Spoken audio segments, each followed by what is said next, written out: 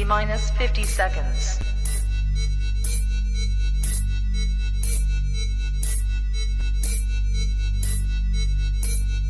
T minus 40 seconds.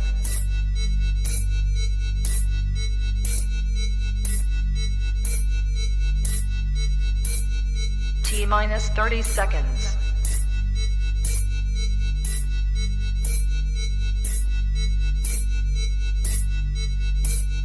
T minus 20 seconds.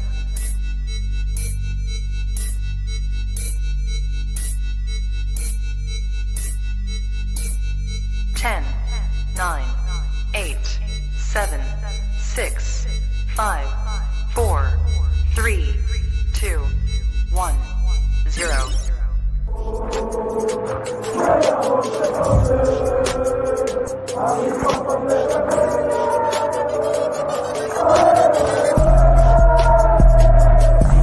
Shout out to Kopish. Shout out to Kopish, guys. All the good work. The two legends, Emil Heskey, Howard Gill. Can't get much better than that guy. You know what to do now. Like, comment, subscribe. I'm with legends, guys.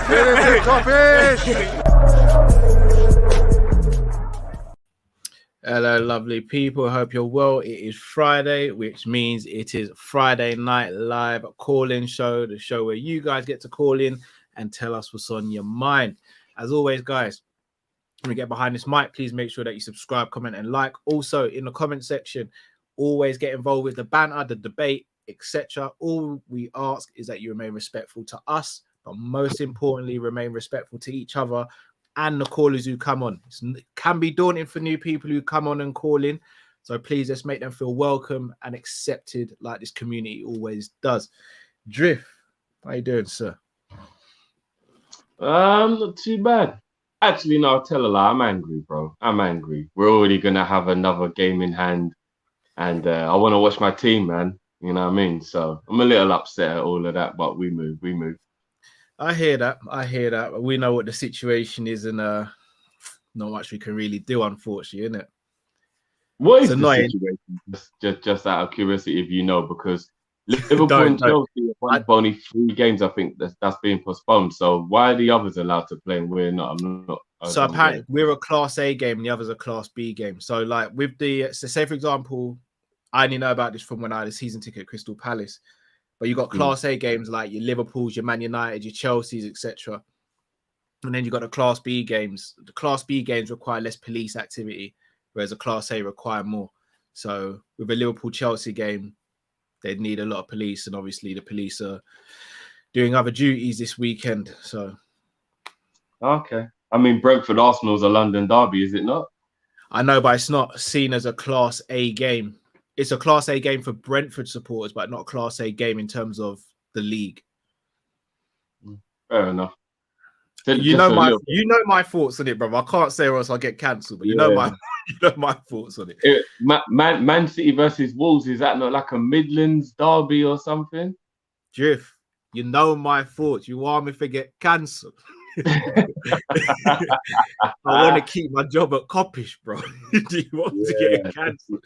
Yeah, you know, it's a bit mad, isn't it? It's a bit mad, but you know my thoughts on it. We move indeed. Right, so people, we're gonna get you guys calling in. I'm gonna put the link in the chat. You guys will have 3 minutes from start of the conversation to the end. We want to try and keep it moving, so please don't feel like we're being rude if we kind of speed you along, but we want to try and get as many people on as possible. So the link is in the chat. Come join the channel, people. But also make sure you smash the like button if you haven't already. And before we get going with it as well, special little message from the one and only Drifty. What's going on, everyone? Before we get into the video, please let me turn your attention to our brand new Kopish merch store, which is out now.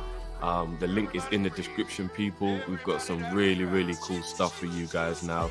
As you can see, we got mugs, we got baby grows now, we got the hats, the woolies. We've even got ladies t-shirts now as well, guys. Original hoodies, brand new original logos.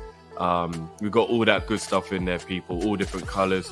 So please make sure you check it out. Link is in the description, guys. Get over to the merch store now, and especially to grab our limited edition brand new Jurgen Klopp, all the belts. See it there? All the belts t-shirt. Lovely, beautiful quality. Comes in red also as well, people. So make sure you check out the merch store right now for all that good stuff. Peace! All the belts, as Luke Tanner would say. All the belts. All of Right. Hold on. Before we continue, have you watched UFC now? I have indeed. Okay. I've got a little conspiracy theory about the Diaz. Talk to me. Go on. It looked a little bit like WWE before he put him in the guillotine. He looked like bro. he said something. He looked like he whispered something in it. Bro, it looked like he said, "This is the bit," and then he put him in it, bro. And I've never ever seen Ferguson tap, especially not easily. And look, I've never been put in a guillotine, so I know they hurt, but It's horrible. I mean, it feels like look, explode still. I don't want to do the whole conspiracy thing, but I'm not gonna lie to you, bro. It definitely looked like Diaz leant up and went. It's like a WWE moment. It's like, yeah, I'm gonna do it. I'm gonna throw you to the ropes and give you a clothesline. Yeah, cool. This is like that's what it looked like, and I'm just like, please don't tell me that he was paid to loot. Fergie was paid to let Diaz win his last. I'm gonna be real, Drift. On this one occasion, if Diaz and Fergie went into business for themselves, I'm all right with it because the UFC tried to do both of them dirty. I'm all right with it. Yeah, I hear that. I'm all right with it.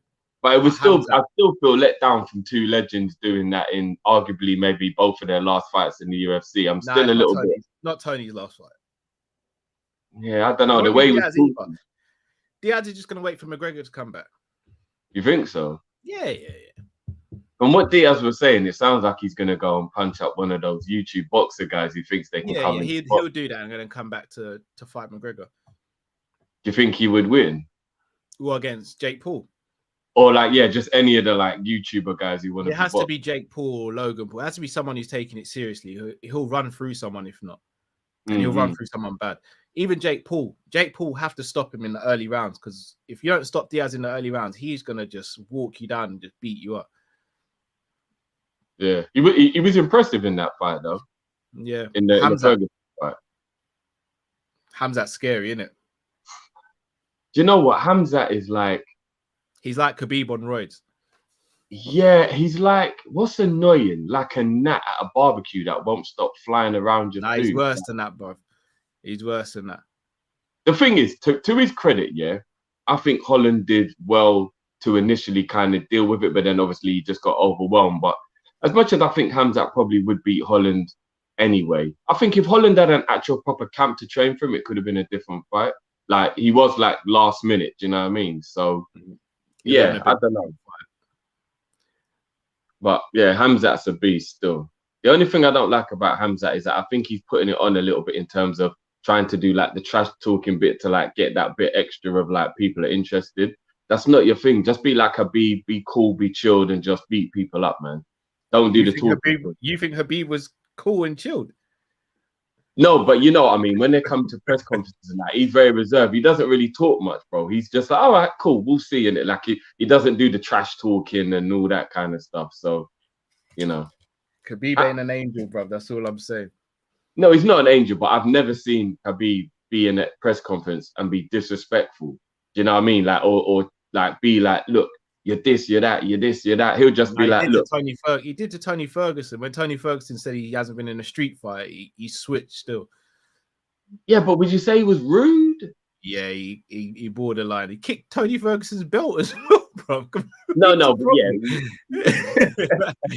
Khabib's not a nice guy when you don't want to be, bro. Look, they should have had that fight. I'm so annoyed. 3 times we were robbed of that fight.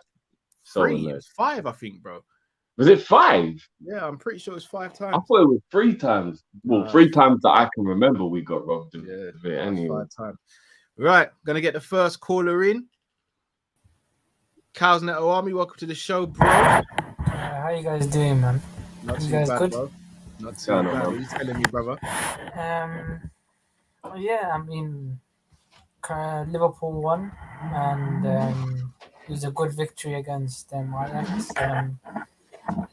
there's nothing for me to say about Liverpool at this current moment in time. We're not playing. We haven't played in the Premier League for another 2 weeks. If I'm not mistaken, our game that we play comeback is against Brighton on the 1st of October, if I'm not mistaken. Yeah. So I think we've got about a lot of time. So today I want to speak about a little bit different topics, and I want to talk about different sports. Let's go into UFC. I told you. How many times have I told you, Cal? Hamza is the best, bro. I'm saying I don't care. He will beat my boy Leon. And you know Leon is from my own city, man. I rate that guy. If he gets into a fight with Leon, he is absolutely gonna destroy that guy. And I've said it before, if he fights Kamaru, he's gonna destroy Kamaru as well. I'm saying Hamza is different, bro. Hamza is my guy. And yes, he may have fucked up. And he kind of pissed me off as well. Like 9 pounds overweight, you're taking the piss about that. But Hamza is just too good, man. Like, he's just too good. And I need to pull you up on something, Cal, man. I don't like what you say about John Jones, man. You know what I'm trying to say? That's my guy. Come on, man. You can't be Feels saying like I'm speaking to my brother, bro. Bro, listen, John Jones is the reason as to why I love UFC. He, for me, is the GOAT. He's the greatest of all time. There's not even a debate.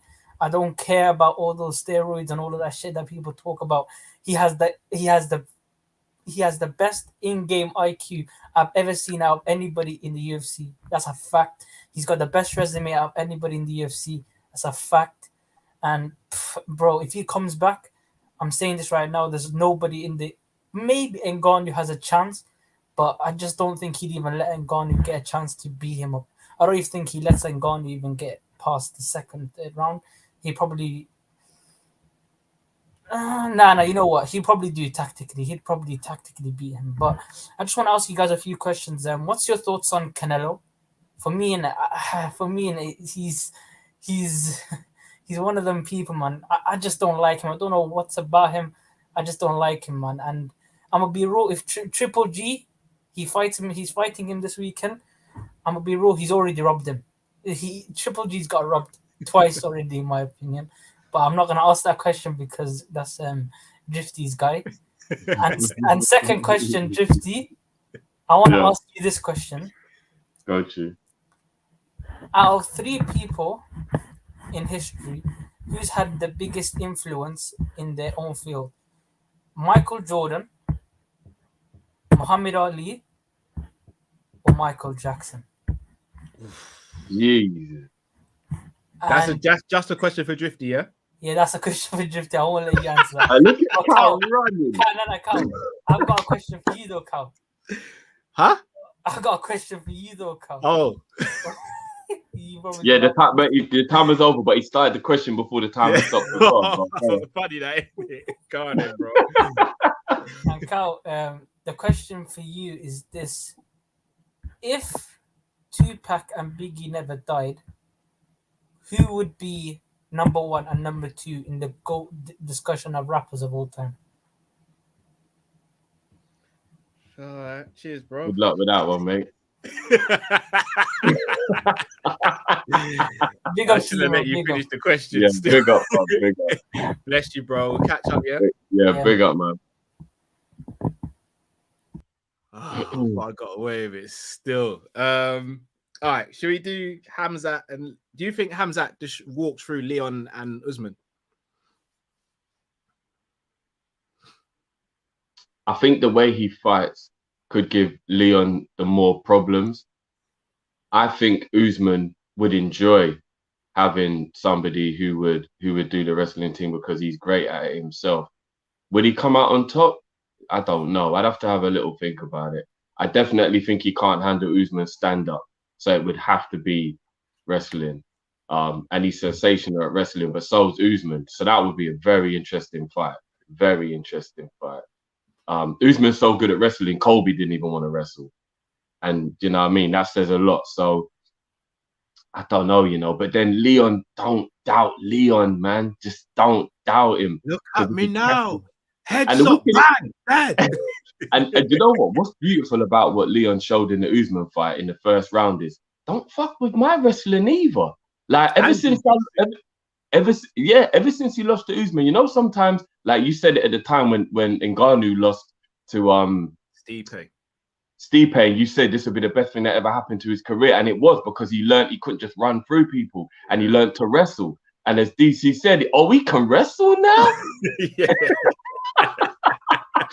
It's like, and that's what Leon did. Leon was a beautiful striker, and he got beat by Usman, completely dominated, and he thought, I need to learn how to wrestle. I need to learn jiu-jitsu. Clearly, those are my weaknesses, and he's massively improved on both of them. So, yeah, man.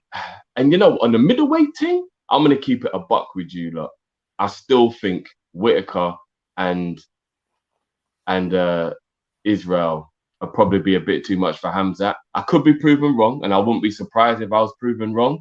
But I think if he tried to do what he does in the welterweight division to those two, I think they know exactly how to deal with it, and they'd have too much power for him. Like Whitaker's last performance was sensational. Yes, like superb. Oh my God, bro. I've never seen anybody make Vettori know he can't win the fight. I've never seen that, bro. Like, never seen that. Mentally. He broke him. He did. By the end of the second round, he broke him Vettori mentally, 100%, bro. 100%. So, but I tell you what, though, Hamzat is definitely exciting. He definitely makes UFC feel like there's that guy in the, like, you know what I mean? Like, what's going on? What's he gonna do? Like, so I'm just gonna enjoy the ride, man. On regards to John Jones, I'll be honest, I agree with everything Khalzat Army said in terms of best resume, best in cage fight IQ, variety of fighting, like toughness, like he's got everything.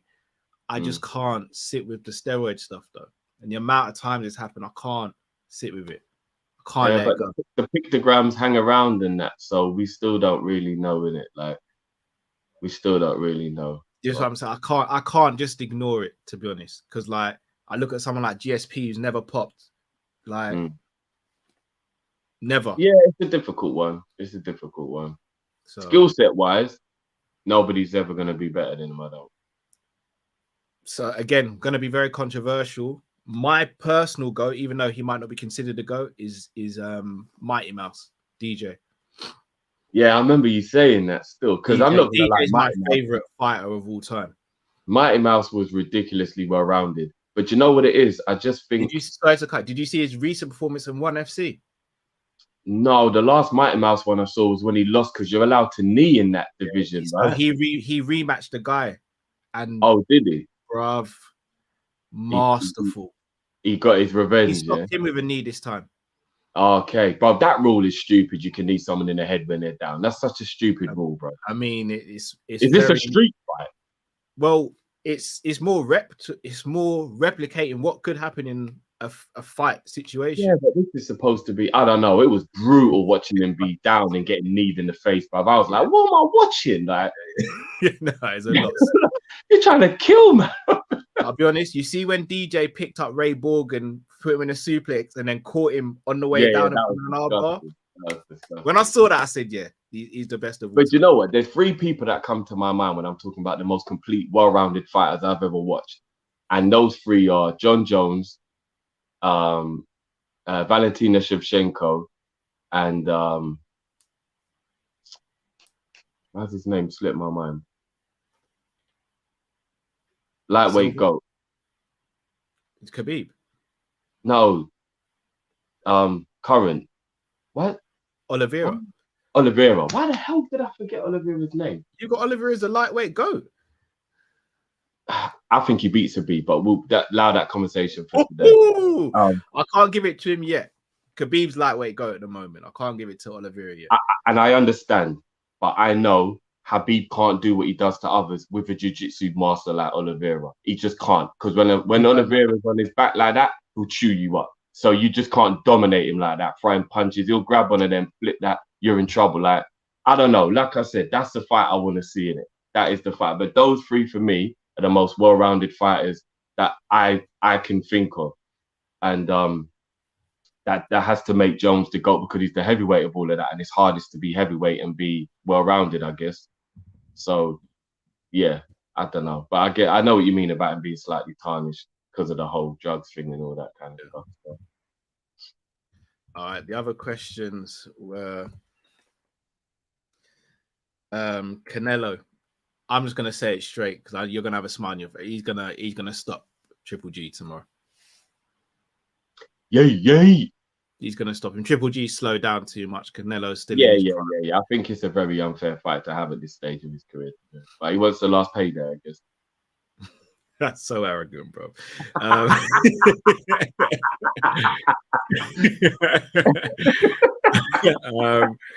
Your question: who had the biggest impact in their field? Michael Jackson, Muhammad Ali, or Michael Jordan? See, I think this conversation depends on whether you're looking at it ethically or whether you're looking at it from an artist point of view. Because I think Muhammad Ali ethically would be the one who made the biggest impact because he made an impact on the world, but not for what he did in terms of the sport, for what he stood for, what he stood up for, and all of that kind of stuff. So I would lean towards Muhammad Ali, but then you can't ignore the fact that Michael Jordan, in my opinion, is unquestionably the greatest ever GOAT of sport, because I think he's head and shoulders the best to do it in what he did. He's an icon. He still sells millions, if not billions, of his shoes around the world and all that kind of stuff, even now, after all these years being retired. But Michael Jackson is probably the biggest musician we'll ever see. And music probably dominates the world more than most, probably even more than sport. So, bro, I don't know, man. I'd probably go Michael Jackson just based on the fact that I think he reached more people. I'd probably say Michael Jackson just because I think he reached more people. But again, it depends which way you look at it. That I know it sounds like I'm being like offensive, but I think that question had variables that make it is. Do you get what I'm saying? That make it dependent on what way you're looking at it. And then even when Ali had to deal with his disease and he did it so gracefully and whatnot, that's a tough one, man. But maybe I'd lean Michael Jackson just. And my question was, if Biggie and Tupac hadn't died, who would be the GOAT? No disrespect to the person I'm not going to pick, but for me, this is an easy one. Biggie for me. We've been the 4-4. Yeah, I think like Tupac was a fantastic artist and all of that, but in terms of rapping, Biggie different, man. Notorious is different. Baby. I personally think if Biggie, well, again, I only say personally, if Biggie had stayed alive, he'd be the GOAT, full stop, in rap. Like, it wouldn't even be close. I still think and again, everyone knows, Drift, and I know you feel the same way. Jay-Z for me is the rap GOAT, but if Biggie had stayed alive, Jay-Z wouldn't be the GOAT. I disagree with that, but controversy is not what we want today. No. Right, let's get the next caller. They say this is a big rich town. Oh no! I just come from the poorest part. Man, like Ghost. Yo. Y'all have me coming in early. I was trying to wait for Matt. Oh, you're quite quiet, bro. Oh, am I quiet? Can you hear me now? Yeah. All right, let me turn my mic a little bit. Yeah, turn it up just a little bit, bro. I said, turn me up, son.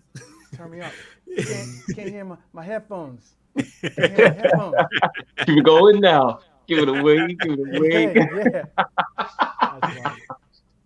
It's actually good that we talk about that too, because I gotta say, what's up to the chat? Hello, and what's up to you? I hope everyone's well and good. But yesterday, when Lee came up into the Kop-ish house, like Rick James, swole up onto that white couch, and was just like, let me put my feet up on your couch. Ouch. I was like, dang. He was talking mad mess. I know Cal's a man of peace. He's like Chris Angel's son is trying to be like water. But that's unreal. Yo, that was some crazy stuff. But yeah, man, I wanted to also come on and talk a little bit of something about, and I hope I do get a chance to talk to Matt, because Matt was supposed to come on and confront him about the whole Diaz situation. And he didn't, so I was kind of disappointed in that. But it's all good. I know he get my back, man, like Matt. But I also wanted to just talk real quick, though. I know I got 2 minutes left. I wanted to talk something about this team, basically, because I know a lot of people have been really harping on it. And that's why I was like, man, when you're sitting here and Lee's is spouting off all his garbage, and he's just like talking on Darwin, he's talking mess on Mo Salah. How he wouldn't even have him in his squad. That's how bad it was. He was talking. Oh, yeah. He said he wouldn't even have him in the squad. I was like, yo, that's how you know the agenda. You were trolling. Yeah, you know the agenda is strong if you're saying some dumb stuff like that. So all I gotta say is about that is just, I'm glad that Cal's now coming along for the ride now with the maybe having Bobby as a 10. I like that people are starting to go and adjust towards the whole concept of what I was saying early in the beginning of the season about how 4-2-3-1 is possibly one of our better solutions for a lot of the problems that we're seeing. I like that we also saw it be incorporated by, when he subbed in Darwin and Bobby together, which is huge. And I mean, I get all the hate that's going on towards our back line and everything else, but there's a lot of different things I think personally that I've seen myself that kind of answer a lot of the questions and such that we're seeing with why we're having these difficulties. I mean, we're not having, with Konate not being there, we don't have this, especially with Matip too, we didn't have the same approach towards, being able to bully people off, and then even when our set pieces come, being able to get headers, all these things are things that once we get healthy, I think a lot of these people are going to have to sit back and kind of take a knee and say, I'm sorry, because this team is a good team. It's just a matter of getting healthy. And that's just the bottom line. So, right. But get up on Matt. I want him there next time. You can't. No Rick James stuff, man. No Rick James. I was like, yo, get your feet off the couch. You could have bought another couch. Darknesses. You didn't have to do me like that. What gonna do about my legs in it, Murphy?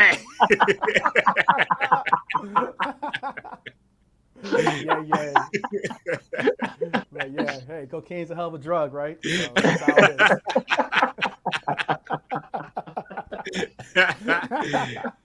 Oh man.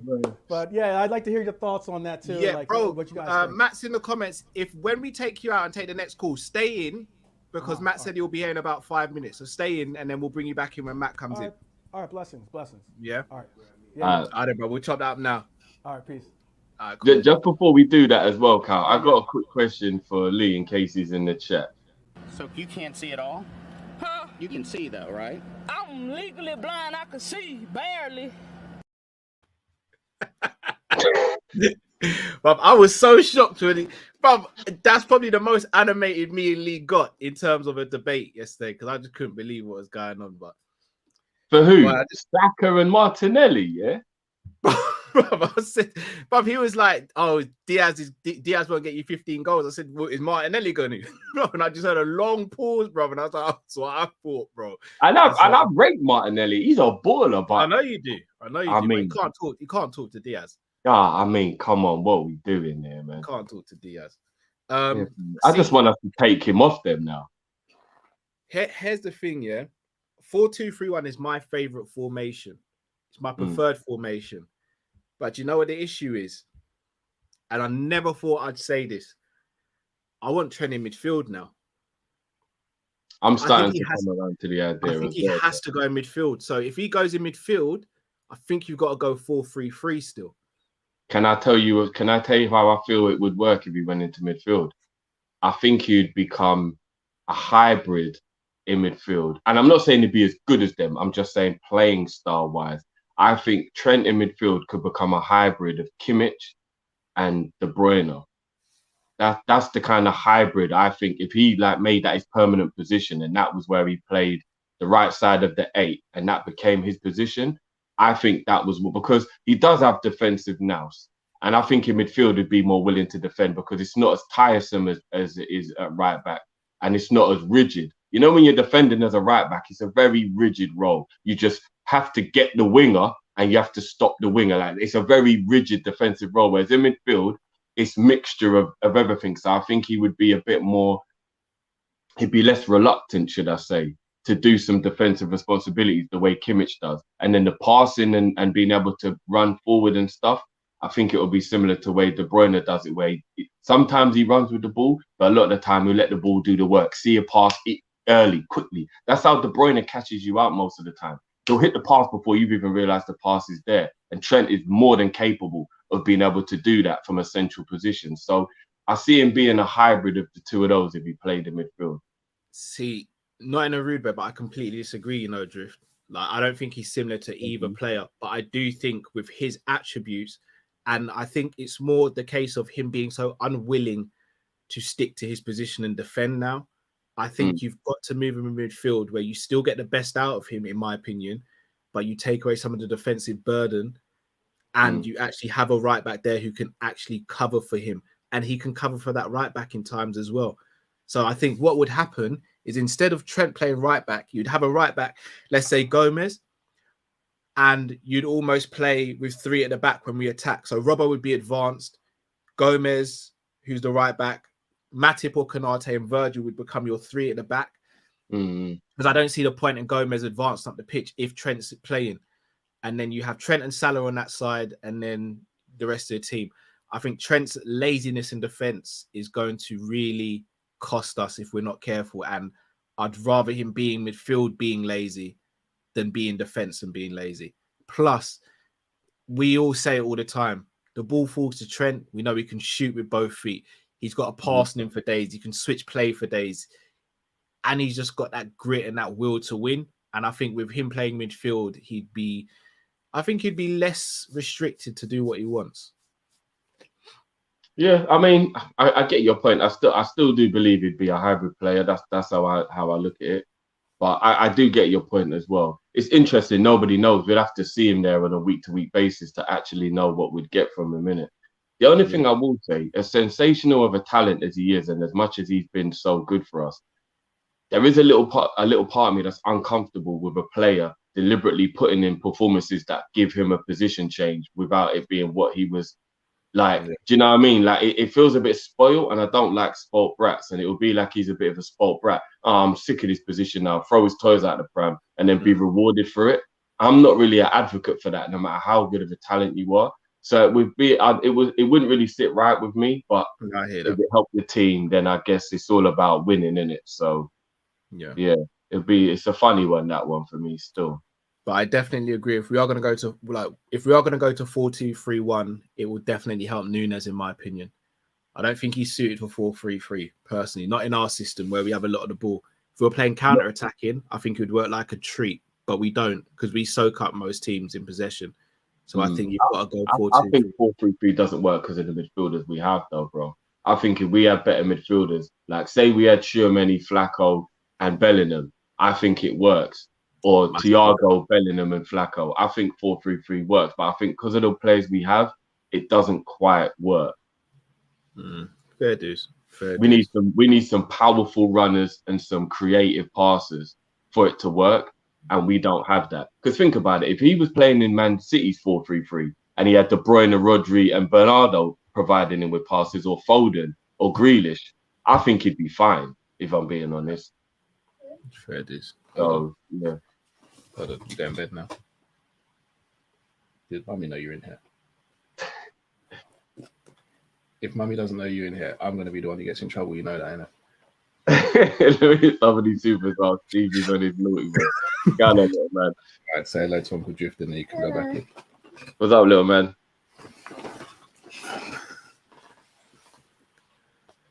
You all right, little man? Hello. You're not being naughty, are you? No, it's been good today. It's been really good. Good boy. Yeah. All right, you go back in with Mummy. Give me a hug. Repping that beautiful kit as well. Bye. See you later. Pimping distress, big up yourself as always, bro. Let's just all agree from the off, no Bruno and the voice in his head. No calling Joe come club. Oh man, no, but you see that conversation with Bruno and his brother last week. I watched it back and I was in stitches again. You know, it's gonna go down in legend now, isn't it? It's actually gonna go down in the legend. Absolutely destroyed me. John Rock says top 5 TV shows and top 5 movies of all time, fellas. All right, save that one for the end, then, Carl. Write that one down. Keep that one. Just keep it starred. Yeah, big up Jeans as well, saying the first time he's able to catch up live. Big up yourself on that one, bro. Glad you got to.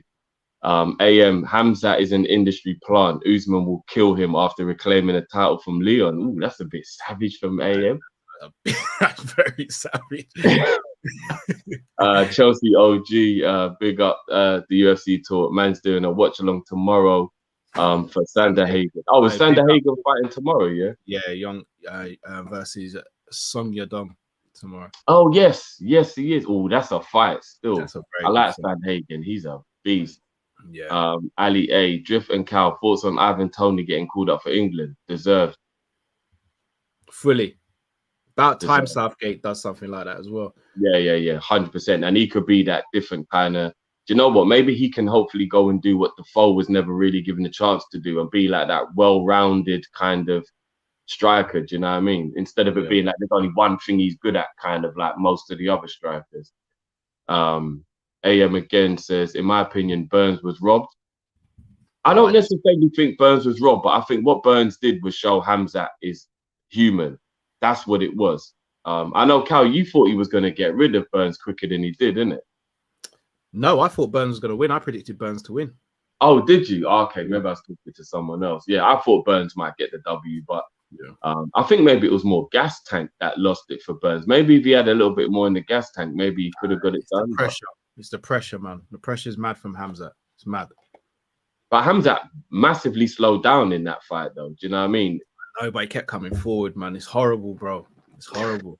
Nah, I hear you. I was suffocated watching it. Like it's horrible. It's horrible. It's been a minute, Himanshu. Big up, bro. Yes, big up, Himanshu. Canelo is having injuries. He has a pain in his left shoulder and his right knee, so Triple G has a chance. Cut off the ring and use the jab well and protect the body.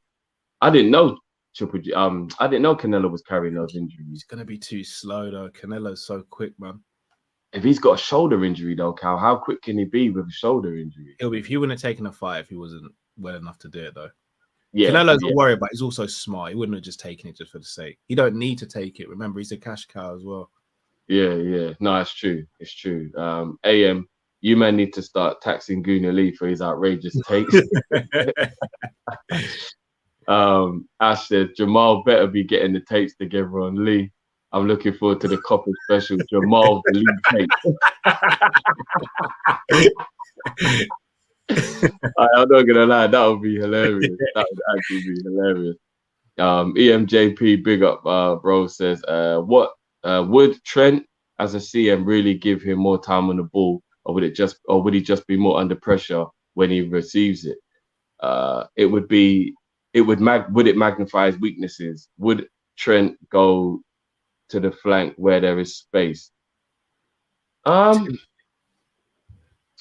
I don't necessarily know if he wouldn't be able to deal with the pressure, because sometimes when he moves in field and he gets the ball, he's still comfortable. Like, I don't feel like he starts sweating or panicking or anything like that.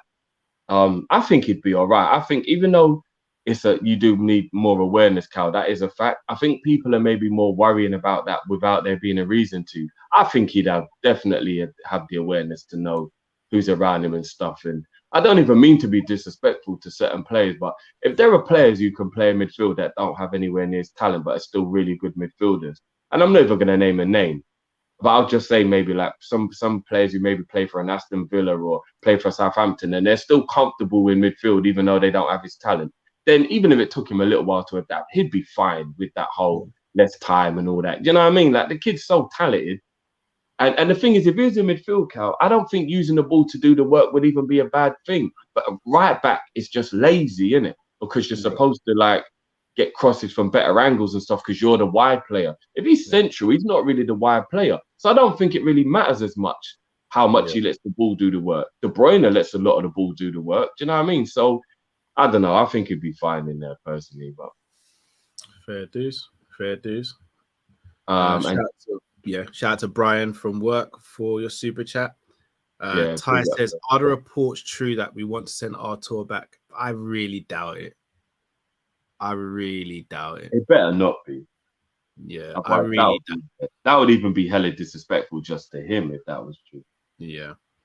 Right, let's get the next caller on. I see Lee in the chat as well. Lee! We ain't forgotten what you said yesterday, Lee. We ain't forgotten, bro. Right. Next on the call show, Sabir with the locks. Yo, what's going on? How you guys doing? Bro? Not too bad, bro. What you say? What's good? Good. I'm all right, man. Stressed, bro. Can't even sleep, man. Is it a gecko? Is it the little one? Yeah. Bro, all the little ones, bro. Oh shit! How many more? No. I only got the one gecko, but my daughter starts school this week, so that's torture. I don't know if fathers be talking about it or moms be talking about it, but seeing her kicking and screaming, I'm like, yo, bun this institution, son. But nah, then I come back and I'm cooking in the kitchen and I'm like, nah, that was me still. When my mom's dropped me off, I was outside, son. No teacher could touch me, son. No friends could be like, oh, it's so. Nah, yo, bun you, son. My mom said she'll be back with the chips. I'm waiting. She ain't come back till like 3. I'm fuming, snot running down and shit. So I have to remember, like, yo, it's a transition for real, man. They used to free them at the crib. Now they go in there, they on the rules that ain't even our rules, so it's tough. You know what I mean? Mm-hmm. So now it's messing me up. And then the little gecko, I got him set up, so he got to get used to his little spot. Like, you guys probably didn't deep this last week. I didn't deep it till I meds it. Yo, my man's fresh out the egg and run up into me. That's not even in his DNA. You know what I'm saying? That's not even in his DNA. But yeah, just with all of the kids, man. And Origi just turned 2 months, so he got his vaccine, coming down with a fever, man. So but it's tough, man. As a dad, these are different emotions you ain't really used to. You know what I'm saying? Mm-hmm. But other than that, I'm hanging in there. No Liverpool game to add to the trauma, so I think I'll survive. You know what I'm saying? As it pertains to certain men, I know we joke about it, but at some point we got to get some ruthlessness. We can't be like Klopp and just let some shit slide. Because how your missus dash you out, or you fall out with your missus, whether she giving away the box or no fellatio, you come on our couch and we embrace you and we tell you, you know what, there's plenty of fish in the sea. You know what I'm saying? It's gonna take some time. You're gonna get over it. And he put one thirst trap, and my man run back over there. And when he go over there, not only did he go over there, he's going over there talking about how your couch stinks, mad poop stain on your couch, talking about the little mud he left on your couch wasn't even mud, it's poop stain from seasons before. Talking about how you ain't even got no couch, it's just a little blow-up thing you got. Man doing us dirty, you know. Dirty. We just taking it. You know, I embraced him, and I'm going to tell you why I embraced him. It's not even because of you, man, and you, man, said he's valid. I embraced him because he did the Caitlyn Jenner thing. He came out the closet. You know what I'm saying? I was like, yo, we need more fans like this, man, to come out. I'm like, this man should get a Nobel Prize from jumping from that ship to this ship. It takes courage. You know what I'm saying? And then he went and did that. I'm like, nah, man. And we got to ask him about the chicken foot. Because it's no coincidence. They on the up out of nowhere. And Salah just on the down. And he's been down in man even when man was good. He got to have a chicken foot with man name on it. You know what I'm saying?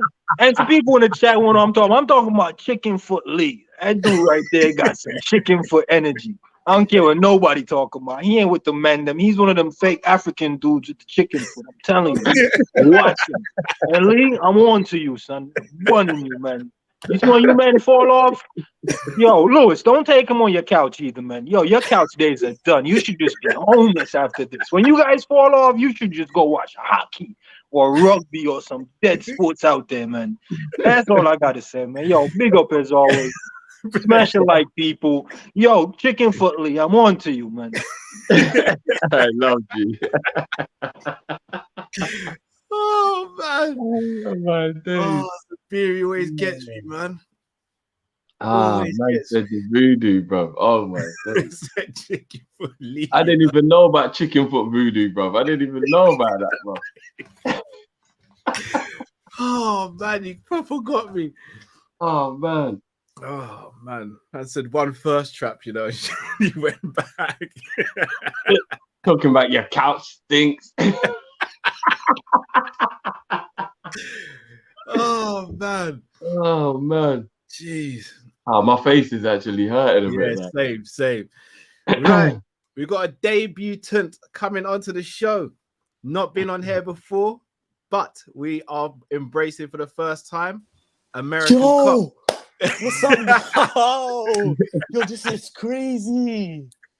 What's Oh my happening, gosh, bro. I just want to say, bro, like I've been watching y'all. I've been like in a youth academy setup, bro. This is a record, bro. I'm 16 years old, bro. This is a like Kopish record, bro. Oh my gosh, this is a moment of history. Big up, man. Big up, man. Bless Yo. you, man. Welcome.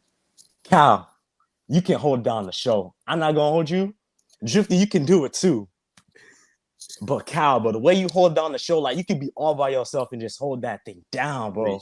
You're crazy, bro. I like it, man. I really enjoy you. Drifty, man, I love your energy. I love your opinions. I agree with most of the stuff you be saying. Man, wow, this is crazy, bro.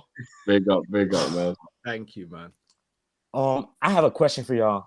Go for it, brother. So I heard that we wanted Mateus Nunes next summer. Why would we do that when we have the opportunity to sign him this summer? And if that's true, why that doesn't make no sense. And also, like, I hear a lot of people saying, like, oh, well, just getting complacent. I don't want people to get complacent with the situation in. They'll be like, oh, we don't want to end up like Arsenal. We don't want to end up like AFTV. But like, what we're trying to do is we're trying to stop that. You know what I'm saying?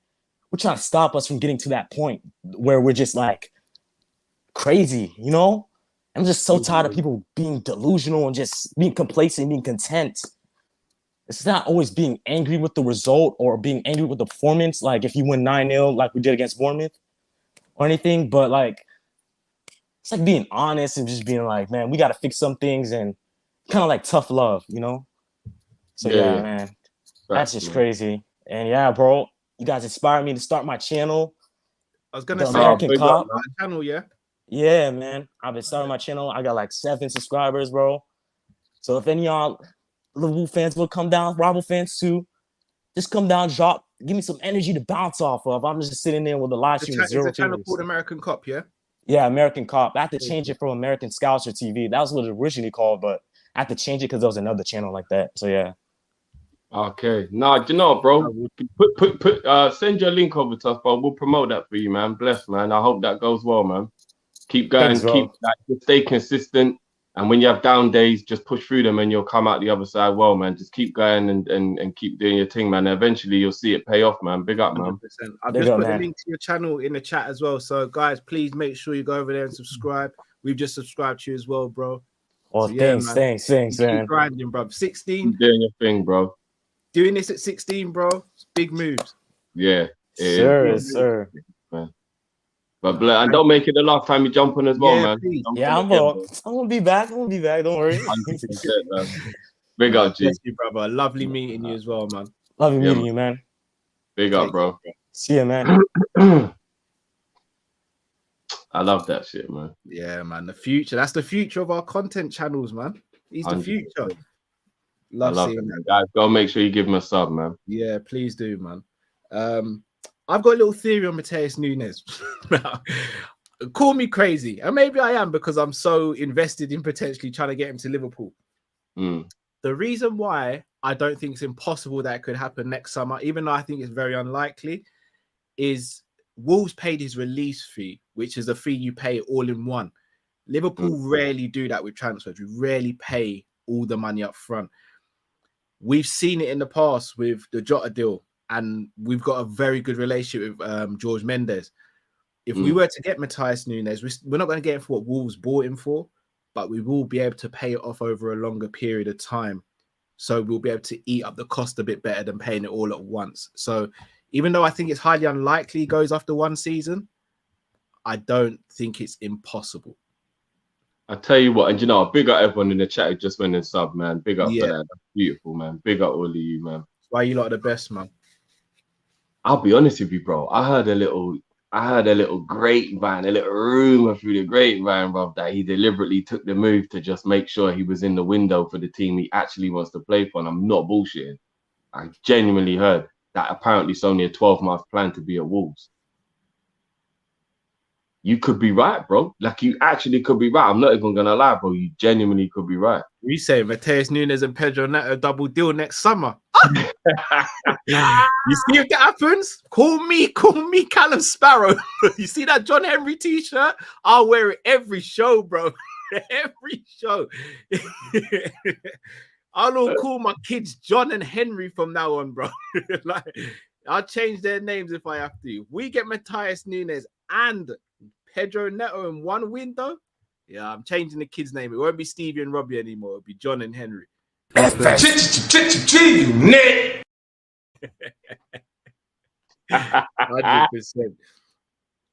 I've also got to say, I fully agree with what American Cop had to say as well in terms of complacency and settling almost.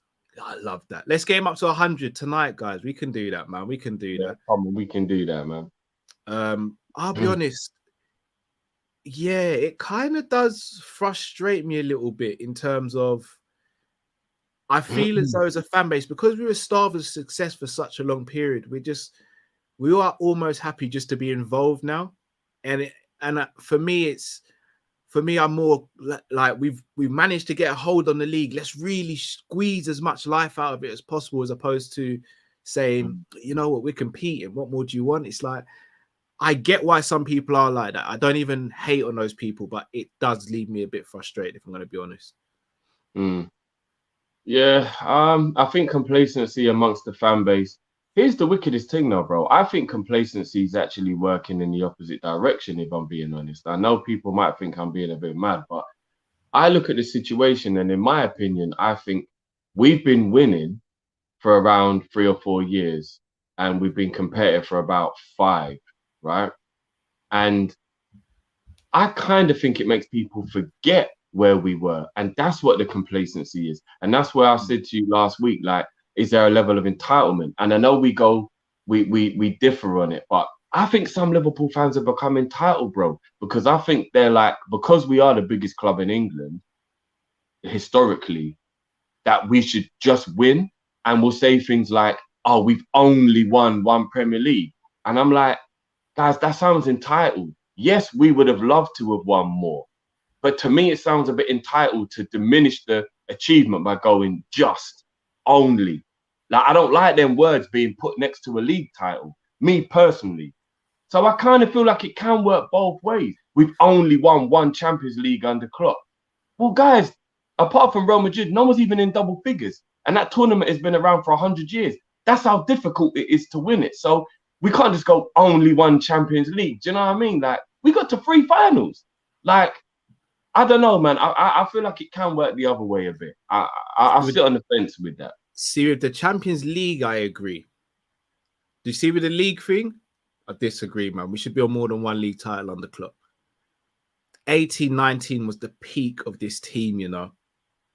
I'm talking about the current team, not what we could become. Yeah, it was. Like, but 1 point again. That was a 97-point season, isn't it? Bro, like, not just that. Remember, we won the Champions League as well. We got to the final in 18-19. Like, for me, that was the peak of that team. And again, I think what my frustration is, if we leave ourselves 1 or 2 players short every summer, which in my opinion has left us short in the league by 1 point every season we've gone up against City. And that's what frustrates me. But I hope to be proven wrong. Right. Got our next person. He's a debutant as well. Just to give a bit of a backstory.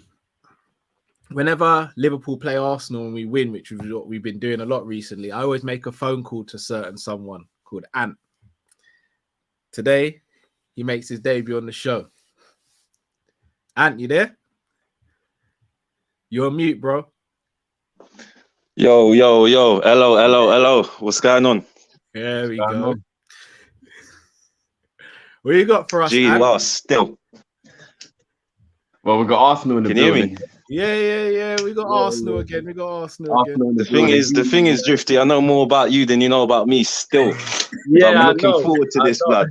I'm looking forward to this, blood. I've heard a few bits, though. Still. I don't know, Bob. I don't know. Someone needs to be corrected on this Diaz and Martinelli combo because I'm not really trying to entertain this, bro. Not. No, bro. Don't come in like that, bro. I'm just really trying to understand if you man actually watch football or you're just biased to Liverpool, like week in, week out, or you actually pay attention to what's going on in the Premier League, mate. Do you know what I mean? So go and talk to me then, Ant. You think Martinelli better than Diaz? Nah, you got Google at your fingertips. Just bring up assists and goals this season, innit? Let's start the debate there, innit? Well, we only. It's easy to give an opinion. It's easy to give an opinion, but let's talk facts, innit? Yeah, and we'll base the conversation on facts. Are we just doing? Is that what we're gonna do? We're only gonna talk about this season? No, all right, we'll do it then. We'll do it. What year are we in? What year in? Is it 2022? Yeah. So far, What's the month? What's the month? What month are we in? He's got 3 goals in all competitions so far this season. Who's that? Your boy, Martinelli. Martinelli. Okay. Yeah. So what's Diaz saying? Luis Diaz is on. Oh, wow. 4 goals. Okay. Are we going to put assists in there as well? Yeah, both have got no assists. How old is Diaz? Diaz is 25. How old is Martinelli? I don't know. Do you want me to tell you? Does that matter? I think he's still a teenager. He's not a teenager. He's 21. He's 21. Yeah. He can legally drink and legally can do whatever he wants. Okay. Now, hold on. He's got more goals in all competitions and he plays in the Champions League, not Europa. So what are we saying? Hang on. Are we talking about players or are we talking about teams? Like what are we doing? No, you started off with Martinelli and Diaz. No. You man started off with Martinelli and Diaz. So I'm just coming in. I'm just trying to pick up where you man finished. I just finished now, innit? We've got 4 with Diaz. You got 3 with Martinelli. So what you're gonna say is on the basis of 1 goal that this Diaz player is completely better than Martinelli. Yes, bro. Is that what you're saying? Diaz could be on 0 goals. He's still better than Martinelli. On what premise? That he's played half a season in the Premier League. On every premise, he's better at dribbling. That he's played in arguably one of the best Liverpool teams that you've seen in 30 years. Stop! You're a liar, and so, you know what I'm gonna call you? How am I a liar? Has Diaz not? What Diaz played with Mane and Salah in the same front three and Jota? Is that an arguably? Hold on, right now, Anne, because you know what Anne said in our WhatsApp group, Drift. He said this Liverpool team's on the downslide. They're not the. You are on the downslide. What I'm trying to say is, last season before Mane left, Diaz was arguably part of the best Liverpool squad in the last 30 years. Like that squad, that crop of players that you had, Jota, Salah, Mane, all in that attack, ridiculous. What? The ones that bad you up at the Emirates. Listen, we're not talking about that right now, are we? We're not talking about that. So my point being, slip Martinelli in that Liverpool squad, bro, and he's probably getting more goals. He's probably getting more goals and assists than what he's getting at Arsenal at the moment. How would he? Come on. What? How would?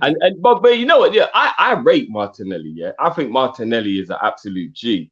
But to compare him to Diaz cannot be done, bro. It just can't be done. There's levels, man. Diaz is a Colombian international, established top goal scorer, Copa America, like world level winger. Like Martinelli's a baby in this thing. It can't be a comparison. There's levels, bro. I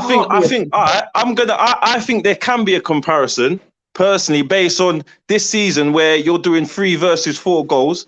That's the first thing. 6 games. And secondly, based on Martinelli's ceiling, I'm not saying Diaz has peaked yet, but you man got to give Martinelli more credit where it's due, because the way you're talking and that, it's like Diaz is in a whole completely different league. And I don't think that's, if you base it on the facts, that's not exactly true, is it? If you base it on the facts and form this season, that's not exactly true, is it? It's not like Diaz is miles ahead in how many weeks we're into the Premier League. Like, all right, let me ask you a question then. Is Mitrovic better than Gabriel Jesus? why are you asking me silly questions, bro? I'm asking you. I can't. That's a question I cannot entertain. I can entertain a Diaz and Martinelli conversation, but I cannot. I'm not answering that. I'm not. Ask your followers, bro. Ask your followers that question. I ain't answering that. But hold on, Mitrovic is on 6 goals, bro. How many is Gabriel Jesus on? Bro, you got Google at your fingertips, innit? So you tell me. But what I can say to you, if you base it on if you base it on pre-season and the season games, yeah, I'm talking goals in total collectively, yeah, from pre-season. Pre-season goals, and is this what we're doing now? Bro, listen.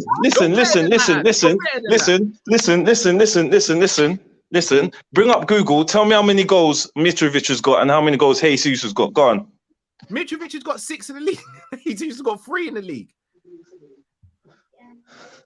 And assists as well. Assists. Give me assists as well. Give me assists as well, brother. Give me assists as well. Give me assists as well. Mitrovic is on 0 assists. Gabriel Jesus is on 3 assists. Right. Okay.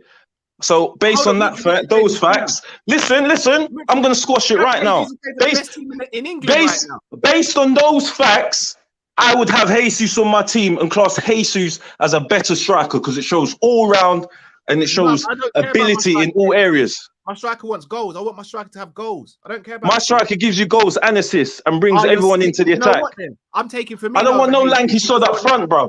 I don't want no lanky sod up front. It's simple. I'm taking Firmino over Jesus then because Firmino's got the exact same stats as Jesus then. Nah, you're right, mate. You're right, mate. But Firmino's played less games as well. He's played less games as well. You're right, mate. I'm not entertaining that conversation. Callum. Which one do you want? Callum. I'm taking Jota over all of them as well. What are we saying? Callum. Well, you're taking an injured player over all of them as well, yeah? Jota's not injured. He played in the Champions League, a competition you ain't played in since Mason Mount and flipping Reece James were in their teens. Yeah. Before you go, let me just ask you a quick question, bro. Because you know Klopp is a very, very big admirer of Martinelli, and I do believe in the next 3 years he'll be a Liverpool player. So how are you going to feel about dreaming? I don't know what you smoke before you come on this show, blood, or what you're drinking. I don't know what you're into, fam. But listen, bro, before you go any further, because I don't want no online hate coming your way, bro. So let's just park that comment right there, yeah? Let's park that. Because I've been saying it, bro, and I do believe it will happen. We're going to come and take Martinelli, bro. Like, I don't know who you pray to, blood, but still those false gods, bro. Like, you got to pack that in, mate. Serious. Saka still ain't signed a new deal yet either, has he? No, he hasn't. I'm hearing Pep's involved. Who? I'm hearing Saka. Signed a new deal, bro. He ain't signed a new deal. Bro, I swear he's got at least 2 years on his contract. So don't even watch that. Where he's in safe hands, bro. Saka, same thing, in safe hands. Is he? Yeah, buddy. Yeah, buddy. Yeah, buddy. Don't worry about that. You can dream, you could smoke, you can sniff, whatever you lot are doing.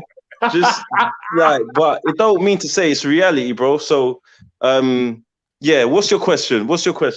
My question is, do you honestly think this Liverpool team is done? My honest analysis of Liverpool is you're on the decline, bro. You brought in my man from Juventus, bro, and like Klopp don't even want him. Like, it's a shambles, bro. Yeah, your midfield is an average age of like 32, 33 odd. Like, it's midfield better, ours or yours? Bro, if you're talking, you're starting midfield right now, Milner, Henderson. No. Fabinho, Thiago, and Elliott. The last game. What are you saying, man? The only player for me out of them front three that walks into that Arsenal team is for our style of play, I would say is. I'm gonna say Fabinho because I'm a fan. Thiago, sick. Thiago, sick. Thiago, sick, but too injury prone for me. Too injury prone for me. Thiago, Xhaka. Sorry. No, my front three would be my not front three. My midfield would be Fabinho, Partey, and probably play Odegaard in front there. Yeah, but get me? Partey's more injury prone than Thiago, bro. Who? Partey's more injury prone than Thiago, bro. I promise you, Partey's has more game time. Partey's had more game time than Thiago. I promise you that. But he officially hasn't, bro. Partey hasn't played more than 26 league games in the last 7 seasons, bro. I promise you, bro. Listen, I'm just being honest. I'm just being honest with you, yeah. Fabinho and Partey, like as a two sitting defensive midfield, no one's getting past that. And maybe Partey is a little box to box, like you see what I'm saying, because he's got that in his locker. So I honestly wouldn't put Thiago, and Thiago's a baller, but not consistent enough for me. And Henderson, like allow it, man. Milner, allow it, man. Allow it, Henderson, Milner. Those are your ballers, bruv. Elliot, allow it, man. Allow it, bruv. Because if you're trying to talk to Martinelli on a certain way, I'm not even entertaining Elliot, bruv. Like, man needs to go to the gym for a start, bruv. Like, allow it. Martinelli or Diaz? Martinelli or Diaz. Bro, I'm a gooner, bruv. So I'm gonna say Martinelli, obviously. Come on now. You don't mean it. Huh? What do you mean I don't mean it? If I said to you, who's better, flipping Ronaldo or I'm talking about R9 or bloody Firmino, you're not gonna go. I'm not gonna go. I'm a Liverpool fan. Bro, but that's what I'm trying to say. Your argument has no context because you obviously you're comparing. Listen, wait, listen to me. Listen to me now. It's my time, innit? What I'm saying to you, yeah, is there's no context. You can't say Firmino against R9. That's tired because obviously there's only one winner. But what I'm saying is Martinelli and Diaz is finer lines, bro. It's finer lines. That's what I'm trying to say. And that's how sick Martinelli is. That's what I'm saying. Let me ask you a question. Serious question here, Ant. Name me one attribute that Martinelli's got that is better than something that Diaz has got. They're very similar players. They press. They got technical ability. Bro. I don't need politics. I just need the answer, brother. I'm thinking about this. It shouldn't be that hard if he's such a G, bro. No, because I'm not gonna chat S. I'm thinking about it because they're very similar players. But do you know what? I'm gonna say. Do you know what I'm gonna say? I'm gonna say. No, I'm not gonna say that because that will come back to haunt me still. No, what I was gonna say. I'll tell you what I was gonna say. I think Diaz will get more goals in this Arsenal front three right now than he does at Liverpool right now. That's my personal opinion, and that's why we're sitting top of the league right now. That's how dangerous we are going forward. After 6 games. Okay. Not even a third of the season. Bro, how many points you got after 6 games? How many points you got after 6 games? Not as many as you, but I like to look at the league after 38 games. Is it? We'll see where you're sitting after 38 games, innit? But I see Drifty's meditating on what I said. Diaz would get more goals in this Arsenal team. I was just about to say, we're going to need some intervals, bro. So I need you to come back at the quarter stage. I need you to come back at the halfway stage. I need you to come back at the 2/3 of the way through. He definitely got to come back after Liverpool play Arsenal, bro. Promise me. Bro, listen. Callum knows, bro. Like when Arsenal do on Liverpool, yeah, I ain't even gonna bait up your address online, blood. But you know I know where you are, bro, and I'm coming for you, innit? I promise you, blood. Drifty, I know you're in the ends, bro. I'm coming for both of you, blood. Don't worry about anything. I would love to meet you, bro. Let's do it, bro. Yeah. All right, man. I'm a sign out, innit? Because I know your studio is always full, bro. So I'll sign out and let the next man in, innit? Yeah, I love those. Big up, bro. Big up. All right, respect you, man. Bless up. Big up. Cool.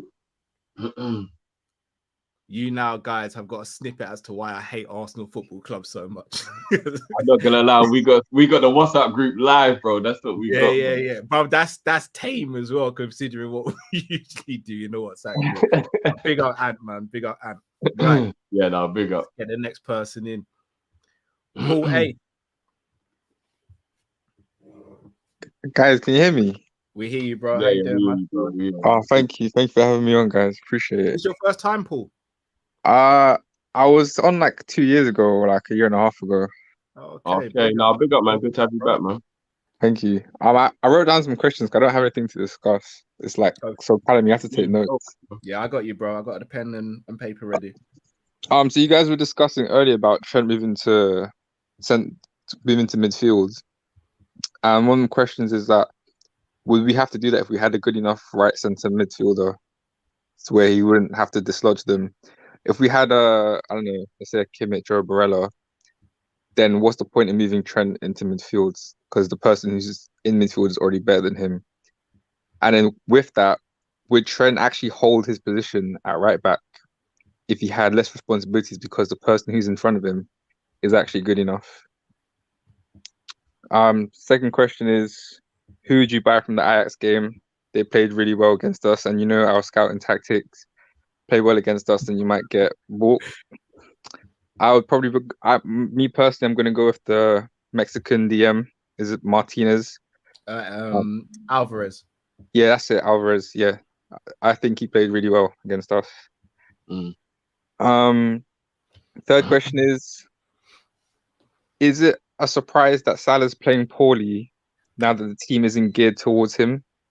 The team is now designed to accommodate Darwin Núñez. Before, Salah was our most attacking player. You saw the heat maps where he was the one that was most forward and stuff. Now that he's being asked to play different, is it a surprise that his performance has gone down? Is he the type? And this is no shade on him, but it's a bit like when Benzema had to accommodate Ronaldo in the 2014 Madrid team. Benzema wasn't playing his best football. Ronaldo leaves, and now Benzema's Ballon d'Or favorite. So that's that question. Next question is Flacco's mobility an issue for us? Because Drifty, the other day you were saying he's jogging back, but does he actually have the legs to get back even if he had the engine? For me, I'm starting to get worried about him the more he gets older. When he was 24, 25, we could get away with it, but as he gets a bit older, I'm a bit worried about it. It's an uncomfortable conversation still. Sorry? It's an uncomfortable conversation still. Yeah, it is. And then the last one is do Virgil and Mo have the right to leave the club if we're showing lack of ambition consistently over years?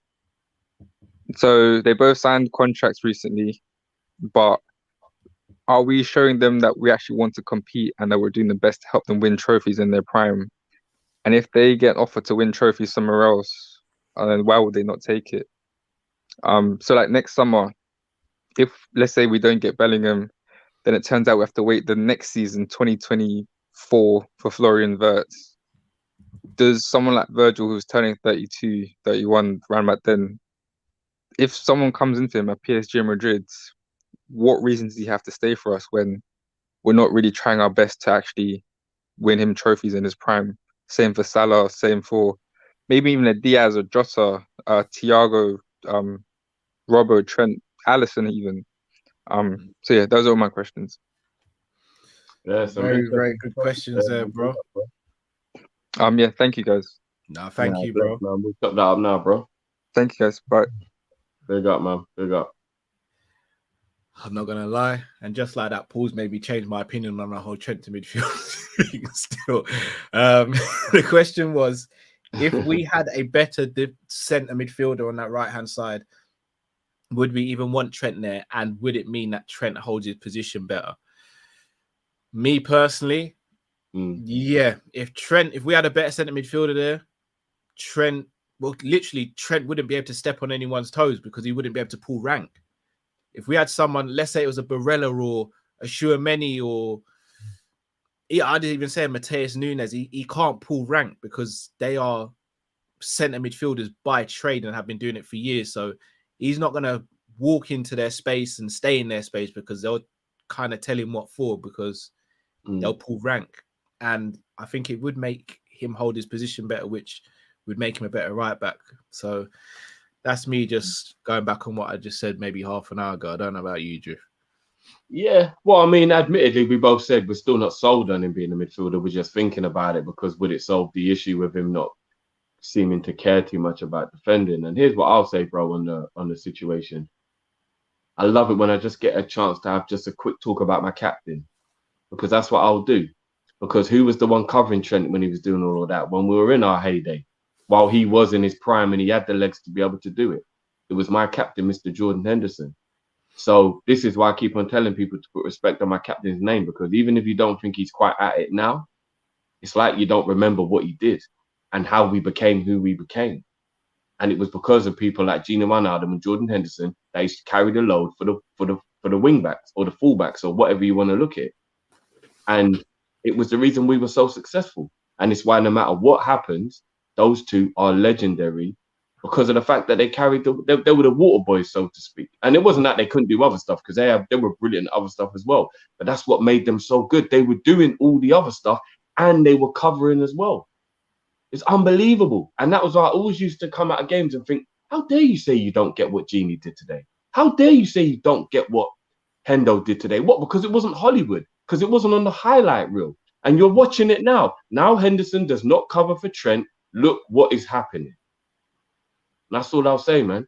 It speaks for itself. So. I mean, I hear what you're saying, but on the flip side, we still have Hendo and he's not doing that anymore. So we effectively now, he's not going to be able to do it like he was, though. Do you know what I mean? Like, no, but that's what I'm saying. So even if we still have Henderson now, but he can't do it anymore. So effectively, we still need someone who can do it. And I'll be honest with you, I love Trent to bits. I really do. And I got into a little back and forth with a few people in the comments after the Ajax game as well.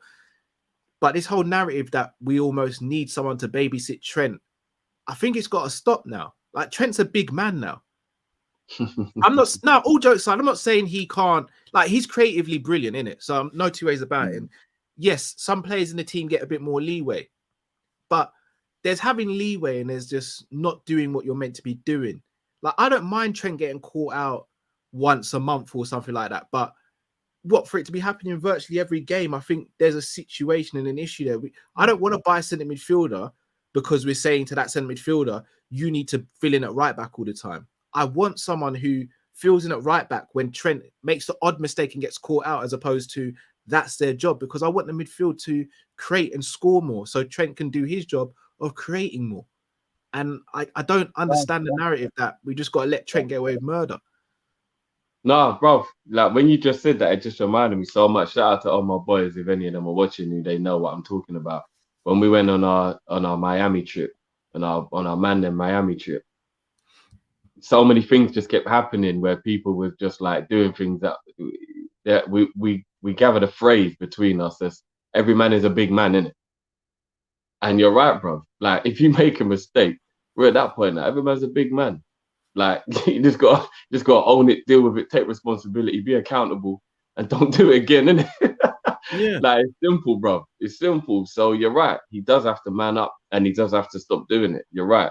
But I just want to say, Jordan Henderson and Gini Wijnaldum babysat a long time and they didn't get no credit for it. So, Agreed. Or they didn't get enough credit for it.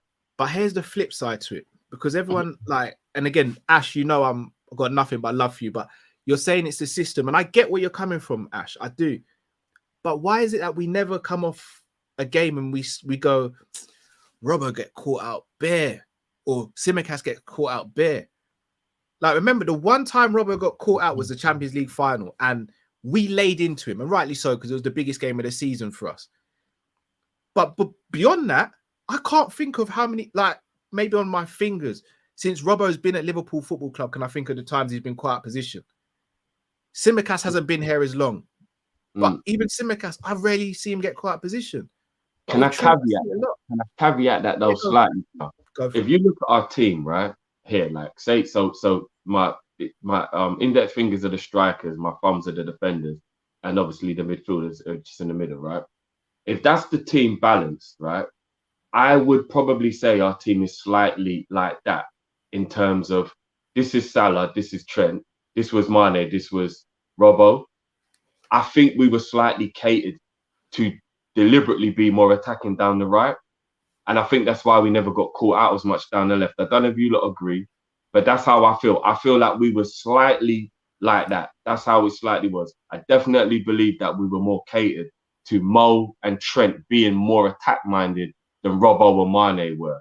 Just a little lopsided. And that might be why maybe we didn't get caught out as much on the left as we did on the right. I don't know if anyone agrees, but that's how I see it.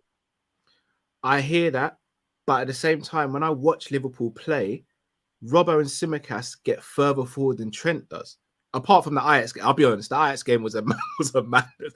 When I saw Trent hanging off the shoulder of the last defender, bro, I was gone. I was completely baffed by it.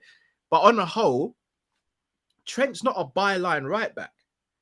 No, he's not. Usually crosses the ball from the half space, as Klopp would say. But Robbo and Tsimikas usually get to the byline or into the actual box a lot during the game. So I get where you're coming from, that most of our attacks are catered down the right.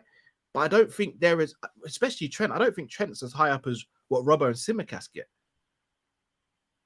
Would you say that they still do that now that Mane's not there? Get to the byline more often. Yeah. Especially now because Diaz he almost wants to play off the 1-2 a bit more than Mane. Mane was just a hybrid of so many things, innit?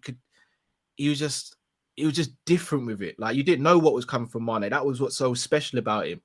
And look, Diaz has got an element of that to his game, but not like Mane did. And that's not even a shade on Diaz because he could get there. Like we talk about Mane in his prime now. Yeah. But for me, and again, I want to be as clear as possible. Trent for me is still the best right back in world football. He's having a stinker at the moment, yes, but he's still fantastic. And I wouldn't swap him for any right back in the world. But I think we as a fan base, us as a club, have to get off this narrative of we have to babysit Trent because we're not helping us as a team and we're certainly not helping Trent either.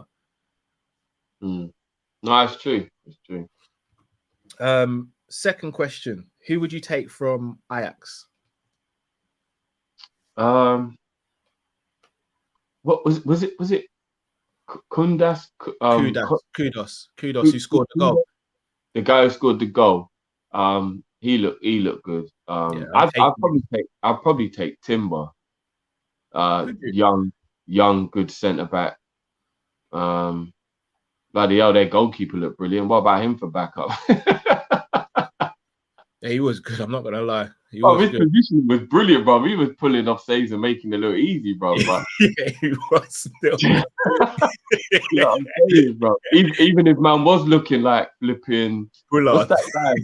What's that guy you could only kill by cutting his head off? That guy back in the day was that TV show. What was it? I don't know. People in the chat would know I'm talking about. Like, and it was the guy who played him. I think it was the same actor that played Raiden in Mortal Kombat. It was that character, and you can only kill him by cutting his head off. What was his name? I'm sure someone in the comments will be able to remember. But no idea. Is anyone? Somebody must know. But anyway, yeah. I'll take Timber or Kudos. Yeah, I'll take one of those. Kudos. Third question. Now Highlander. That's it. Highlander, bro. Remember Highlander? Goalkeeper was out here looking like Highlander, bro. I don't think I remember Highlander. You don't remember Highlander? Oh shit. Okay. Google it real quick, bro. Nah, you don't remember Highlander? Nah. When was it? Oh, you don't remember Highlander? No, let me quickly Google it. I'm not gonna lie, me and Drift are kind of showing the ages. Still, I remember Highlander, bro. No, when Cal sees it, he's gonna know, man. He's gonna know. Is it a film or a TV series? No, series. Highlander was a series. It was both. Didn't they make a film as well? I think it was both. I think there was a film, but Highlander is based off a series, though. Yeah. Nah, I'll be honest. Yeah, it's a bit. I threw man off with that one. Still, it's a bit before in the 2000s, though. It weren't even that. It weren't that. It started in the 2000s. Highlander been about. Liverpool tough man. I can see you, bro. Apologies, bro, for keeping you waiting. Because we need to talk. And Cal, we need to talk as well. You know, I can't even lie, bro. Bro. No, we need to talk. And Goodally.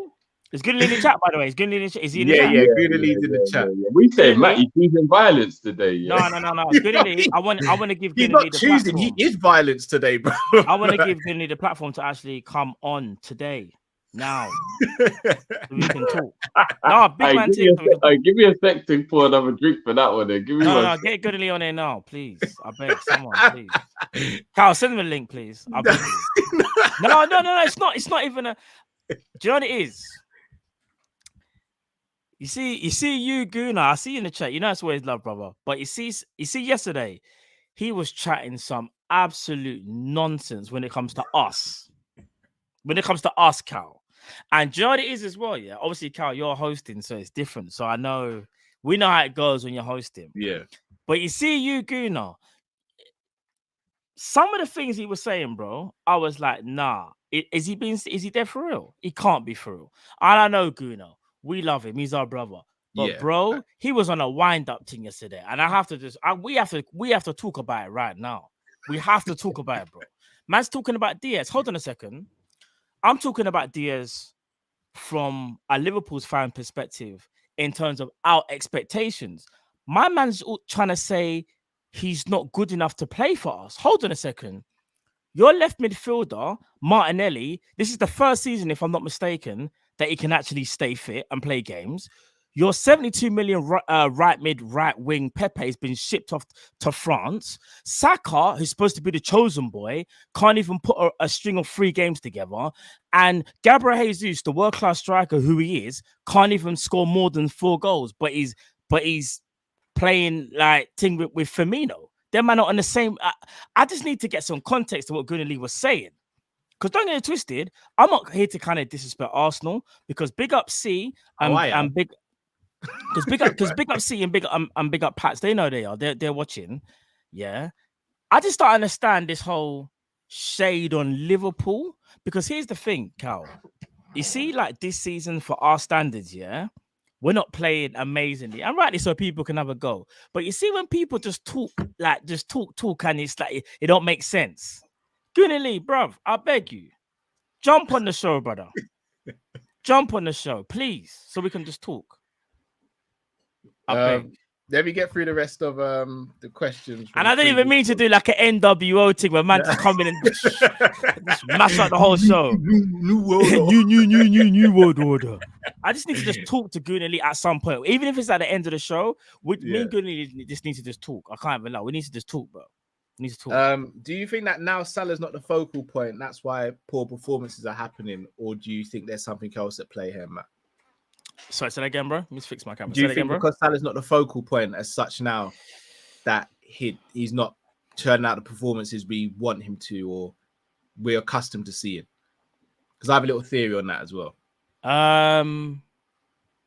I think the reason why Salah's not maybe turning out the performances that he would normally with Liverpool is because the system has kind of tweaked and it's kind of changed. And funny enough, Cal, remember I told you I've been reading Pep Lina's book. I've been reading the book, you know, bro. I'm only on page, I'm only on page like 40. But you know what's so crazy? Within those 40 pages, I know a lot about how Liverpool played last season. And when you read the book, you're gonna understand. Like he's trying to say, like Liverpool changed season on season. So there'll be something that we always tweak. Even I still don't. When I finish the rest of the book, I'll tell you how I really feel about it. But I know what he's trying to do. He shouldn't have said it in public, and he shouldn't, in my opinion, have gone into that much detail. However, it's very insightful for a Liverpool fan as a whole, as we are. If you just want to know behind the scenes and what the players do, how we play, what we do, it's insightful in that regard. But in terms of like, if an ops was to read the book, and I'm sure they will, because that's what ops are paid to do, I'm not going to lie, bro, it gives away a lot. It gives away a lot from what I've read so far. So here's the thing. I actually don't think last season that Salah was the focal point to the team. He wasn't necessarily... Sorry, to cut you, Matt. What book? What book? It's that bloody book, innit? It's that bloody book. I'll be honest. I think 18-19 and 19-20. Salah was the focal point. 17-18, I think Firmino was the focal point. 20-21, I don't think we had a focal point because this team was so disjointed with injuries. And last season, I'd arguably say Mane and when Jota played were the focal points. All right, so I'm going off the book here, and it kind of makes sense as much as it hurts me. I'm going off the book here. I didn't think I'd ever hear that phrase in this show from Yeah, that. no, I'm going off the book. Intensity. Firmino's the ultimate decoy. They're gonna make a movie, man. What do you think? They might do, you know. They better put us in it. All right, shout out Amazon Prime. You better make sure you come to us first, by the way. Firmino's the ultimate decoy. So we already know this. This is just common sense if you're a Liverpool fan. You know Firmino's the false nine, create the space for the two to obviously join in and get the one-on-ones. By that design, it's making Salah and Mane the focal points of Liverpool, because what Liverpool wanted to do last season, even though it slightly changed, and again, I've only read 39 pages. Remember, Mane went through the middle, and Diaz. Remember, I haven't got to the part where Diaz has joined yet. You understand? Yeah, it's that damn book. I hear you, Hugo. Oh my! What's it called? Chapter 12, Colombia. Nice. I'm on chapter 3 or 2, I think. But no, all I'm gonna say is the focal point at the start of the season was Mane and Salah to get on one-on-one duels and to offset the opposition. And I understand that before Diaz got there, that was the plan. Firmino or Jota will be the decoy, the movement in the middle, and obviously vacate the space, the other two get into that space. So they kind of were, or Salah kind of was the focal point to a degree, Cal. He kind of was still. Okay, fair dues, fair dues. And that's kind of intensity. So the fourth question. Yeah, go on. And Drift, this is probably more for you, because it's a very uncomfortable conversation that I've been trying to avoid. Flacco's mobility, is it a concern? Yeah, is finally here. Let me no, the room's full. So I spoke to him. I said, when we get through more of the callers, okay, cool. He's definitely joining now, yeah? Yeah. Perfect. Yeah, for me personally, bro, I think Flacco is a little bit of a concern. And I think it just comes down to one of the... Do you know what it is, bro? Here's the thing, yeah? It's also about knowing the tools that you have at your disposal and playing in a way that allows those tools to be useful. So if you're going to keep on playing in a way that leaves a lot of space and it means you have to do a lot of sprinting, there's going to be a point where you got to either freshen up your squad so much that you almost get rid of everyone, or you have to adapt the tactics. Now, the older we get as a team, the harder it's going to be for players like Virgil, Robbo, Flacco, players who've just been running every week for so many years. And they're getting to that age now where, if I'm not mistaken, Robbo and Flacco are both 29, Virgil's 31, right? So they're getting to the age where you naturally are going to be burnt out if you've just been constantly in your 20s running. Remember, Monaco played quite an intense form of football, so it's not like Flacco's only been running at Liverpool. Do you know what I'm saying? And obviously in the lower divisions, Robbo's been running for time as well, because you know what it's like in lower division football. You're chasing the ball all the time. So especially like in his whole days and stuff. So I look at it and I just think you've got to adapt that they're not having to run as much. You've got to, unless you're going to replace them, which I would hate to see, but we got a win in it. So if you're looking at it from a point of view of that's what you got to do, that's what you got to do. Those players need to not be doing as much running at this stage of their career, in my opinion. And I think Flacco's got so much midfield to cover now with Milner and Elliott playing, because obviously they can't get about the pitch, whether it's mentally they're not like as clued up, or if it's old age like it is with Millie, whatever. So he's getting exposed a lot. Plus we do play a high line, and that gap in between him and the defense, a lot of people are preying on that now. Do you know what I mean? You saw Eze take advantage of it. Mitrovic took advantage of it. It's that middle ground between Flacco and the back four that, because we've been playing the same system for so long, is a lot easier to work out the half space in our team. And I think that's why people are getting at us and taking advantage. So I think you've got to change the system or change the personnel. Now, that's not me saying get rid of Flacco. I'd never say that. The kid's still a special talent. But maybe use him sparingly then. Maybe he's not just playing week in, week out all the time, running himself into the ground. Maybe you're playing him for half the games, like a Thiago maybe. And maybe that's what Tchouaméni was, Cal. Maybe Tchouaméni was going to play more games because he was younger, and you leave Flacco for maybe more games where it's got to be intelligence and you got to think about it a bit more and he'll be fresher because he won't have just been playing Wednesday, Saturday. Do you know what I mean? And so it is a little bit of a worry. It is a little bit of a worry. I got to be honest. Fair dues. And then fifth and final question: do you think Mo and VVD would have a right to leave if Liverpool weren't challenging over the next couple of years? I mean, by the way, when I said the kid, I was talking about about Elliot. Oh, yeah. I was talking about Elliot when I was talking about, but yeah, anyway. I know that. In terms of them two leaving, you can't begrudge them. We'll be pissed off as fans because we think, you know, if you're that good and whatever, you know, you stay with Liverpool until you get everything and X, Y, and Z. You try to win everything at Liverpool. Like, this isn't a journey team anymore. It's a destination. Like, we kind of changed that narrative, I think, when we managed to get Van Dijk to sign. Basically, all the main players have signed new contracts. Majority of them, anyway. Yeah. Liverpool's now a destination club. Yeah, apart from money. But again, like, if they was to leave, it will be a bit weird. But maybe it'll be because of maybe they've achieved everything. Not only, you know, we weren't competing on all fronts. Because there's always going to come a point where the players are going to leave, or they just might leave, because not everyone is going to retire at Liverpool as much as we would like them to. Some people will just go, listen, man, I've done it all. It is what it is, and it's time to move on, innit? So, big up Alex George. Shameless, you know. Man said he's got a home near the Emirates. But you better take Blackpool first and get them donuts in. That's what Klopp did still. So you might want to do that. Let's get Liverpool 12th man back in quickly. Welcome back. Yes, bro. What's going on, bro? Good to see you, brother. Good to see you. Yeah, bro. I'm here. Listen, I caught some of the show yesterday. Good. I think I think I said something in the comments as well. Trust me, bro. Lee, me and him are gonna talk, bro. We're gonna talk. It's about to be on. We're gonna talk. Iceman and Tito. 100%, bro. We need to talk, because don't get me wrong, I'm not gonna sit here and disrespect Lee and say every single thing that he said was wrong. But I think what it is that when your team is doing well, right, you get a bit of chest and you get a bit of confidence, right? Absolutely. And naturally so. I mean, but we're veterans at this, especially under the Klopp era, and even if you want to call it the Pep era, for those rival fans, yeah, we're veterans in this. We don't judge teams after 6 games and say whether this person's good or this person is bad.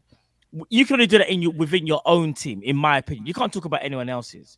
Right. In that regard, in terms of what he was trying to say, he's trying to say that Diaz is not the guy and he needs to finish his chances. Now, from a Liverpool perspective, where I will come into it in steps, I will say that was me talking from last season, saying if Diaz wants to replace Mane on a full-time basis, he needs to get more numbers. Right. But when Carl even asked him the question about, if Diaz is that bad, who's better than Martinelli or Diaz? He went silent. And that's why when I say, you're okay to criticize, but just know where you're criticizing from. You're a team that's played 6 games. You're world-class striker. Yeah, world-class striker. Right. So great, so amazing. Who's changed the face of how Arsenal play. Has how many goals? I think it's like 3 goals, if I'm not mistaken. Yeah, 3 goals. 3 goals. Yeah, Martinelli's got 3 goals, no competitions. Diaz 3 goals. And sorry, and how many has Jesus got, bro? Gabriel Jesus got 3 goals and 3 assists. And how many's Firmino got? 3 and 3. And who's on a decliner reportedly? Exactly. All right then. And the star boy Saka, what's his GA for the 6 games, bro? What's his GA? Saka. Let me have I mean, let's skip GA. How many goals has he got? Let's just even go to that category. Do you know what I'm trying to say? Yeah. So I'll leave it there. But again, these questions are Liverpool top, man. They're for Lee. So I'll let him get his textbook and his notepad out and let him do his research. Basically, at the moment, what Arsenal are is, you man have all been gym, yeah? You know when you go gym and it's the first couple sessions, and it's not actually how your body's formed, but you're swollen, and you look in the mirror and you get a false sense of perception. That's Arsenal right now. Like, you can't, like, again, you can be confident. Going to the gym for it to actually become a permanent thing. Do you know what I'm saying? Like, you have to, bro. Everyone looks swollen when they've just finished the session. 100%. Not only that, if I've been gymming for 6 years and you've been gymming for 6 months and you're saying to me, nah, bro, I'm telling you now, if we get into a weights or if we get into a weights competition, I can lift more than you. Bro, I've been doing this for 6 years. There's a reason why I've been doing it for 6 years, because I know the level that I'm at.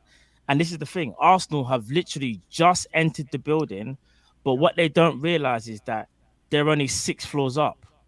You understand? There's another 32 floors, bro. There's a lot to do. There's a lot that you have to get through. Like, let's see if they can do with Ivan Toney first, innit? And them guys there. And if you do with them, fine. But there's gonna be even sterner tests as well. Because as great as Arsenal apparently are, and they're setting the world alight, they lost to Man United just like us, but they're so much better than us after 6 games. Bro, don't get me started with Arsenal, please. Please. All I really wanted to talk to you about, because that's what it all started on that Prem show when he slid in that comment, and then when you said what you said again from a Liverpool perspective, he made it sound like, hey, he just stamped approval on what I said, and I'm like, nah, man, like, you gotta watch that. And that's why I'm saying, like, when people come into the house, you know, they take liberties. They take certain liberties to say, because I mean, realistically, I know when we were talking about, he said some nonsense on Salah. And that's why I was like, yo, it's just built. It's like, I want to get on to him about that as well, because I mean, come on, man. Like, how are you going to talk about the player that had the most goals and the most assists last year? Okay, that doesn't happen on regularly. Okay, agreed. And I get that we all now have this perception of, oh, you know, he's on a downturn, or he's having a bad spell and this and that and such. But on some real one, by him being wide, which is what Man City does the exact same thing basically. Whereas in their wingers, they're so wide that they provide these channels to open up for your other players. You'll end up seeing other players end up pushing more centrally, and by that happening, it creates opportunities for them. They don't understand that part. He could become he obviously is a good facilitator because he had as many assists as he had last year.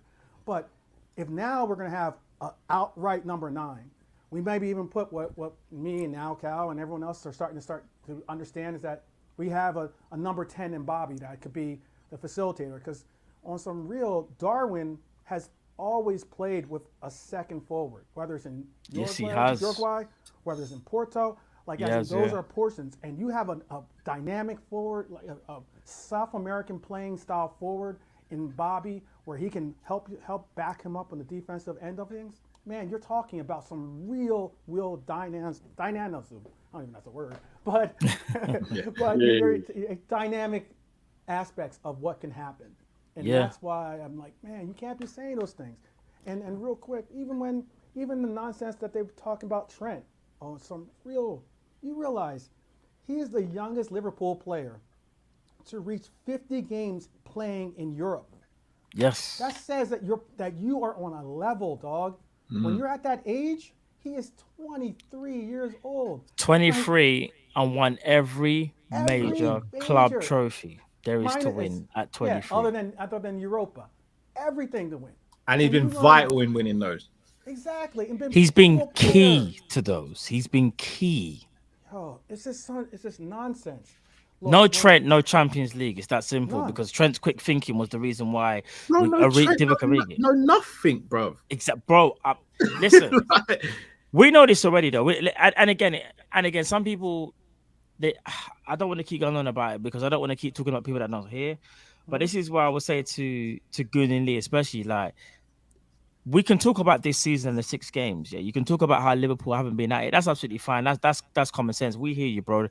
Like that. But when you start talking about, he's not good enough to do X, Y, and Z. He's not good enough. Liverpool need better X. We know what we need. You need to worry about what you need, and that's another thing as well. I think there's so much focus on us. We know, as Liverpool fans, we're going to improve and get better. We know that for a fact. We just will, because history has shown that. What's history shown against Arsenal is that as good as they can be and as good as they might be at times, there's always a fault in Arsenal, like a major fault. And there's a reason why they didn't get top 4.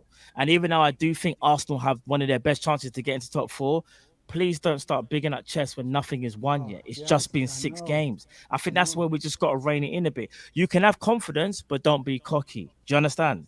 You can be confident, but just not cocky with it, because you need to know where you're from. Because your manager was the first manager to admit that he had to replicate Anfield in its all of its glory by putting speakers on the ground. Like, come on, man. Like, I won't even go into it. 4-0. Yeah. Or how So about this? there's a lot to learn. There's a lot to learn. I was going to ask real quick. How about this then, though? For the man that shared the Golden Boot last year, where's he at right this year? Where is Son? On some real. Where is Son? Bro, you don't I'm hear gonna the say same something. clamor about Son, do you? Do you know what it is? There was a show. Big up Football Terrors. Big up Terry. Big up Mons. I'm trying to think who was on the show. Big up Jess. Big up Daps. Big up Cass as well. There was a little. I'll just be quick with this. There was a little segment about Son.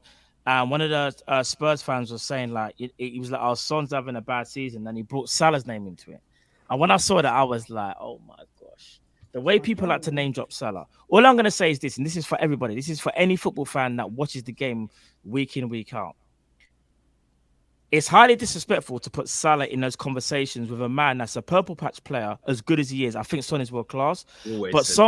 But Son is a world-class player last season. But the season before, was he world-class? The season before that, was he world-class, or was he on the cusp? Salah, since he has walked into Liverpool, has been world-class from day. Man has set record after record after record. Can we please just put some respect on his name and stop comparing him to people that have been there for a long time but have not reached his level? Son is an amazing player. He's a world-class player that could potentially walk into a lot of teams in world football. But let's stop the disrespect and start comparing him to Salah. You can compare him in aspects in terms of aesthetics, how they look on the ball, maybe in certain attributes. But as an overall player, as a package, Salah is walking by himself. In fact, I would arguably say it's Salah and KDB and probably Virgil van Dijk over the last 5 years. No one else can talk to those players, in my opinion, anyway. Absolutely. Even your Bernardo Silvas that have been a great one season, but then it wasn't as great as the season before. There's amazing players in the league, but we need to start disrespecting the players that have been doing it for time. There's a reason why they are consistent. There's a reason why people look at them and go, they are the best in the world. And that, for me, is Salah. That's not Son. Totally. That's right. Or Saka. Oh, don't even get me started, bro. But bro, we're gonna let you go so we can get the rest of the call. But yeah, sorry, I'm just chatting up. Thanks for But waiting. yeah, I'm just annoyed. I'm annoyed, bro. But yeah, we know, Matt. Love for that, bro. Hey, No food, no. Lee, ready when you are. Let's go. I'm ready. But bring him on now, bro. Right, Bless peace. you, bro. Yeah, big Bless up, up, bro. bro. Love, bro. Man, I'm asking if you've eaten today, Matt. No, I haven't. Still, we move. He's about to eat right now, isn't it? We move. I'm gonna be patient and I'm gonna be as fair as possible. So I said you're hungry, bro. When you haven't eaten, patience isn't in your vocabulary. No, I'm gonna bring on Lee. You ready, bro? So I don't want to. No, so I'm not gonna. Lee, you ready? Because I can't see. You ready? Yeah, he said he's ready. You got the fans? Yeah, cool. Yeah. Listen. I called me out on a Friday night, you know. Yeah, bro, on a Friday. Yesterday was Thursday and you was talking. You know the joke, man's already in the doghouse, bro. But I have to bring you in with me. You get me? Because you have to bring you in with me, bro. You're not bringing me, bro. But yeah, I'll let you land. Go on. What's this talk that you was talking yesterday? Go on. I'll let you go first.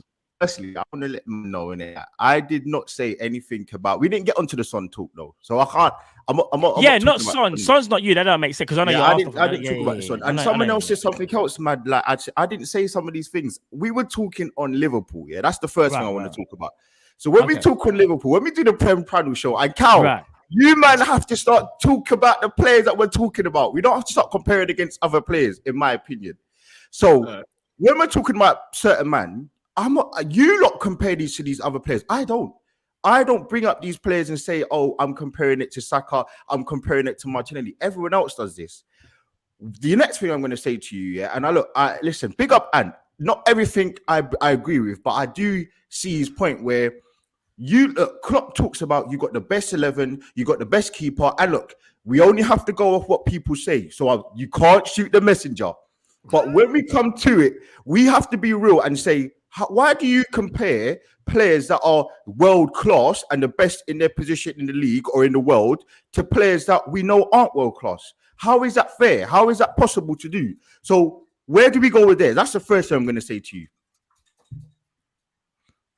But you want me to answer that? Just give me an example of the comparison, bro. Like, yeah, because So a comparison is Saka to Mo Salah. Why do you compare? Why do people compare these up and coming players to players that are world class and renowned to be the best players that Klopp says? All right, can I? Say that he's better. No, but here's the thing. So yesterday you was talking about all you kept on talking about yesterday. Yeah, if I'm not mistaken, and correct me if I'm wrong, because I went there, I didn't see the whole show. So correct me if I'm wrong, yeah. You was talking about Salah's taking 350 a week. He's got to do more. He's got to do more. We'll get onto that. So hold on. So Salah walks into. So let me get something straight first. Salah walks into Liverpool, and for 5 years does a madness. 30 GA every season. Yeah. Then he has 2 months, arguably, of last season where he's not at his best. Yeah. And now man is starting to say Salah needs to do more. So basically, so hold on, let me get something straight here. So for 5 years, you've been arguably one of the best in the world. Yeah. You don't start us with that's your opinion. I don't agree with that. You man were telling me that he's the best player in his position. That's good, all good and well, yeah. But my thing is, I'm saying in the last 5 years, he had a purple patch of 6 months. Yeah, the purple. I need you to answer my question. Being the best player in the world, and man will start saying he's the best player ever. I need you to answer my question. No. What we are going to do is we're going to talk football, and we're not just. We are talking football. And let's, I want to talk football. I ain't talking jokes. So let's go. All right. Let's go. Last 5 years, name me a better, more consistent right winger than Mo Salah. That's not what we're talking about. That's not what we're talking about. No. You just said a minute ago, oh, that's your opinion. He's not the best. So I want you. But I want you to tell me in the last 5 years who's been a better right winger than Salah in world football.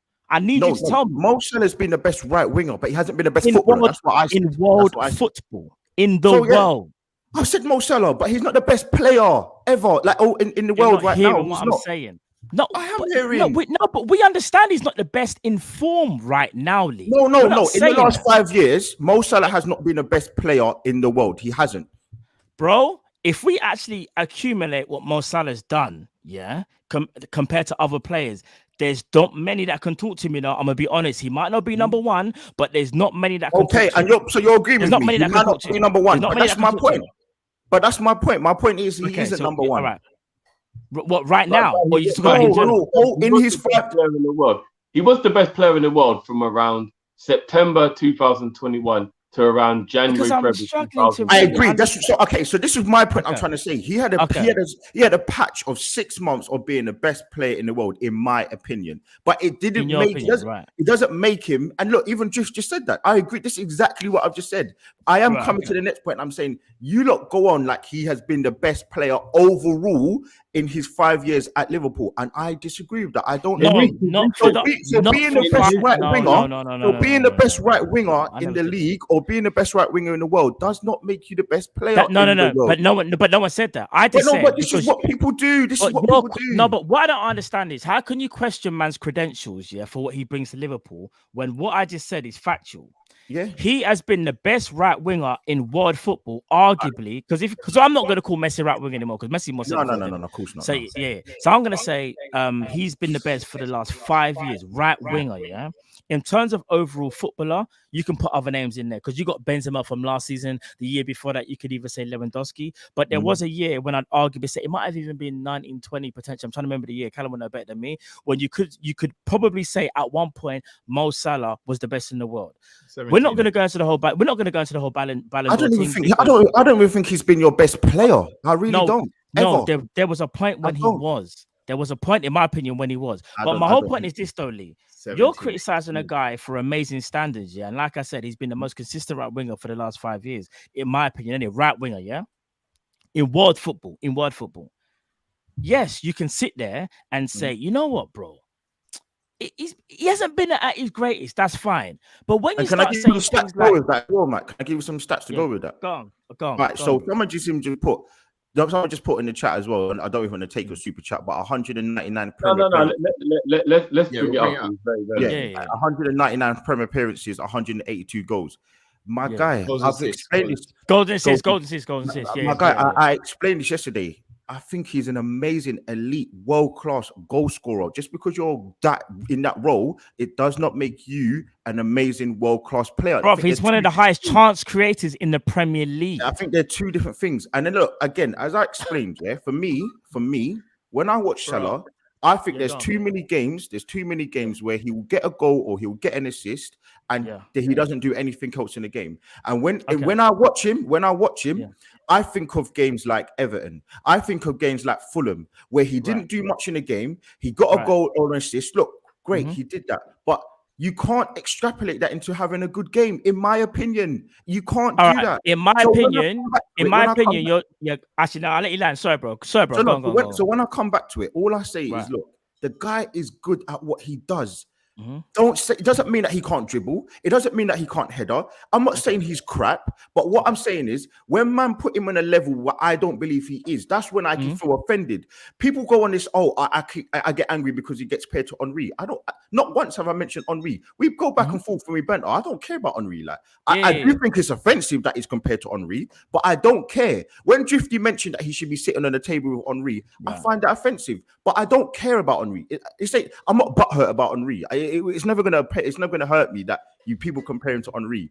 Goals and assists are currency, so they're gonna outweigh everything for me. That people are gonna always come to that and level that as people. But bro, for me, I don't feel like in a game he does enough. When we spoke about Aubameyang, and again, he's obviously not on the level of Aubameyang. Please don't put Aubameyang. No, he's not. He's not speaking about Aubameyang on an individual. No, they he's can't not. talk in the same room. No, he's not, of course. But what I'm trying to say is, when people speak about Aubameyang, and again, it doesn't matter if he plays for Arsenal or not. When people speak about Aubameyang, they say he gets goals, but he doesn't do anything else in the game. Salah obviously does way more, and he's a much better player. But this is what I'm talking about. These things get leveled at every other player, but Salah gets away with it. And again, when we think about that Fulham game, he was horrible. He was terrible. And he got a golden assist, but no one else talks about it. He played against Everton. He scored he's had his first shot in the 96th minute. He was horrible. The game against Ajax, I think he had 5 dribbles and he only had 1 successful take on. He wasn't great, but he got a goal and he wasn't amazing. I'm saying to you, think of all the players that are earning £350,000, forgetting Far East Asia, China, because we know they're doing some different kind of. You're fixated on money. I will say that though. You're fixated on the money. But Matt. If whatever role you're in, and when we think about the Premier League, we think about wages and we think about where these players are and what they're doing in these teams. Fine. Yeah. When we think about wages, we think about, and it actually goes. I think the only 2 teams actually, coincidentally, are Arsenal and Man United, where the teams actually that were paying the most wages weren't actually in the positions that they were for the wages they're paying. So when we think about it, Salah needs to rise up. He's earning a certain amount of money. He was doing a certain amount of things in the last couple of months to get this wage, which Drifty believes, and I explained yesterday. That's not how sports works. You don't get paid for what you've done. If he was on a contract that he was on, he stayed on that contract. That's his own doing. Quick question. And you said, look, so it's hard. I'm trying to remember what your question was. Just quick question. Yeah, you see what you're saying about Salah and the whole 350k thing. Yeah, I fully understand that. You got to earn your wage. Yeah, bro. The sample size that you're choosing is so small. We're 6 games. No, hear me out. Well, if you go to last season, that's kind of pointless because you're just gonna say, oh, okay, Salah didn't play well for the back end of last season. But even if you check his GA and his performances, yes, he might not have performed at the highest level, but he was still decent. But just by his standards, he wasn't amazing. Bro, you're fixating on his 350 and also the fact of you're picking out 2 games, Everton and Fulham, which you have said, yeah, bro, that's absolutely fine. We don't define Salah's legacy and Salah going forward is not going to be defined by those 2 games because there's still 32 games left to play, bro. Like, and here's the thing. But this is a new contract. No, but hear me out. So when you get your new contract, I expect levels. I expect levels. I'm gonna tell you this now. I'm gonna tell you this now. When it's all said and done, and we're gonna come back to this conversation, we're gonna talk about Marcelo because I find it kind of mad that You're speaking about 6 games into a season. I'm not talking about 6 games, though. I'm not. Bro, you've spoken about Fulham and Everton. These are 2 games this season. I'm giving you a sample size. You're giving me examples. That's absolutely fine. And I'm giving you examples back. Bro, we both know, because we're both football, man, Liverpool haven't been at the races, yeah? Salah hasn't been at the races. That's absolutely fine to say. But to sit there and disrespect, man, I think it's a bit different, because what you need to understand is this. Like I said before, he's been doing it for 5 years, bro. His consistency is unmatched in this league, other than arguably KDB and Virgil van Dijk.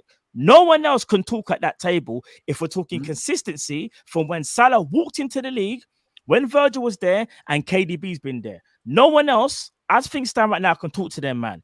If these man here have 2 months or 6 games where they're not playing amazing, that's fine to call out, bro. But I think you have to remember, these guys are elite. They are elite players, bro. And they're going to have downtime. And they should be, look, there you go. They're elite and they should going to have downtime. No, they should be judged on a different platform. So when you keep coming back to this whole Saka thing, who earns currently £20,000, and Martinelli that earns £40,000. Because Saka can't even talk to no one. Exactly. I don't ever. Yeah, Saka could probably talk to Harvey. I do not do that. I do not. Listen, Rich, and sorry, apologies. When you did that, I can't back you with that one, brother. I can't go with that. I can't go that far with you. But look, listen, for me, I just don't think that he should be getting the flowers that he get. Look, the goals and all of the other stuff, the assists, amazing. I'm never going to discredit that. I'm never going to discredit that. And again, I think he's an amazing player for what he does. But for me, listen, as I said, I don't think he's going to be a Premier League great. I don't think he. I think he's already great, bro. He's already a great, bro. I think he's easily forgotten. He's already a great, bro. And by the way, Saka's only on 20 grand a week. Is that what you said? Yeah. Drifty, can you see my point now? Why I find it weird that people compare him from Liverpool or any. Why do you people do that? No one is comparing. I'm gonna be honest. No, that's a lie. That's a lie. Because again, yesterday was a perfect example where Callum brought Saka up and Callum brought much. I did not mention him. And this is what you people do. This is what happened. We're not doing nothing. Jordan is the league. Now, Drift, let me land this. He's gonna be to take.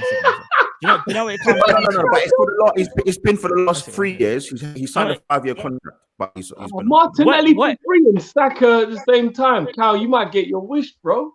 Bro, Johnny is before. Listen, I don't want to take out the whole show. Love for this, bro, for coming on and talking. But what it is, I think, if you're gonna talk about people in Liverpool, you also have to look at home, innit? Because you can't talk about neighbours and home isn't. You know what I'm saying? Like you got to look at home, and that's what Callum was trying to say. He's trying to say, well, bro, that's fine. You can criticize. That's fine because that's what we're all here to do. That's why you're our brother, and that's what we bring on the channel. Yeah, of course. Come on, man. Of course, bro. Come on. I know your agenda because I know. Let me land. Because I know, come end of the season, I need you to have this same energy because me and you both know, same energy because we both know end of the season who's going to be laughing, Lee, me or you? Me or you, bro? No, I'm going to be laughing. As I said, I don't think you're finishing top 4, bro. And listen, the other day, you try to drop me in it. You try to drop me in it. I said, and listen, Where you finishing? Where you finishing? Hold on. Let me answer your question. Where you finishing, bro? Where you finishing? Hold on, let me answer the question. Where you finishing? He said second, Matt. He said second. Whoa. Wait, so I'm talking for me now. Okay. Peter, make me come out I rain. Peter, come out I rain. You know, see that get bad. Peter, we are going to blood out, Peter, you're nearly dead. Oh, shit. My life is getting better and better.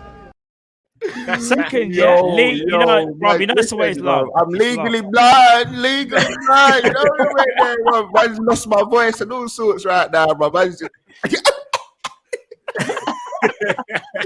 hold on. But you know what? You want me to speak about Diaz again? I just don't think he's good enough. And Matt, you did say, listen. What did I say? I need you to quote. What did I say, bro? You did say that he needs to improve his finishing, and I just jumped on. I piggybacked to last season. Hear me out, because I need to know where you're running with this. So before you and Nunez. Hold on, my mic went a bit mad. Chris Angel definitely. Was that me or you, man? Everyone just froze. No, No. That's you might have talking about Diaz sideways. No. Chris Angel's moving. I thought Chris Angel got to him still. Yeah. Man, to see the red dot like it's Modern Warfare. But just quick thing, just quickly. Last thing I'll say about Diaz thing. Lee, all jokes aside, when I'm speaking about Diaz, I'm speaking about last season because obviously I was thinking, long term, if he wants to replace Mane, he does need better numbers, bro. He's answered that already. He's starting to answer that because if I'm not mistaken, I think Diaz has got 3-4 goals this season in the Prem. Yeah, and I was like, do you know what? That's what. And this is me saying that of last season. He needs to improve. Is he a world beater now? Did I say that? I said he needs to improve, and that's what he's doing. I'm saying he's a world beater. You understand? I'm saying he is a world beater. I'm saying it. Yeah, you. Drift, are you hearing this? He will be a world beater. He will be. I'm saying it is now. Who are we talking about? Luis Diaz. I'm saying it now. I think he will be. Luis Diaz is a world beater, 100%. I think he will be. Personally. I think he will be. I still think there's a. Because do you know why I'm saying that though, Lee? Just quickly, just for context, because I think he's going to improve and get better and better. You understand? So you see, but I can say the same thing for Saka. I can say the same thing for Martinelli. They're going to be world beaters. Let me ask you this: who's getting 15 goals in the league? Diaz, Martinelli, or Saka? Because I heard you speak about yesterday, but you went kind of quiet still. No. Kaz said that. I didn't. All right, who's? Do you think your guys will hit 15? Your two wingers. No, 15 goals in the league. You said it. You said no. Kaz said it. I didn't. Kaz said it. No. Lee, all jokes aside, do you think Martinelli or Saka will hit 15 goals in the league? No. I said that Diaz needs to. I didn't say that my boys will get it. That's what Matt's asking me. So if Diaz needs to, why doesn't Saka and Martinelli need to? Because we're not judging them on the same. Listen, no, do you know what it is? Lee loves to judge our players, but he won't judge his own. It's mad, isn't it? It's mad. Hold on. I just want to drift. But why is it that you people get away with it where your manager's claiming that you've got the best players, but you can't be judged by the best standards? Why is this? I mean, if I'm being honest with you, I don't think Klopp actually says all our players are the best players. No. Go and watch the interview. He said we've got the best 11 players. That's what he said. If I'm being honest, the only people I've ever heard him say that about are Alisson, Van Dijk, and Bobby. If I'm being honest, I don't think I've ever actually heard him say any of the others are the best in the world. I haven't. Maybe I've missed something, but I haven't heard him say the others are the best in the world. I haven't. He might have bigged them up.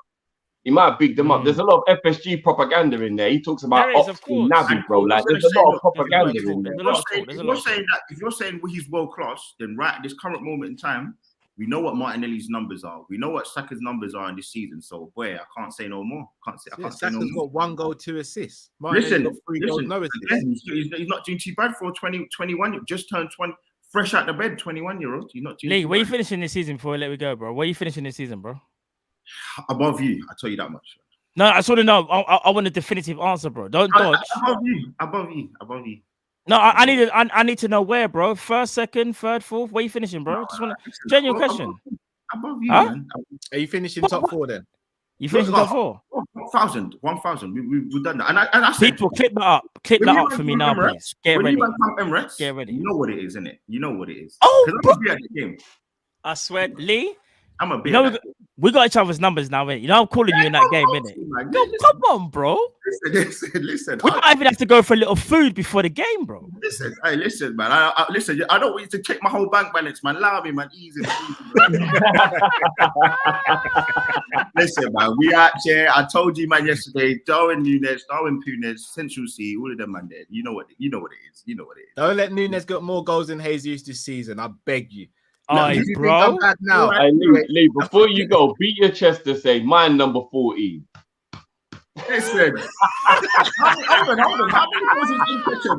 How many goals has Nketiah got? Don't do that. How many goals has Nketiah got? I don't think he's got any in the league.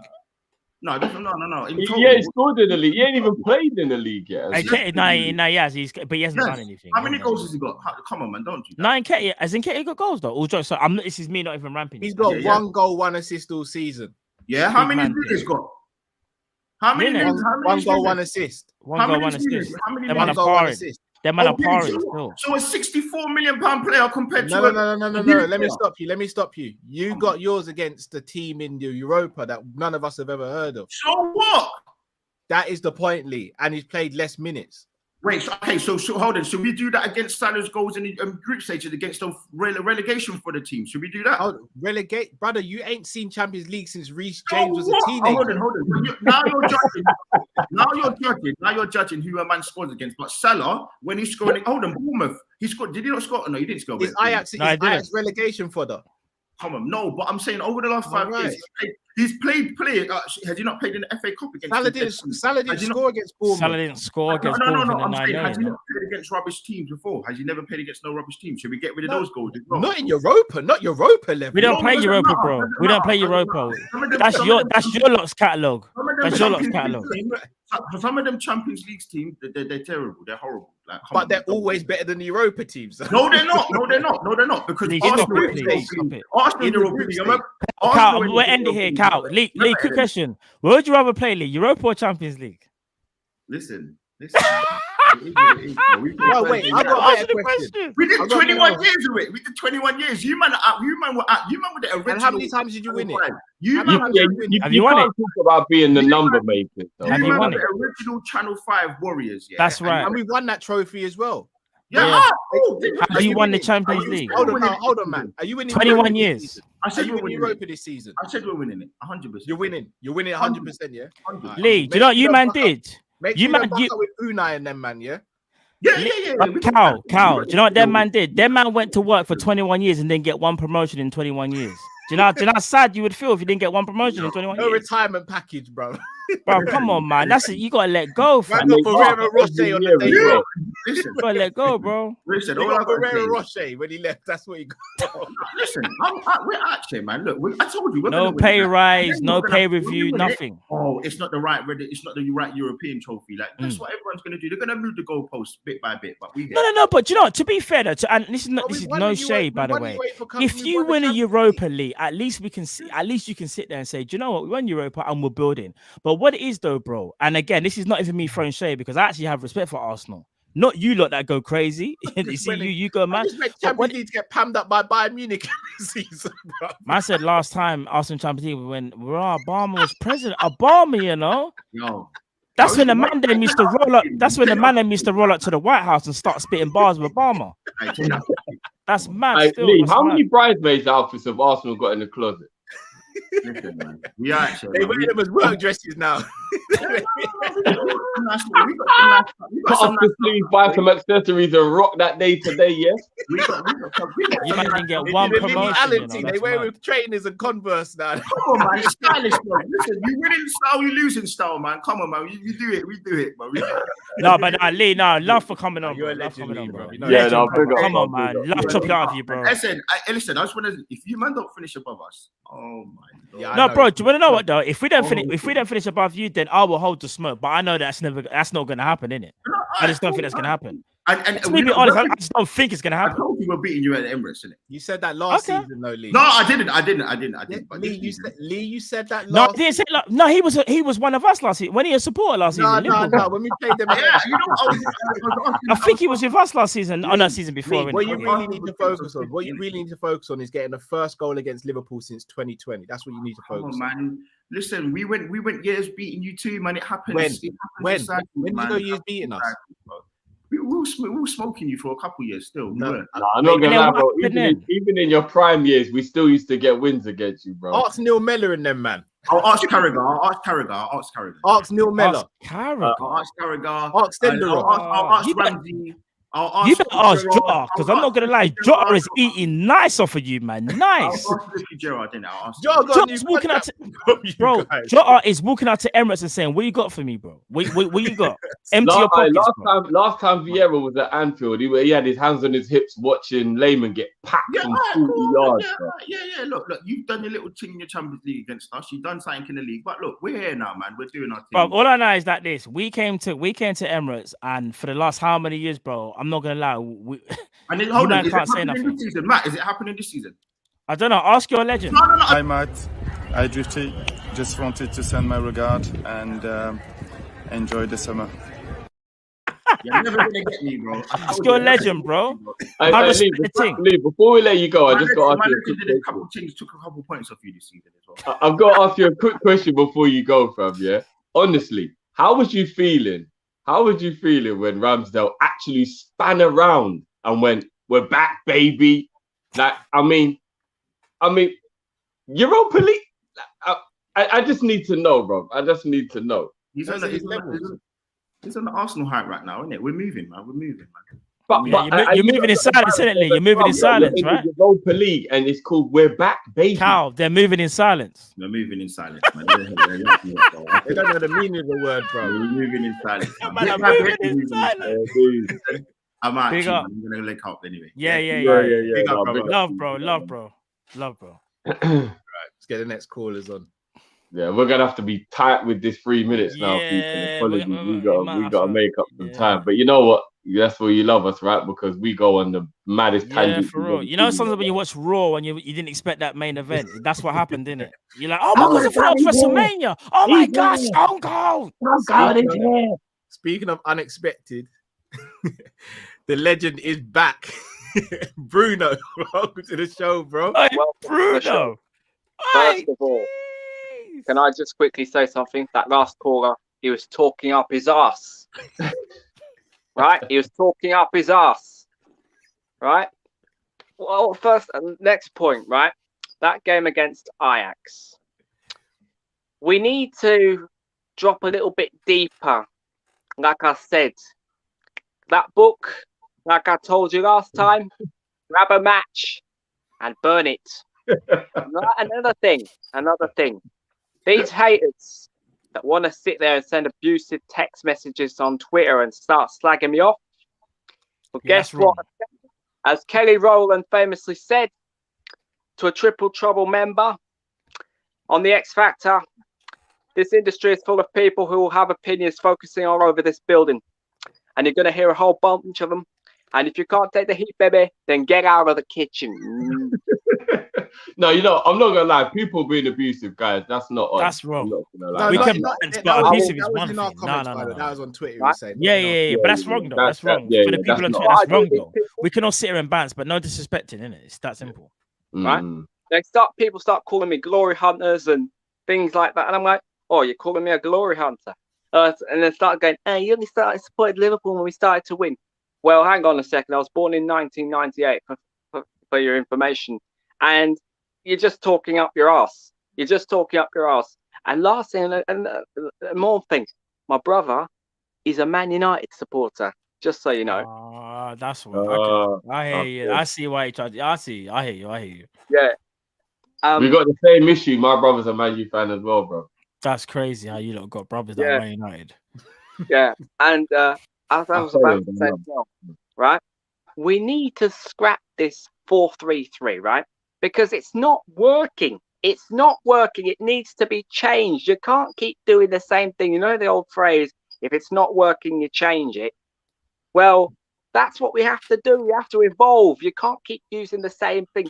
The tactics, the high line. Why don't we drop 10 yards deeper? Yeah, that's a good point. We've said that, for real. Yeah, drop 10 yards deeper. Stop playing flipping Stoke City football. We're not Stoke. We're acting like we're flipping prime Stoke with Sam Allardyce in charge. Like, what in the name of garbage is this? Like, we're not flipping Stoke City. And this whole thing about finishing in the top four, I've said it all before. We're not Arsenal. We're not flipping Tottenham where they get all gassed over finishing fourth place. And like, oh, we finished in the top four. That's not good enough. I told you in the last video. That's horse poo, right? If you've been to a horse stable, the poo of a horse, it smells really nasty in there. It doesn't smell very nice, does it? It's quite revolting smell. And Drifty, you weren't there in that last video, right? I told them that last time. Finishing in the top four, 12th, 3rd, 2nd, that's horse poo. Have you ever been to a horse farm before? A horse stable before? I've doubled it, mate. Yeah, it smells disgusting. It smells revolting. Yeah, that's not good enough. High standards need to be maintained. John W. Henry, this guy, I'm hearing reports that apparently that Melo might terminate his loan in January. If that happens, did we actually really want this player? If this rumor's true, did he really want this player? Did the Klopp really want this player? Because that's a question that needs to be answered. Anyway, he's only got himself to blame anyway, because he waited until the end of the start of September to bring in a player. I told you, you don't wait until the end of the month. You do this 1st of June. I want to see on Sky Sports, Liverpool have agreed a fee for this player, right? And all this crap about Jude Bellingham, no offense, but why is he sitting? Because I'm hearing reports that, oh, we're the favourites for Jude Bellingham. Instead of talking, go out there and actually do it. None of this crap about, we're linked to this player, we're linked to this player.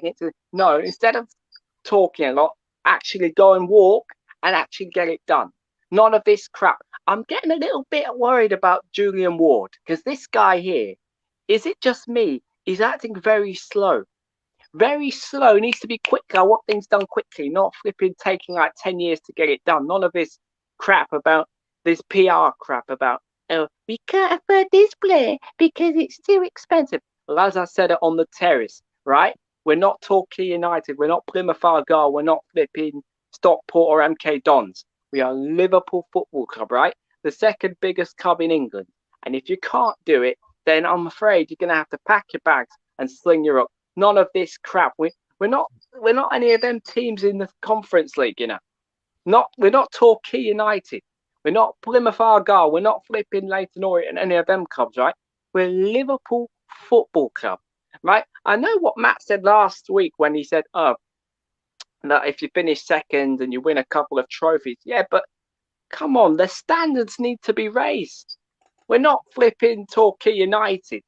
We're not Plymouth Argyle. We're not Arsenal or Tottenham where they finish second place and they're happy with it. Where's the standards? I heard what you said, Drifty, about us being spoiled, I think it was. Well, you've got a point, but at the same time, high standards need to be maintained. One title in 12 years. In 12 years. Since he's bought this club, he hasn't backed a single manager with funds. Right? We had Roy Hodgson, one of the worst managers in our history. Then Kenny Dalglish was there from 2012 till 2013, I think it was. And then Brendan Rodgers, and now Klopp. Not a single manager has been bought with funds. I've heard a report that we can spend up to 270 million in the transfer market. So why, in the name of garbage, is John W. Henry acting like we're flipping Torquay United?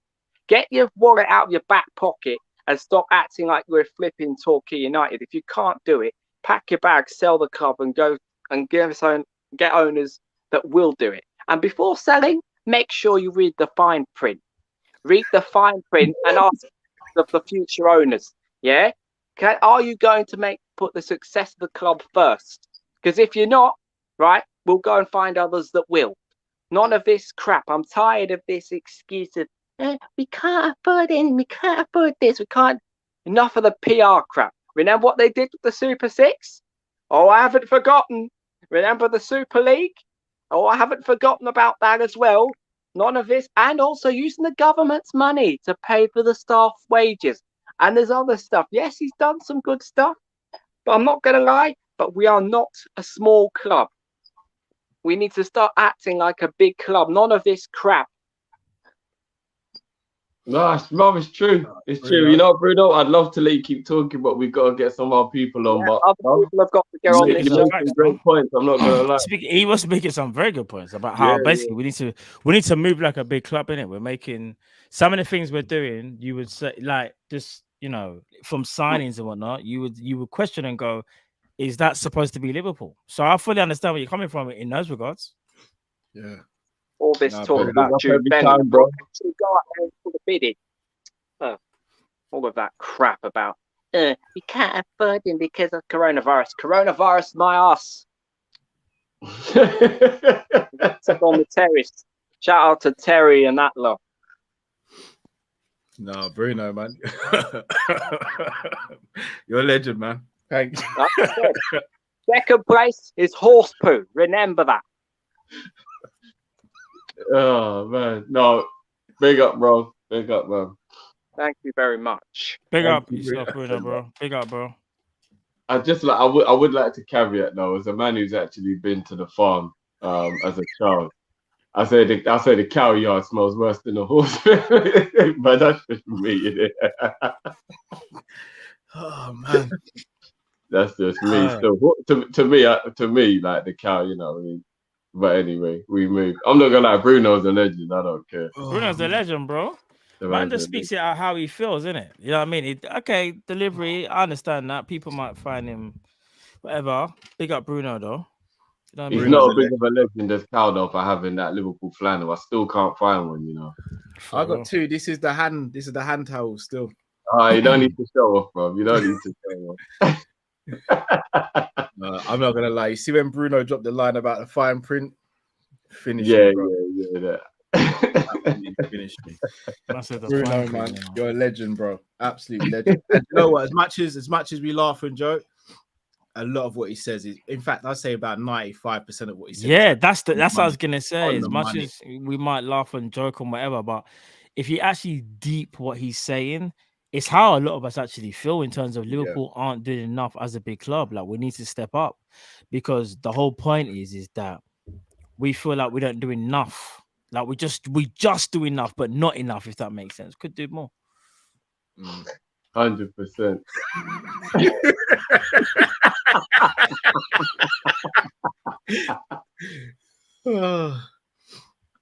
I knew that one would get cast.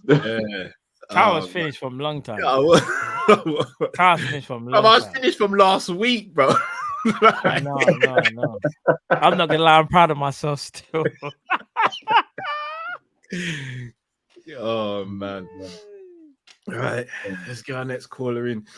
Another legend of the show, Tar Mizzy. How you doing, brother? Bro, the callers are intense. Intense. But yeah, big up to you guys. So you know what? It's the 3-minute intensity. Yeah, what book and all that. Yeah, but yeah, you know, the point that Drift made up early on the stream, that about the game not happening this week. I'm not gonna lie. You know, I'm on holiday now. You know, the last two holidays, the first one, it was back in May, Liverpool against Wolves, and then we won, but we didn't win the league. And then my second holiday was the first game of the season against Fulham, and we drew that game. So my last two holidays was a bit of downer. So you know what? I'll just going into this weekend not feeling apprehensive. I'll take it. You know, at least yeah. You can just enjoy the holiday, bro. Now you can just enjoy the holiday. Yeah, no concerns and all that.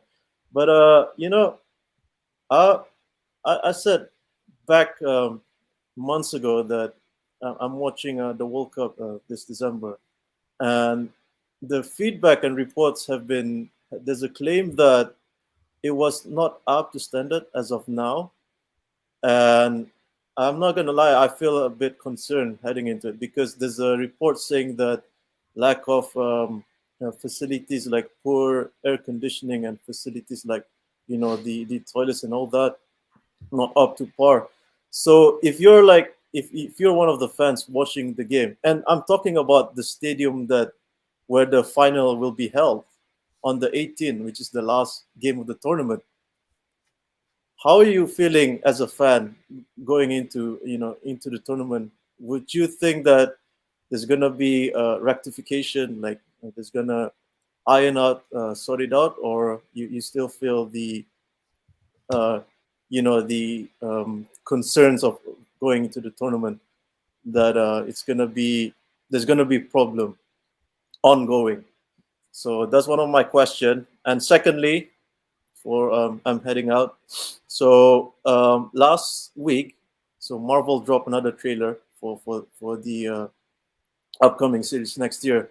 And you know what? After the Avengers Infinity War, the Endgame and all that, do you think that comic book movies are trying to make themselves as a franchise that, you know, they're trying to make themselves something that people would think, oh, this is not a Spider-Man, but like a something else.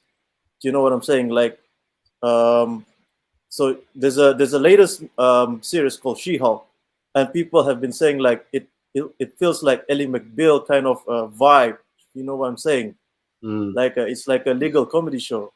So going into the series, they feel like I mean, like for some people it feels like it's a compliment because it feels like even it's not a She-Hulk as a title, but they will take it because it's like a typical legal comedy. So where do you guys think? What do you guys think about it? Like this comic book series and movies that they're trying to make it, and just thinking that it's like a compliment kind of thing. So yeah, those are two of my questions. And yeah, keep the vibes, guys. Smash the likes as always. Yeah, keep up the energy. And yeah, take care. Big up, always got the good questions, man. Big up, man. Bless you, bro. Yeah, man, that Lee's out. Big up to Lee again. I man. big up Lee as always, man. See you on Thursday. We'll speak before then anyway, man. Yeah. I'll be honest, I'm concerned about the World Cup because I've never seen it happen mid-season before. And again, selfishly, from a Liverpool standpoint, if a player gets injured in the tournament in the summer, usually they have a chance of making it back before the season starts because there's a little break. If they get injured in this tournament, because of the turnaround, it could really affect our season. Yeah, so I'm and not only that, it's easier side. to find players to replace, isn't it, Cal, in the summer? Yeah. Yes, exactly that as well. So, yeah, I'm worried all around. And I do agree, the comics, for me, the comic book film should just mirror the comics. Like, you can have some, like, what's the word I'm looking for? Pop culture in there, pop culture references and stuff like that. That's fine. But don't deviate too much from the substance, in my opinion. Yeah, I do agree. The one thing that I will say on the comic book stuff, I don't necessarily mind though if they're trying to make the comic book thing feel more real, because they're trying to maybe make it come from a place where if it was real, this is what it would be like. And I like that there are loads of different angles on it. Like, you've got The Boys, for example, that's just probably the most realistic of what it would be like. Superheroes will be dickheads if they had the power. They just would. Let's just keep it a buck. There'd be very few people who would be good people with power. I think they would be more likely to be bad mind about it. I'd be terrible. Then you've got other angles. So, do you know when I think the game changed a little bit on the superhero thing, bro? If I'm being completely honest, I think it was Christopher Nolan, the absolute genius that he is. I think what he did with the Dark Knight series just really made people realize that you can watch a superhero film and forget it's a superhero film because there's so much realism in it. I think Batman was the first time I watched a superhero film. I didn't feel like I was watching a superhero film. I just felt like I was watching a terrorist movie, but there was a guy running around in a bat outfit and I didn't even think it looked weird. A little bit controversial here. Batman's not technically a superhero. All right, well, you know what I mean, though. Like, it was. What's the term? I think it's vigilante or something. Yeah. And then do you know what took it to the next level, which is my favorite superhero movie of all time, is Logan. It didn't feel like a superhero film. It felt like a real life film with someone who just Logan. had. Do you know what I'm saying? Like Logan. So I think Dark Knight and Logan changed the narrative that superhero movies can feel more realistic. They don't have to feel so like, fairy tale-y. Like, they can feel gritty and real, like, you know what I'm saying? So I don't know. I don't really mind it, to be honest with you. I really don't. No, fair dues. Matt, what's your thoughts? Now, I know you're a comic book fan, so. Well, I didn't even know that. What was the question? Do you think that comic book movies are trying to be something else rather than sort of coming away from what they are meant to be in essence? They're comics.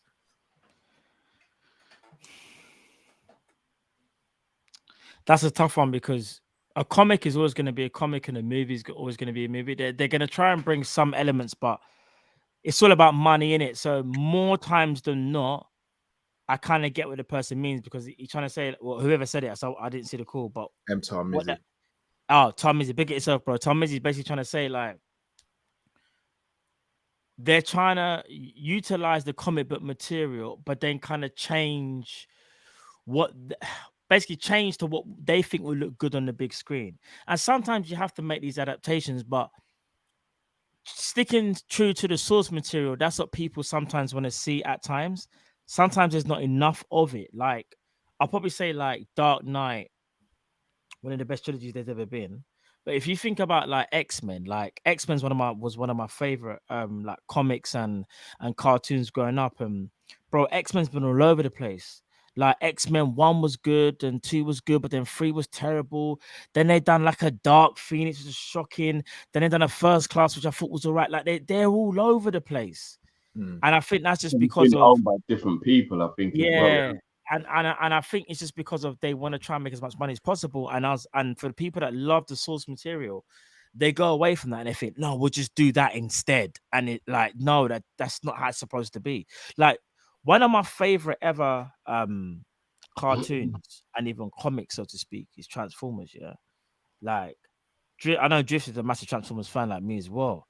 I don't know if you are as much as we are, Carl, but yeah, but like Transformers were like that is the thing. But watching that first Michael Bay film as a film, it's like it's kind of like okay, cool, it's a cool film. But when you compare it to like the cartoons and that, bro, I'm not gonna lie, shocking. But like you're probably liking it because okay, it's something that we haven't seen before, so to speak, with the cinematography and the CGI. But it's like stuff like that. I think to myself, bro, like. That particular movie in itself is a prime example. Transformers for me, one of the best like cartoons ever. But when I look at some of the movies that they made, bro, some of the movies are so bad. Do you know when it got really bad, bro? You probably haven't seen it, Cal, but Drift, Revenge of the Fallen. Oh my gosh. No, bro, the worst thing for me was when they didn't explain how he was Megatron again. No, what you mean when he went from Galvatron in one film back to Megatron with no explanation whatsoever? With no explanation whatsoever, bro. I was just looking at it like, how do you even do that? That doesn't even. I tell you what, though, bro. Bumblebee was actually kind of cold, though. You know why? Because Bumblebee, they kind of went a bit more source material and they stripped it back a bit. And you see what Transformers should be, bro. It should basically be the first 5 minutes of Bumblebee. That's really what it should be, bro. Don't get me started, please. Bro, that's with a kind of anime type thing at the beginning. Yeah. Where you see Prime in that, fam. 100%. And Mark Wahlberg is my guy, but I can't really take a film seriously where Mark Wahlberg's fighting a Transformer. Like, I need an explanation for what's going on. This is what I'm trying to say. The man in Boston ain't that about it. You know what I'm saying, bro? Like, you know what kills it? I swear my man reached for a sword or something, and I just thought, yeah, their franchise is done.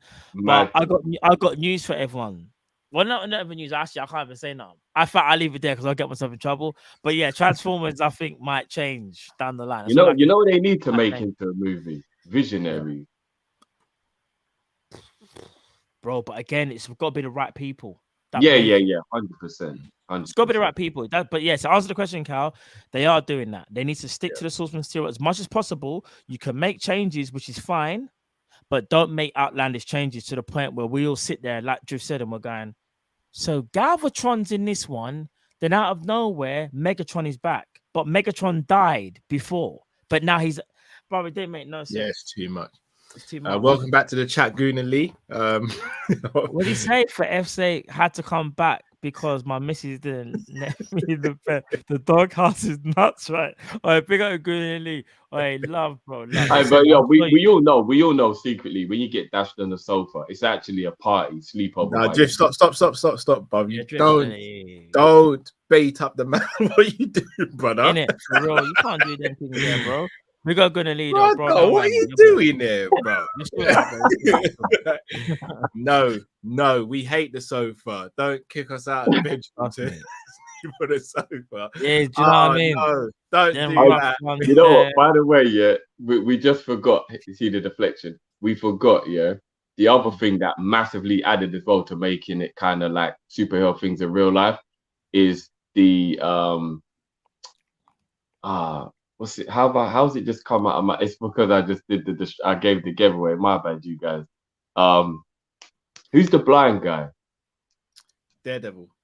Yeah. They did a new one of Daredevil. Daredevil that then went on to be Punisher. that also added to how brilliant you can make superhero movies into real life. Just for the people that don't know, they are doing Daredevil again, and the main guy, I think his name's is it Charlie Fox or Matthew? I can't remember his name. His real name is it Charlie? He's gonna apparently reprise his role as Daredevil. Would they had to? Yeah, because they're remaking it. I need to make sure I'm not saying too much. Punisher, you see Punisher, yeah. That's my guy. Punisher's serious, bro. But I'm not gonna lie. Without Daredevil, there's no Punisher. You see, Daredevil started that kind of like.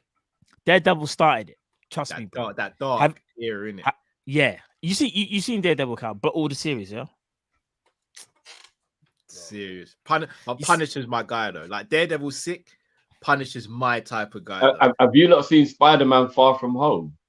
Yeah. I've seen all of them now. You know the Daredevil cameo was cold as well. Isn't it? Yeah. And they knew they had to bring back Andrew Garfield. They knew they had to. Bro, I've been telling people. It is what it is. In my opinion, he was the best Spider-Man, but you know what I mean? It's what it is. Yeah. No, you don't want to say that online, bro. You'll get into a lot of arguments. Get the next caller in. I do at work, bro. Trust me. Man, like Chris Angel in the building.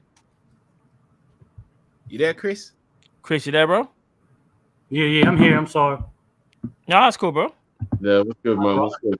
I had a lot of anger and stuff. I was about to shut down your channel and shit. I had tech support. We were about to shut down bro. My WhatsApp group was going crazy, bro. My bad, bro.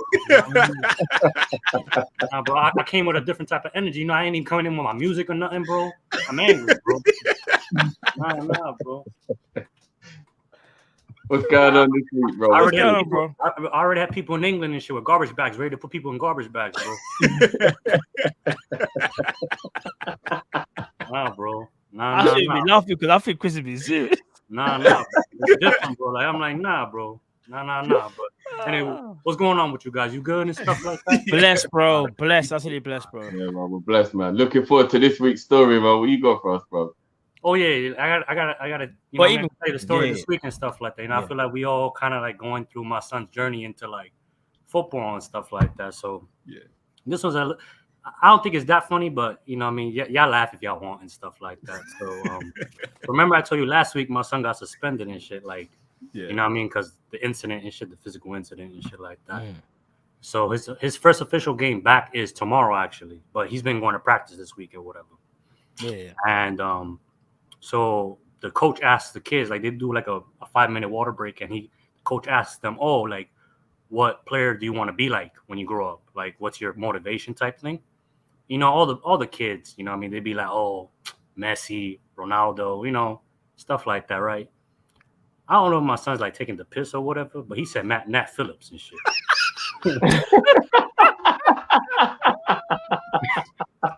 Right?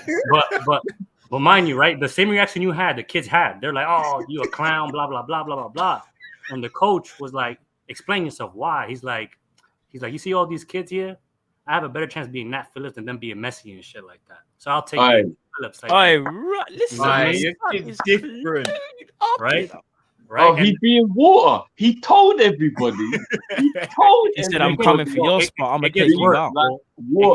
It gets worse, right? So one of the kids is like, nah, bro, like, I'm Messi-esque type shit. I'm about to, like, school you in practice type thing, right? Yeah. My son's like, all right.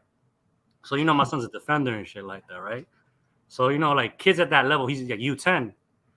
Like, they try to do step overs and shit, but it looks like they're trying to do step overs over a beach ball type shit. It's like, yeah. The technique's not there. Yeah. It's not there. But my son, like, got a clean tackle in, right? And kind of looked down on him. And he was like, you're weak. You need protein type shit. Bro, I started crying, bro. Like, I went on the floor, bro. I started crying. The kid got up again. He tried to do the same move again. Tackled him again. You're weak. You need protein. And did this and shit. Like, bro, like, for, like, the past 10 minutes, all you heard is, like, cause my son got a sweet voice and shit. He's like, you're weak. You need protein type shit. For, like, 10 minutes, bro. It was ridiculous, bro. Right? So, on my way back home, I drove home and shit like that. And I'm like, yo, I don't know what's going on with you. You want to be water or you want to be a landslide? What's going on with you? Pick one. Right? And he's like, nah, man. Like, you know, I'm a calm kid, right? But, you know, sometimes some kids need to be humiliated sometimes so they can have some little bit of respect and stuff like that. You know what I mean? I don't see what's wrong with me trying to be like Nat Phillips. You know what I mean? He's a professional player. He might not be the best player, but he's making a living off being a professional player type thing, which I kind of thought was kind of sweet and stuff like that. You know what I mean? Like, I think like it's okay to dream big, but then it's also good to be level-headed type thing. You know what I mean? Like, definitely. Because Messi or Ronaldo, the generation, whether we like them or not, bro, those names are down history forever, bro. When I'm on the ground, 6 feet under, bro, people gonna still remember Messi and shit like that. You know what I mean? So we're driving back or whatever, and I'm driving back. I got music playing and shit like that, you know. And my son's like on some weird shit. He's like, "Yo, pass the aux cord and shit." I'm like, "Pass the aux cord? What do you know about passing the aux cord?" And I'm like, you know what I mean? And I'm like, that's not even a thing anymore. I got the Bluetooth and shit now. You know what I mean? I'm trying to say I'm keeping shit. You know what I mean? Aux cord and shit. Like, nah, bro, we got the Bluetooth and shit, right? Whatever. And he's like, oh, can I? Because he has a tablet. He got Spotify on his tablet or whatever. Yeah. And he's like, oh, can I put a song on? I'm like, all right, cool. He puts a song on, bro. And the beat just slapped, bro. It was like the best thing I've heard in a while, bro. And come to find out, bro, the song is it's a song from from England and shit.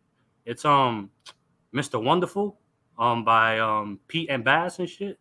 Oh, sweat, bro, that shit, like, bro, like I'm like, yo, where you get that from? He's like, yeah, these are a couple of old dudes singing. I'm like, old dudes?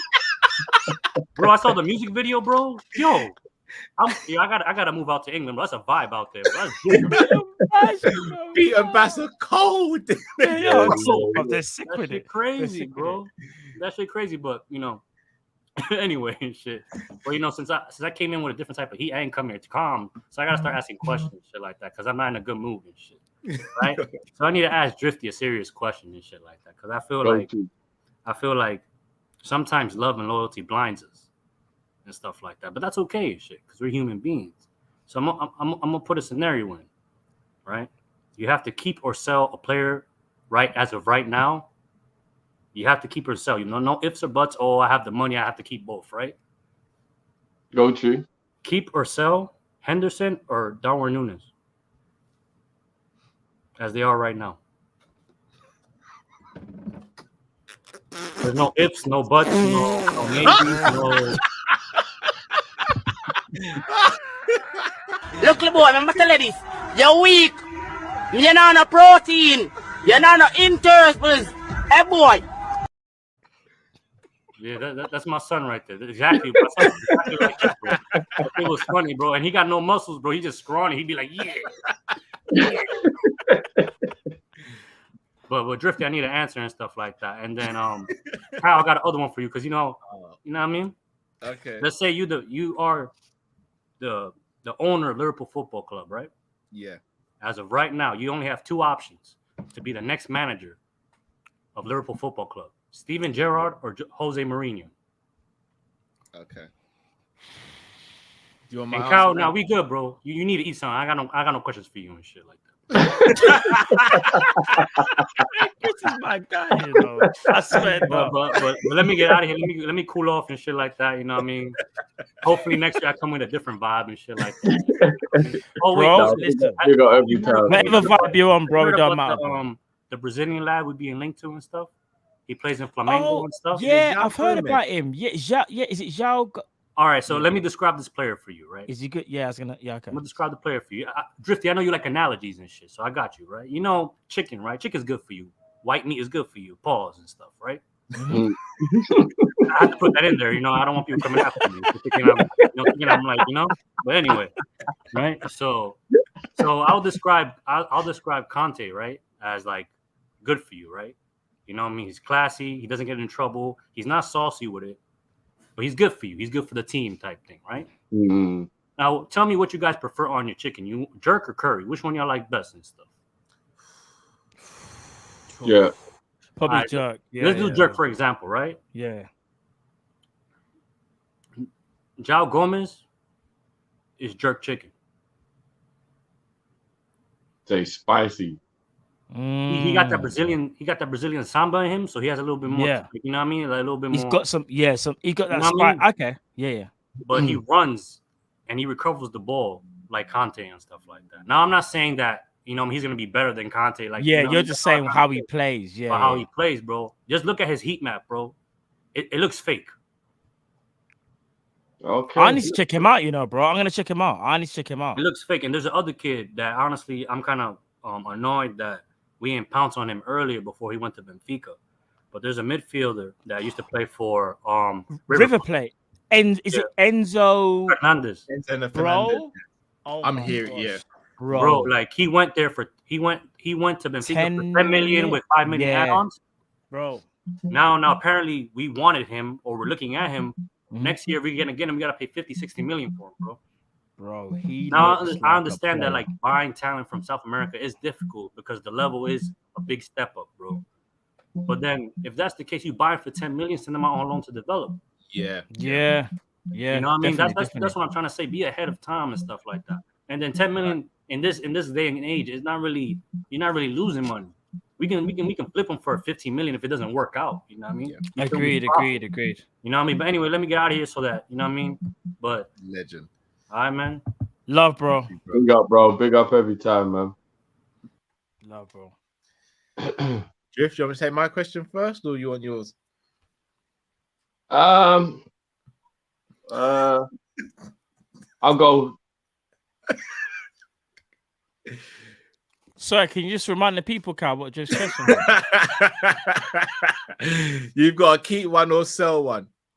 As they are right now. As they are right now. Nunes. I keep Hendo, sell Nunes. Sorry, Drift, can you just repeat that just for the people, just to make sure that your answer's like I clear? will keep Hendo, sell Nunes. Blood fire. There's a caveat to it, though. I'll get more money for Nunes, which can be reinvested in the squad. Oh, I knew. Either way, you're still selling one or the other, though. Yeah. I'm gonna be real, bro. Man said, I thought that was your striker, though. That is my striker. It's also my captain. But what about the future? Chris knew what he was doing. Just a quick one, though. Just a quick one. Ain't Nunes supposed to be the future, though? All jokes aside, this ain't even a trick question. If he's the future, and obviously Henderson would only do it for X amount of years, that's our only reason I'm asking you. In that logic, would you change your mind if I say to you like that? No, because if we was to sell Henderson, we wouldn't get much money for him, and there wouldn't be much more to reinvest. Where at least we would get a good amount of money for Nunes. Let's say they both went for the same transfer fee. Who are you selling? I'm quite if they both went for the same transfer fee and it was a high amount, which is unrealistic because you wouldn't get. Let's say they don't even have a transfer fee. One goes for free and the other one you keep. Because even from a business point of view, I'd always if there's no future proof in the squad and not thinking about it, then I'd probably keep Nunes and sell Henderson. All right. So what's your final answer? But there's two scenarios though. No, but I just think, all right, let me. There's the realistic one, and then there's the Callum trying to put me in the corner. I'm just trying to help, not help you. I'm trying to guide you along. I'm just trying to guide you. All jokes aside, Liverpool are always going to be there, and players have had their best phases at Liverpool, and some players haven't even started their best phases. Are you still willing to sell the player who's given his all for Liverpool and is a legend at Liverpool? Or are you willing to put your faith? This rewording of the question with all of I'm just trying to give you some ties. You see how many emotional tags he threw in there, Cal? Did you see them all? I said I'm trying to guide you to the light. You know when Optimus Prime take the Can we ask Callum his question, please? Bro, if you're moving like Ultra Magnus, remember when Ultra Magnus in the film picked up the Matrix and the man did. Remember? Why won't it open? Bro, just moving like Ultra Magnus. I know you don't believe that. He would. What it is? Gerrard and Mourinho. I'm picking Gerrard all day. All day. And twice on a Sunday. Can I just ask you? Whatever you want, bro. Who's got more experience? Mourinho. Who's the better manager? It's debatable. Don't just stop. No, I know you love Gerrard. I love no, Gerrard, but we have to keep it a buck.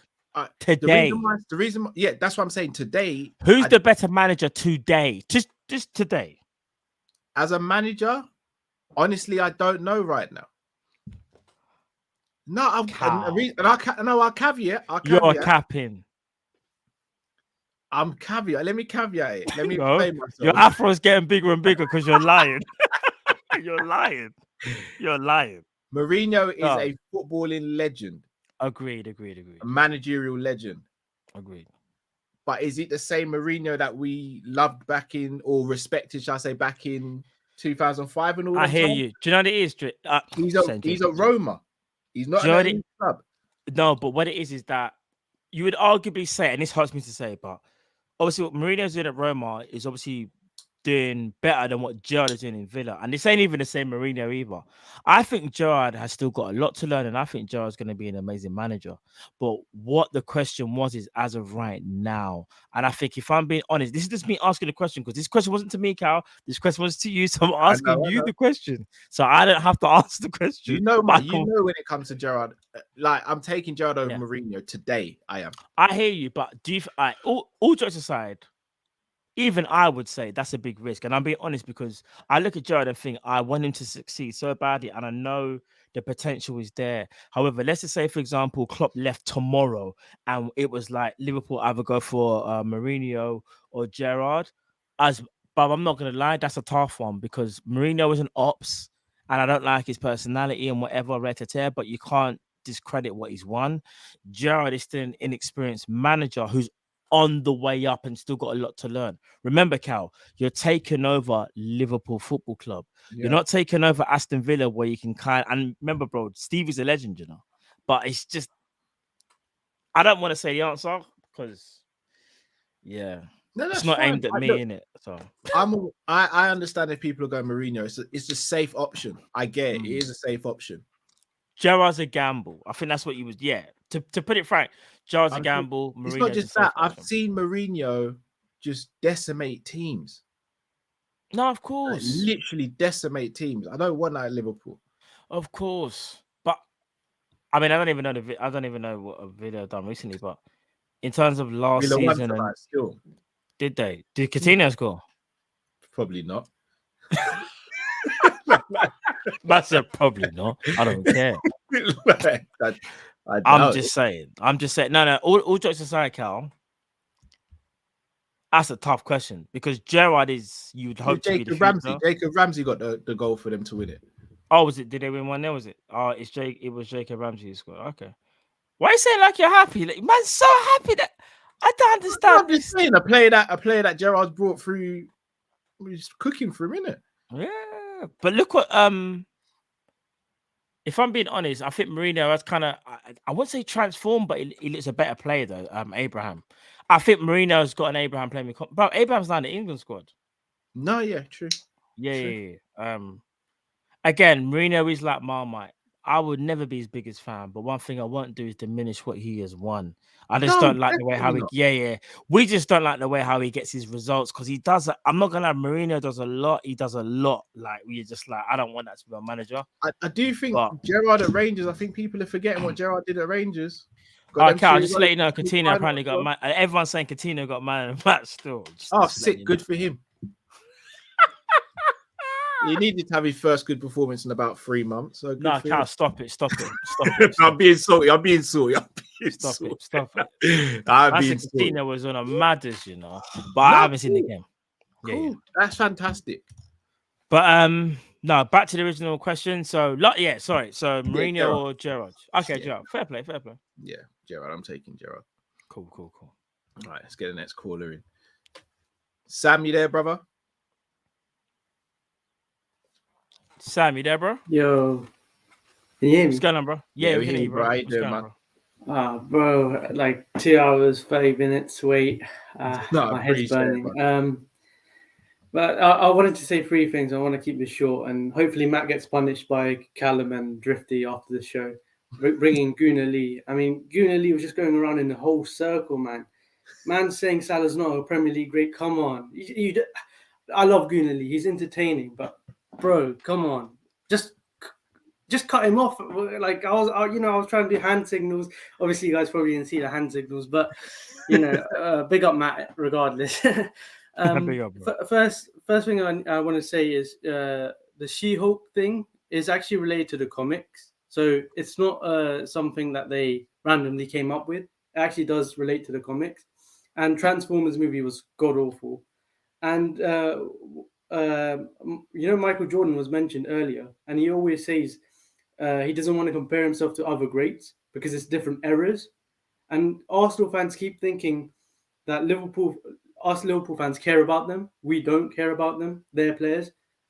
We focus on ourselves because we've reached to the pinnacle of football. They haven't. They haven't won a European Cup. They haven't reached to the pinnacle.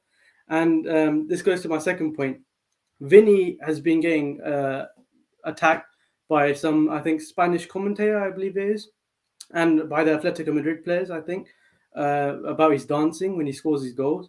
And then you see the Brazilian players all coming to defend him. Pele, Neymar, all of them defending him. And I love that defending each other and saying, be yourself. This goes for everyone in the Kopish community. Just be yourself. And we all have to band together when someone's just spreading disrespect and trying to downplay your wherever you're into.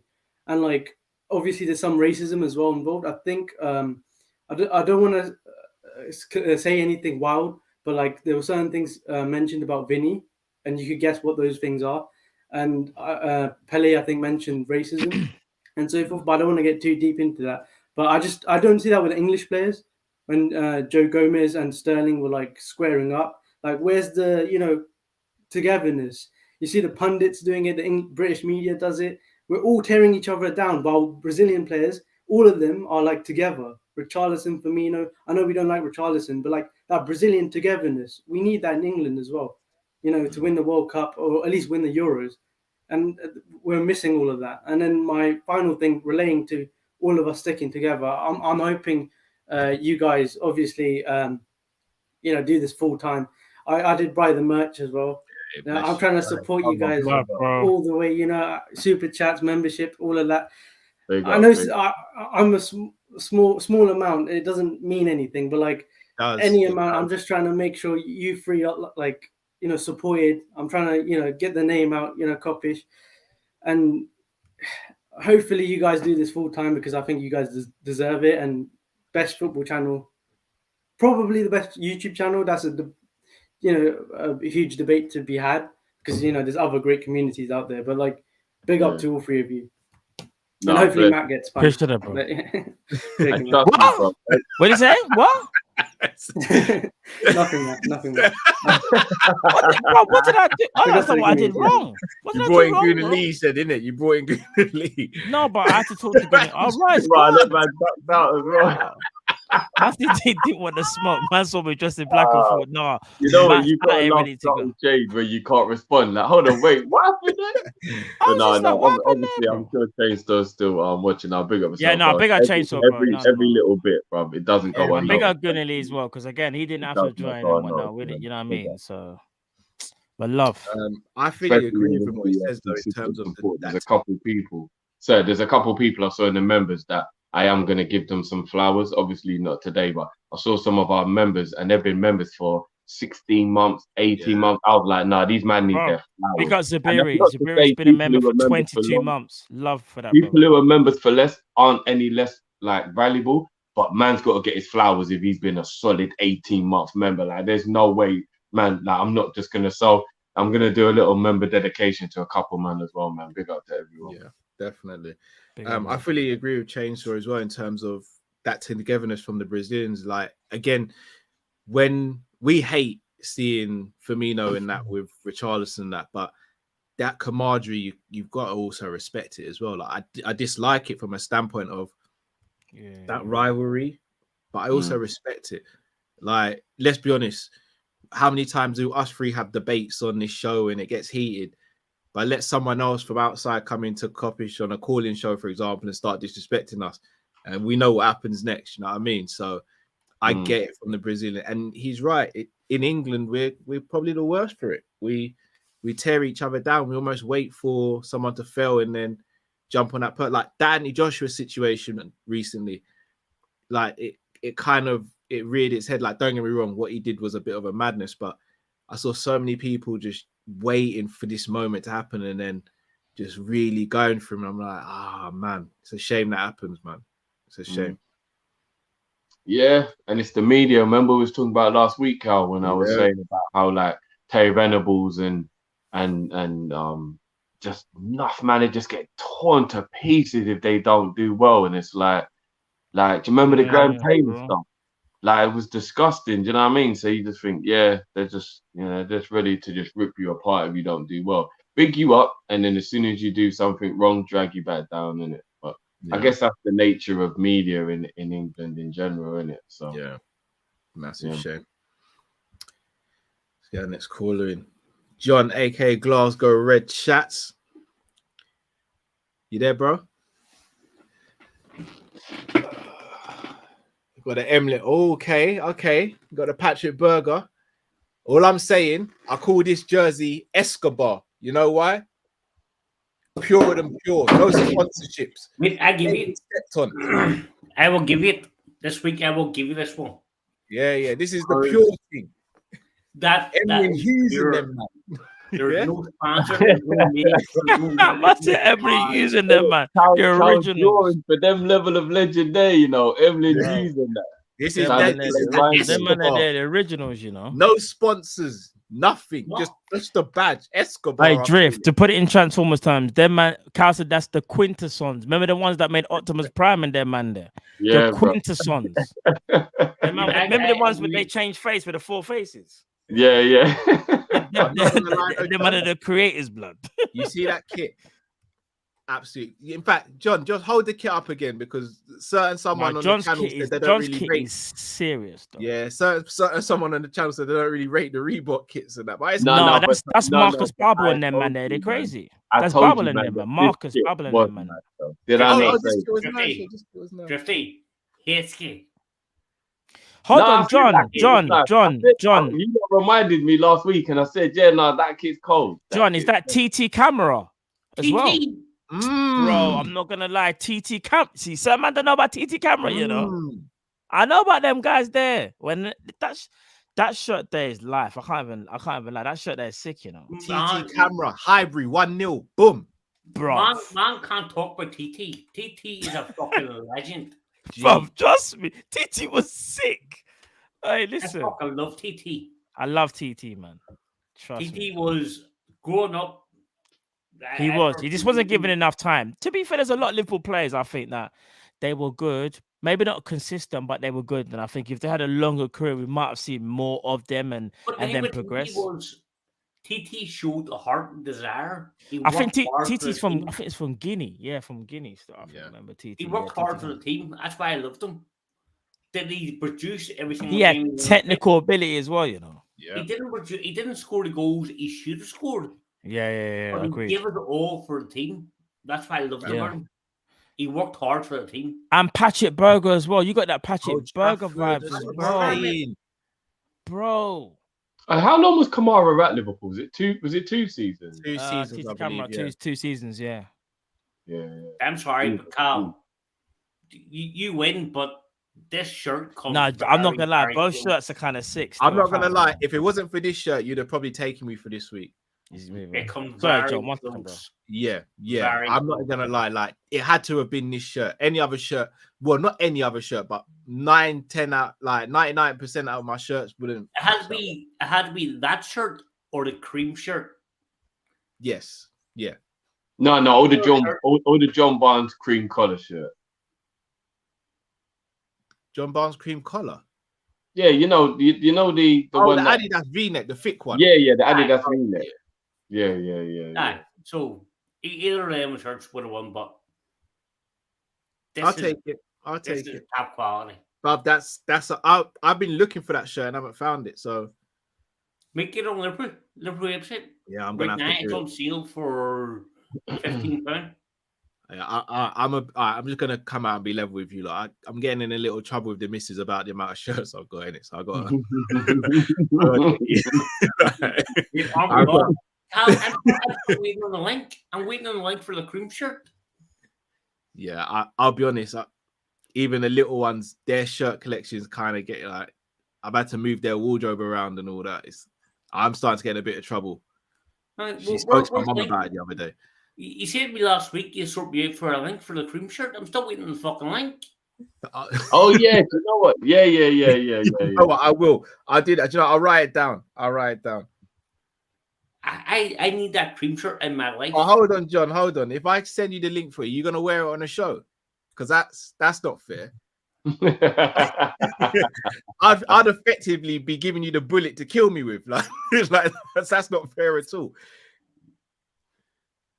Right. If you send me a link and I can get it, I will never wear it in Kopish. All right, cool.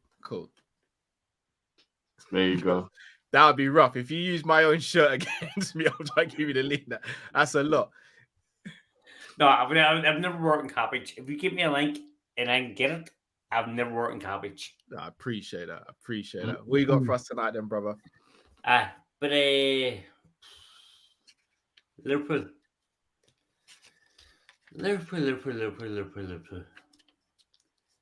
If this could very easily happen, if we fall out of the Champions League in the group stages, now we all know what FSG is like. FSG is all about money. That they proved that last season in the Champions League, they wanted an extra 250 million. Or 2.5 million, whatever it was. Yeah, 2.5. 2.5 million per game. Now, they risk first team players just to get 2.5 million in the group stages. So we know for a fact that they want that money. They want Champions League money. If we fall out of the Champions League in the group stages, is Jurgen Klopp up for the sack?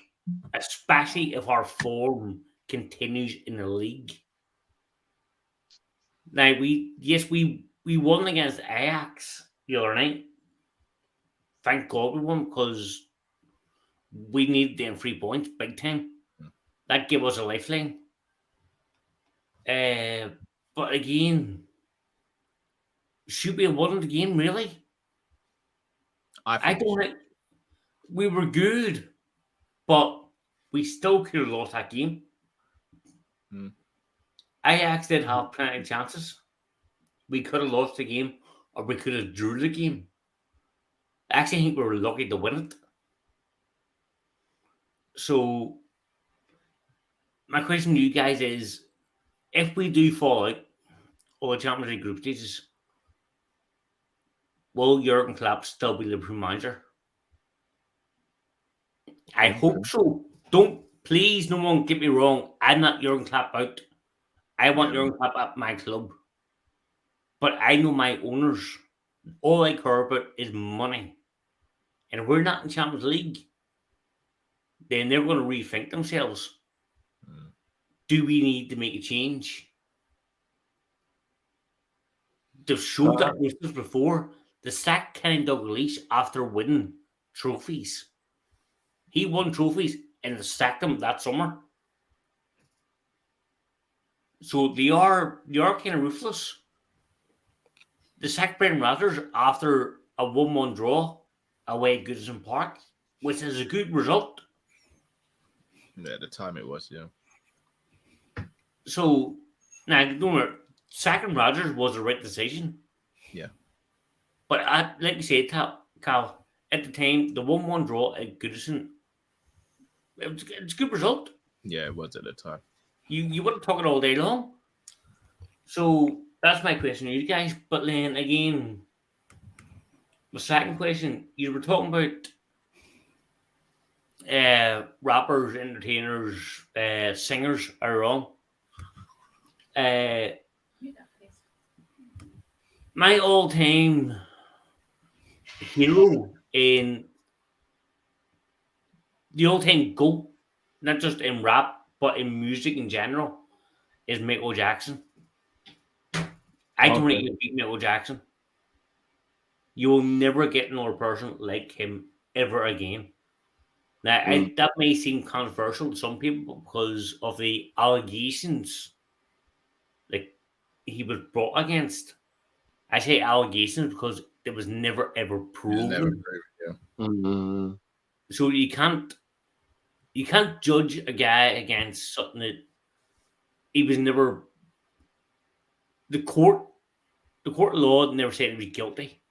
Yeah. So you can never ever say that he did this. So people use stuff to get there to beat him down. In my eyes, is wrong. Because then you're innocent until proven guilty, and he was never proven guilty. Yeah. So in my eyes, he never done anything wrong. So I've never seen any proof. So too many conflicting reports, man. Yeah. There is conflicting reports. You're right. I seen the Neverland documentary that came out a few years ago. I don't know if you guys remember it. Yeah, Neverland. Yes, in that documentary, it stated that these things happened whilst Michael Jackson built a train station inside Neverland.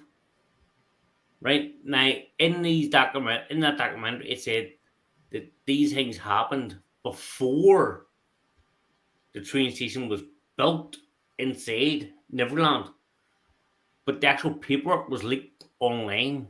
The planning permission was leaked online and proves that to be incorrect. So, in my opinion, that documentary has no it has no evidence to prove anything against him. Yeah. And you're talking about two people that stood up in court and said that he was innocent. So why would you stand up in court and say this guy is innocent against something if you know for a fact he's not? Personally, I wouldn't do it. Yeah, agreed. So you need to take that into consideration also. So Michael Jackson for me is the all-time GOAT. But Cal, Jay-Z, you're wrong. You're sleeping on Eminem. You're sleeping on Eminem. Nah, Eminem can't speak to Jay, in my opinion. Mate, you're completely wrong. You're sleeping on Eminem. Eminem is the GOAT. Nah, not for me. I don't know if you've heard. Did you guys hear the diss track from the game against Eminem? No, I don't really pay much attention to the game. I have. I've heard it. Don't disrespect Game, Game is my guy, bro. No, Don't disrespect Game. Game I liked, but I lost a lot of respect for the game after that diss track was released. Because Game said, if Game's your guy, you will know he said this for a fact. There you go. No one wants to go at Eminem because Eminem will kill your career. He said that. Them words come out of his mouth. No, no one can beat Eminem, and all of a sudden he thinks he's better than Eminem. I think is publicity. Yeah. He's trying to take his career. No, I think what is it, Game?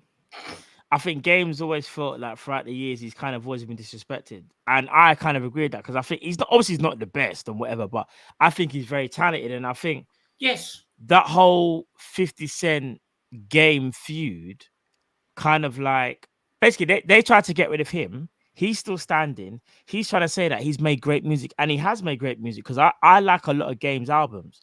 However, one thing I think he does a bit too much is that I'm a Game fan. I appreciate Game. I went to one of his first concerts in was it London? I think it was Earls Court. Was it Hammersmith? One of the two. This is back when he released Doctor's Advocate in 2006.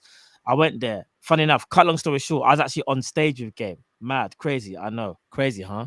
But anyway, cut long story short, he's real with it. However, whenever an album releases for Game, he does feel this need to kind of bring up this story, and he's got everyone talking to put hype around his album. That's the one thing I don't like what he does. It's like, bro, you're a good rapper, and maybe you haven't had your flowers because of circumstances, But yeah, there's times and I think to myself, bro, you ain't even got to do that. Like that diss track at Eminem is like, bro, really and truly, that diss track should be at 50 because you have no beef with Eminem.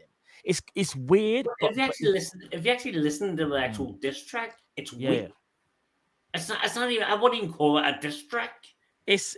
I know it's not weak, but I would say it's a bit confusing. MGK did a better diss track than the game.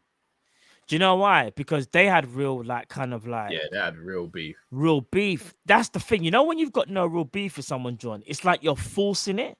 It was like, so why is he even going? You know why? Eminem? Because he's hoping that because he knows if he goes to Eminem and Eminem bites back, that feud there. That's kind of what he wants. That's where he went wrong. He should have known Eminem was never going to take back at him. One thing I will say, and people won't like, Game is a better rapper than 50 Cent, and hear me out. And his music career has been better than 50 Cent.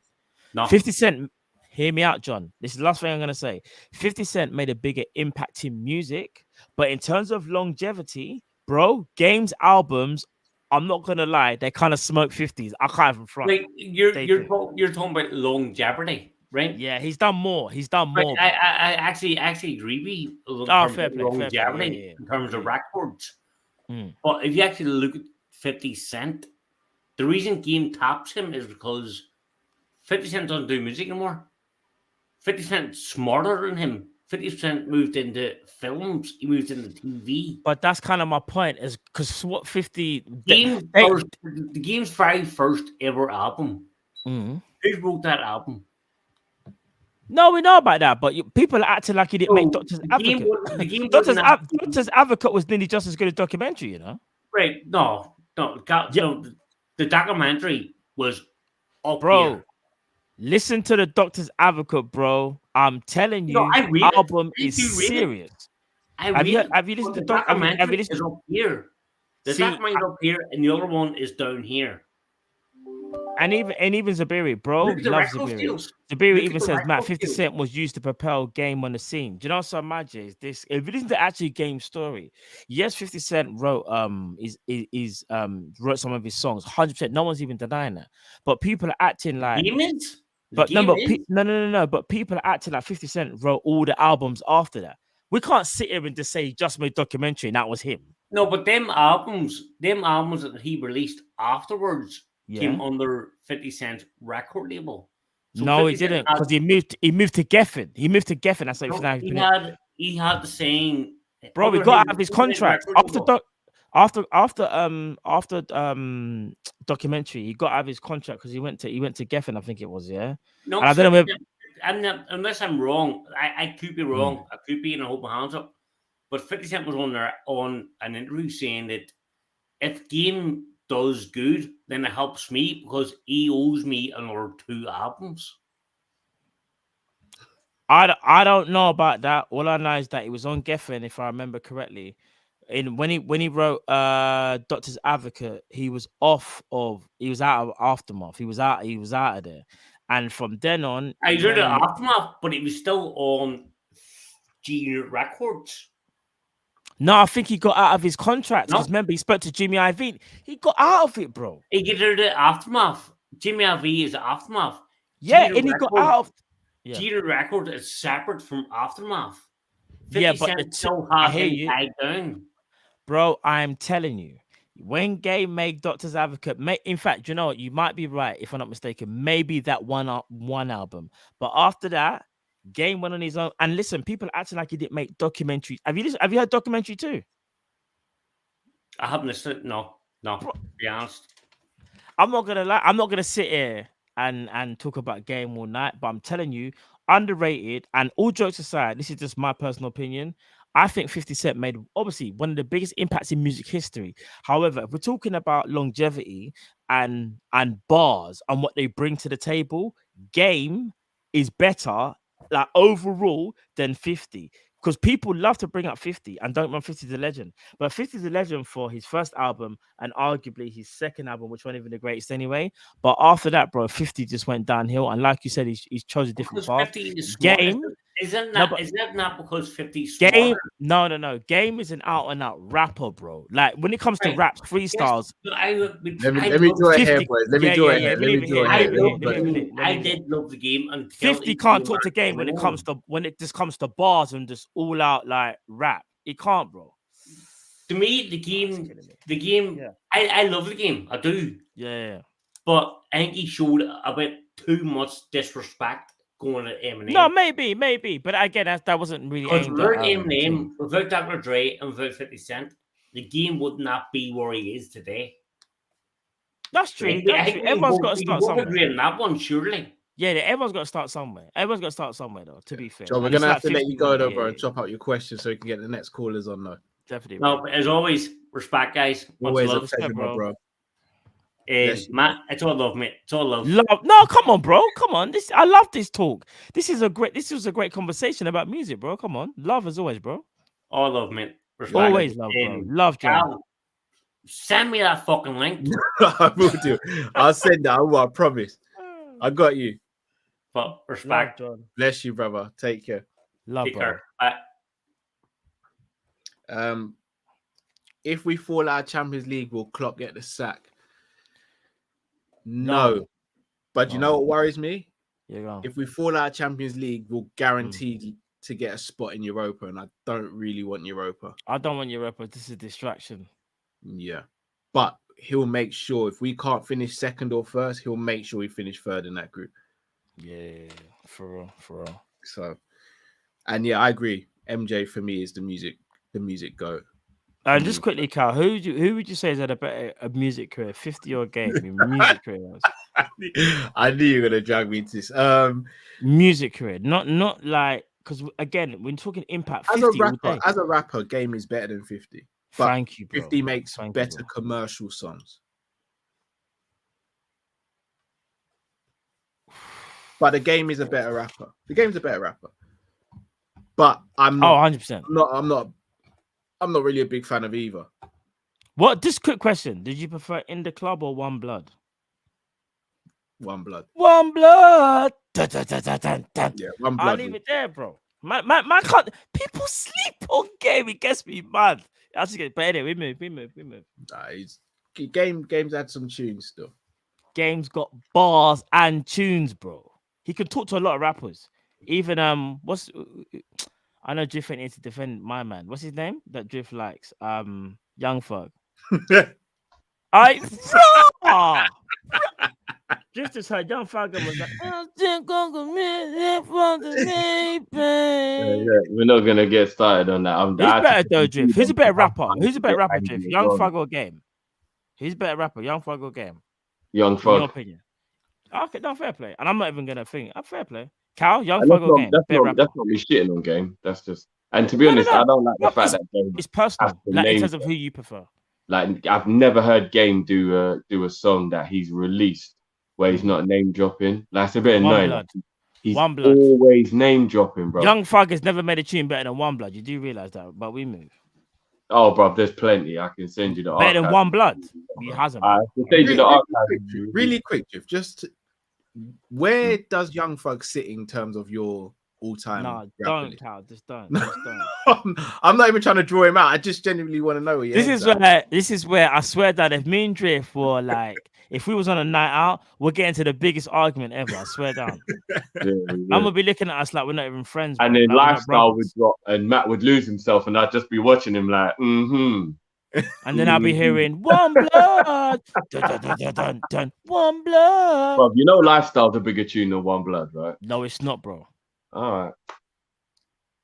Anyway, I'll say Thug's probably in my maybe top 25 of all time, like all time. But like currently, he's in my like my top 5 favorites. But you go through phases in music, innit? Like Of course. You know what I'm saying? So yeah. Fair dues. All right, Kieran, you there, bro? Yo. How you doing, Kieran? What's going on, lads? Not too bad. How's How are it you? going? All good, all good. Yeah, I was just going to ask you there, babe, what are you hanging Navigator? No, No, right enough though. Like, what was going on? Hey, you know what? I don't even know why I laughed. I think it's because I'm respecting Matt's reaction. I didn't even hear what was said, bro. Sorry. Go on. What was said? I was watching your videos there, and you were saying that I know you guys were arguing there for a while, saying about Klopp likes Naby Keita, but I don't think he does. Don't think he does at all. Like. I'm gonna be honest. Though. I don't know. I don't know what Klopp thinks of Naby Keita. If I'm being honest, I'm gonna be honest. You see him hook him off against Real Madrid that time, but like, how many players has he done that with before? That's that was mad. True. That like. I think the only person he done that to is Dejan Lovren against Spurs. It's not good. Like, not good company. I hear that. But no, it's the truth. That was a little while ago, though, Kieran. To be fair. Yeah, it was like, but there's been loads of times there since he was on the bench. I seen there, like, and they says he's injured. But sir, why would he be on the bench every week? He's been on the bench there for 4 or 5 weeks in a row. He hasn't even come on there. Maybe not this season. He's not been on the bench. No, but he hasn't been fit though, Kieran. And what you got to understand as well, towards the end of last season, I think Naby Keita probably put together his best run of football for Liverpool Football Club, and Klopp actually had no choice but to start him because that was our best combination of Fabinho, Thiago, and Naby Keita. Correct me if I'm wrong. Yeah, probably. Like, but I don't know. I think maybe we'll have to take a look at that squad next year and get rid of that few guys. Oh yeah. I mean, we wouldn't even need to do that, bro. Naby Keita, remember, I told everyone this exclusive. I told everyone about 3 months ago. Naby Keita is not signing that new deal. He's not signing a new deal. I already know that. He ain't signing. No, here I have a lot of friends that are United fans and all there. Like, and I would have been telling them that I would have been the man that would be saying he was better than Pogba and all. Like, but he's not. Like, is he? He's far from. You don't think he's better than? Oh, you think Pogba's better? Do you? Yeah. Well, I had to admit that in the end. Yeah. Oh wow. Where's Pogba now, man? Juventus, isn't he? Yeah, it's not going very well for it. I mean, to be fair to Pogba, he's injured. He's injured. To be fair, That's the other stuff that's going on. Yeah, that's why I didn't want to That's why I kind of just left that bit. But yeah, no, fair play, bro. Oh, yeah, I was gonna say there. Do you play FIFA? Do you know? FIFA.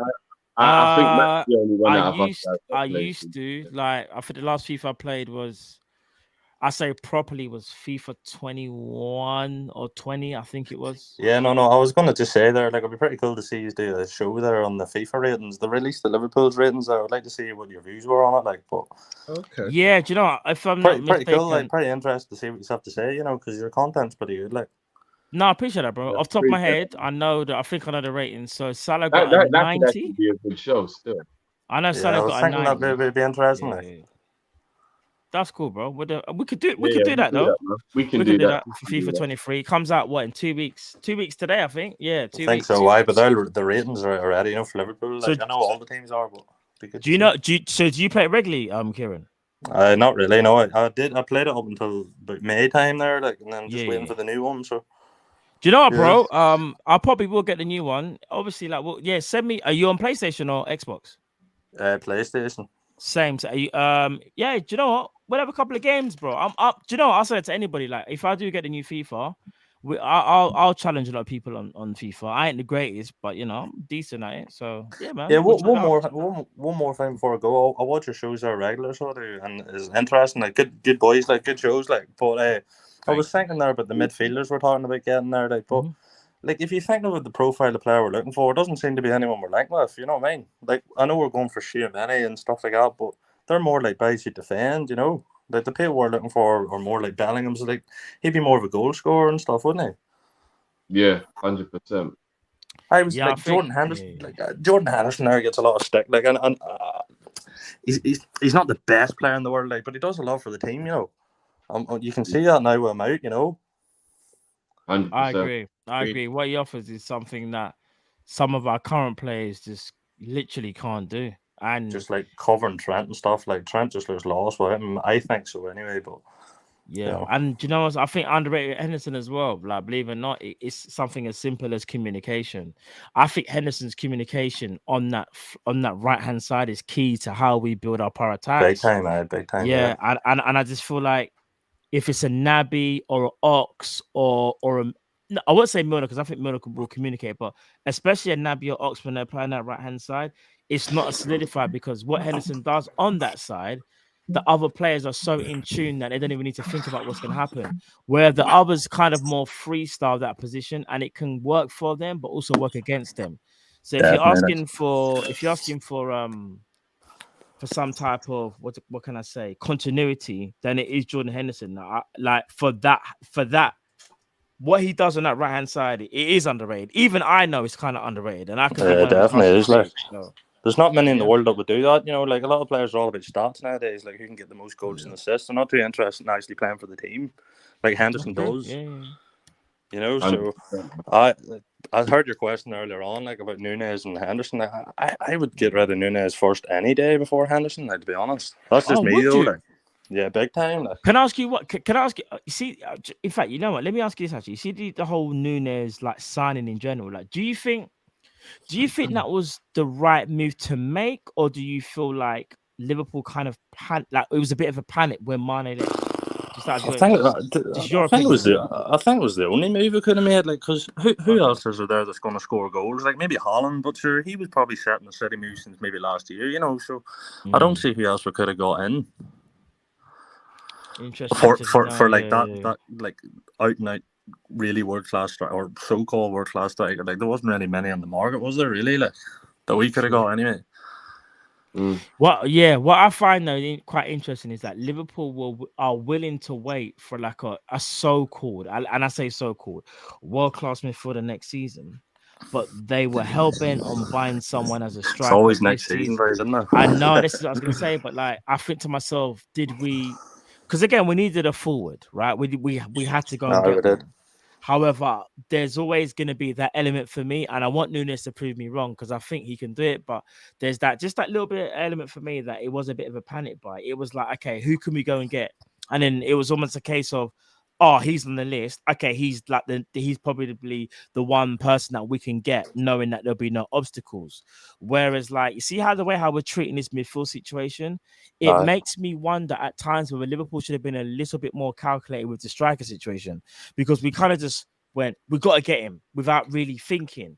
But the midfield situation, we're overthinking it, and now we've had to bring in Arthur, who is to be fair though, like he gave us a hard time when we played him in the Champions League. Like he tore us apart, didn't he? I know he got him and Konate. But one thing I will say, a lot of Klopp's buys, they've always played well against us. Sadio Mane when he was at Southampton, Taki Minamino when he was at Salzburg. It's always the way, isn't it? Like they'll follow the score Castles there for Ajax, and we can probably sign him next year.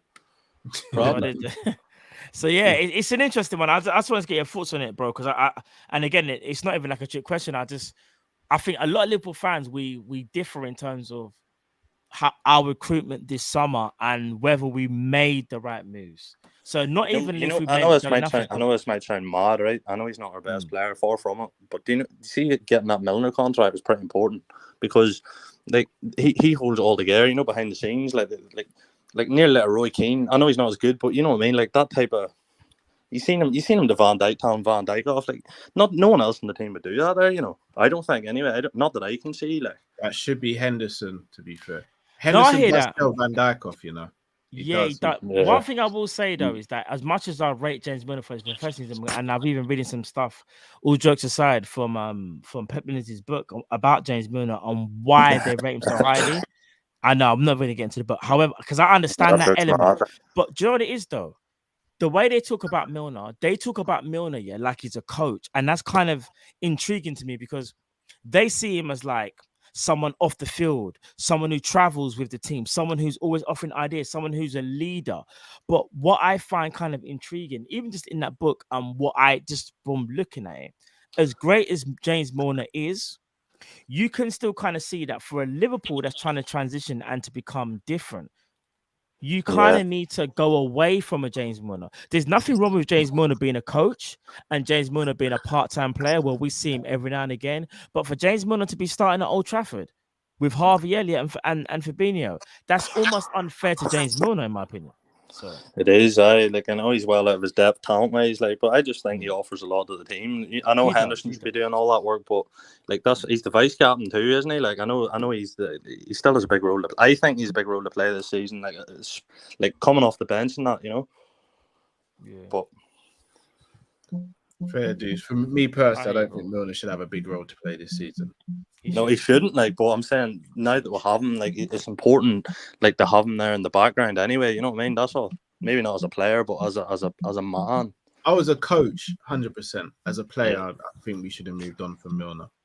Yeah, long time. Aye. Well, yeah, I suppose so. Like, but we haven't, have we? Probably 2025 or 2026 or whenever the next time we get someone like. But here, good talking to you boys, all right? No, appreciate it, bro. All right, sweet. Cheers, all right? Come on. All right, take care, bro. Have a blessed weekend, bro. Have a good weekend, man. Thanks, bye. Big up, man. Big up, bro.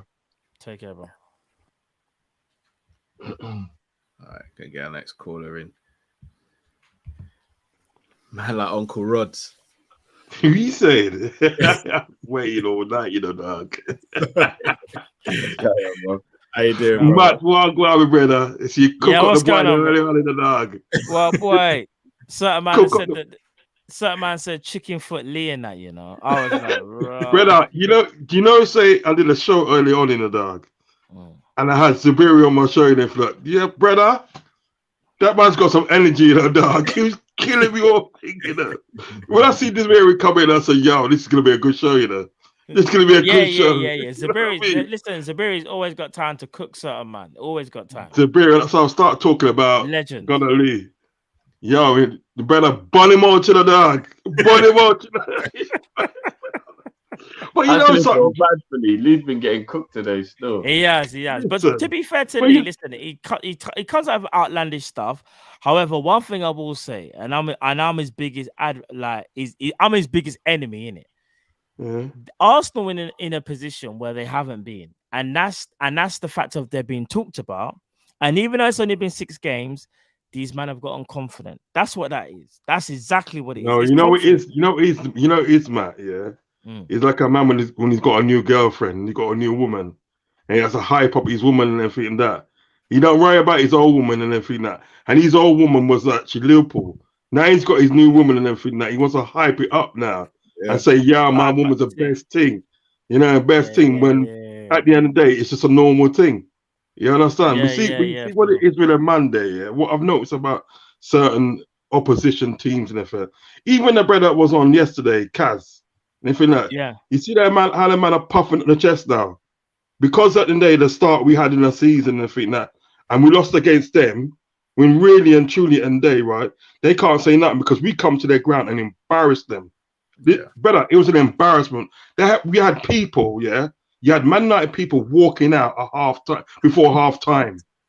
That goes how embarrassing it is. And you know something, that they can talk, but they can never do that to us, you know. They can never ever do that to them. They can never actually emotionally, physically embarrass us at our own ground. They could probably beat us 2-1 or even 1-0 or probably 2-0, but they can never embarrass us like that. But I see them Monday, like the Kaz freaking my man's got chess as well. When Arsenal and they sort of like, you know what's gonna happen, don't you, with Arsenal? Yeah, Thursday night football's gonna kick in, gonna get injuries and everything like that, right? And they're gonna be back where they started. You understand what I'm saying? So it's like, you go on that show that the football terrace. Yeah, you go on that, Cal, innit? You got on there. I'll see you cook up, man, on there, dog.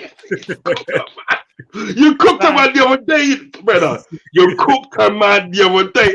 As always, got a dutchy pot right beside him. I said, go on, my youth, go on. I saw your man getting you to the. He said, yeah, I'm knocking you at the ballpark, you know. You can't tell me nothing. I'm knocking you at the ballpark, you know. I said, go on, my youth, go on. Yeah, now when you come to Liverpool, you can't miss when I'm about, man. You can't miss. You know what I like about you, Cal? And this is what I always say about you, and that, right? You see some people and think that, right? When they talk, they don't do the research. So they talk anything. Right. But see, when you talk, you've done your research already now. So no man can tell you nothing because you've done your research already. When they go and look up and they say, yo, that brother's right, you know. It did go so. But you had a man on that show, you know, and this is what I don't like, you know. You had a man on that show, it's an African dude, with glasses. I don't know what the brother's name is, He might come and talk about how, Virgil van Dijk is a fraud, you know. He said he's a fraud. Was that have hope? Huh? Was it have hope? It probably is. He's got glasses and he's an African dude. I don't really like, you know. Is it sunglasses he wears? Yeah. He's a fraud. What? Brother, you go and look on the football terrace. And he says recently, recently he said Virgil van Dijk is a fraud. He said he's always been a fraud, and he goes like, the way he's playing now, you're seeing at the end of the day he's a fraud. And I said, are you serious right now? Don't worry, I'll address that, Rods. You know what I mean? No, but you know what is in the day? You don't even need to address that foolishness, because that is foolishness. Because what he's doing it for shock value. He's just saying for shock value. Because you cannot honestly believe at the end of the day, right, that Virgil van Dijk, he's had a couple of games at the end of the day, yeah, they haven't been good enough for that. But you cannot say at the end of the day he's a fraud. There's no way you can say that. Yeah. The only thing you can say about Virgil van Dijk is, this season he hasn't been at his best. That's the only thing you can say about Virgil. That's what I'm saying. A fraud. You can't say man a fraud. You can't. That's what I'm saying. But you know something, brother. You know something, brother. It's just that them man have got bare chest knowing a dog. They got prayer chest and everything that because of like certain situations and everything that. And I think so. You know what? And then feel where were you last season? And then feel like when you was the Arsenal was getting cooked by every team. It's weird, isn't it, Rod? I tell you what's weird, is that every single team, but in fact, the only team that can really talk anything to us realistically is Man City. They're the only team that can even really say anything. Like if they want to. But I find it really hard to listen to when it's Arsenal, when it's Man United, when it's Chelsea. Not because I'm not saying these men aren't talking football. It's when they try and do the whole disrespect thing and they take it too far. For example, the whole Virgil van Dijk has always been a fraud. It's like, come on, bro. Whoever said that, football. He has never been a fraud. And even like little things like, even when Sadio Mane went through a bad patch, I know us Liverpool fans were criticizing Mane at times, saying, he can do better. Bro, you had some other people outside Liverpool saying Mane's done. But like, no, he's not done. He's just going through a bad patch. And that's the thing. I think us Liverpool fans, we know what our team is about. That's why more times than not, I kind of don't even listen to outside noise, I really don't. Because like I said before, the only people that can talk to us are realistically Man City, because they have always been a little bit better than us in the Premier League. But we can talk back to them because of the Champions League. Europe. But other than that, no one can't say. They can't say nothing because we was sorry to cut across you. We was talking today and everything that on my stream and everything that. And what I'll do is I'll send it to you. But I email it to you. They don't have to worry, Rods. People, Rods' channel's in the link now. So make in the comments. There you go. Make sure you respect, brother. Respect. Yeah. So here what happened. And we was talking today, and in fact, and we were saying the difference between sort of like Klopp and Guardiola. Now I will concede it and day that Klopp is not the elite manager. He's one of the best in the world, but he's not elite. When you put him against Klopp, against Guardiola, because Guardiola in the day, right? What Guardiola does, and from that, number one, he's ruthless. He's ruthless.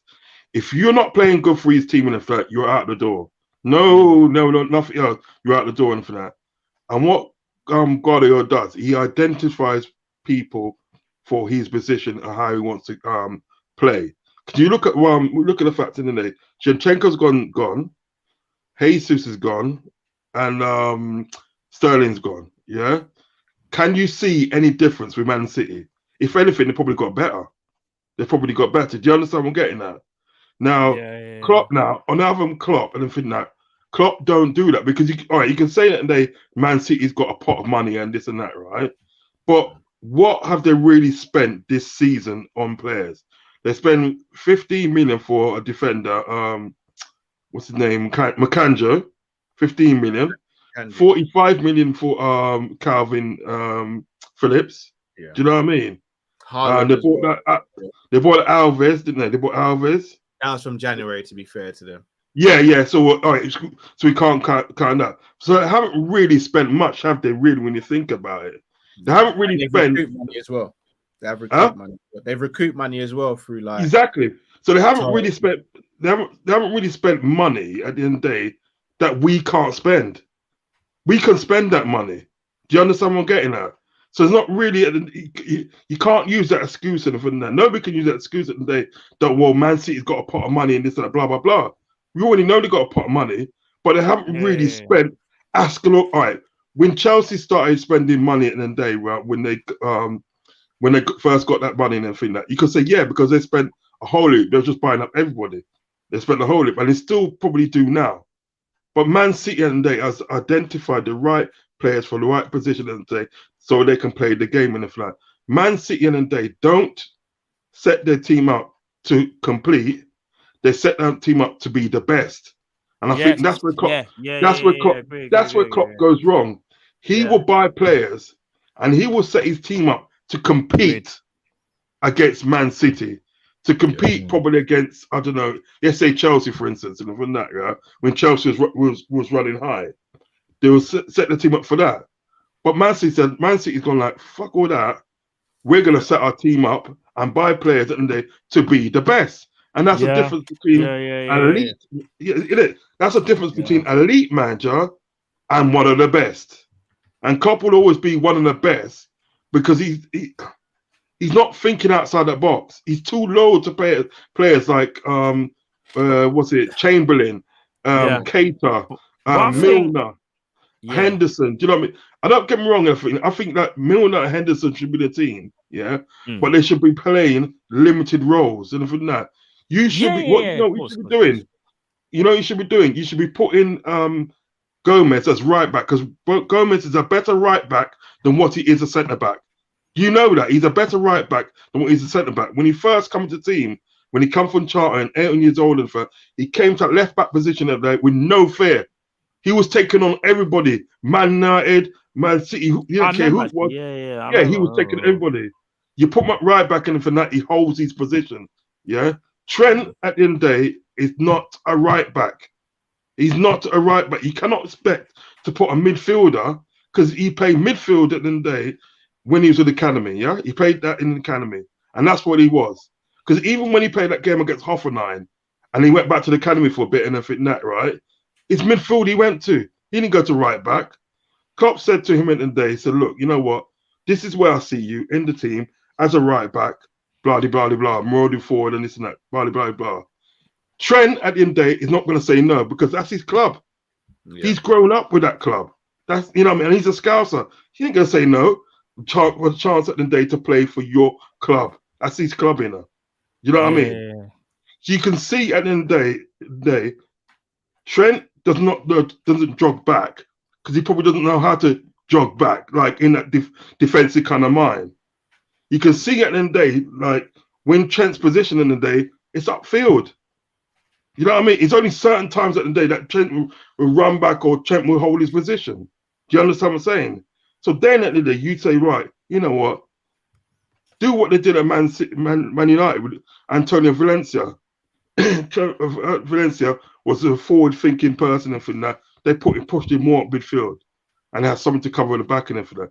You got to change it up and everything because what's going to happen is teams at the day are going to sit back on you.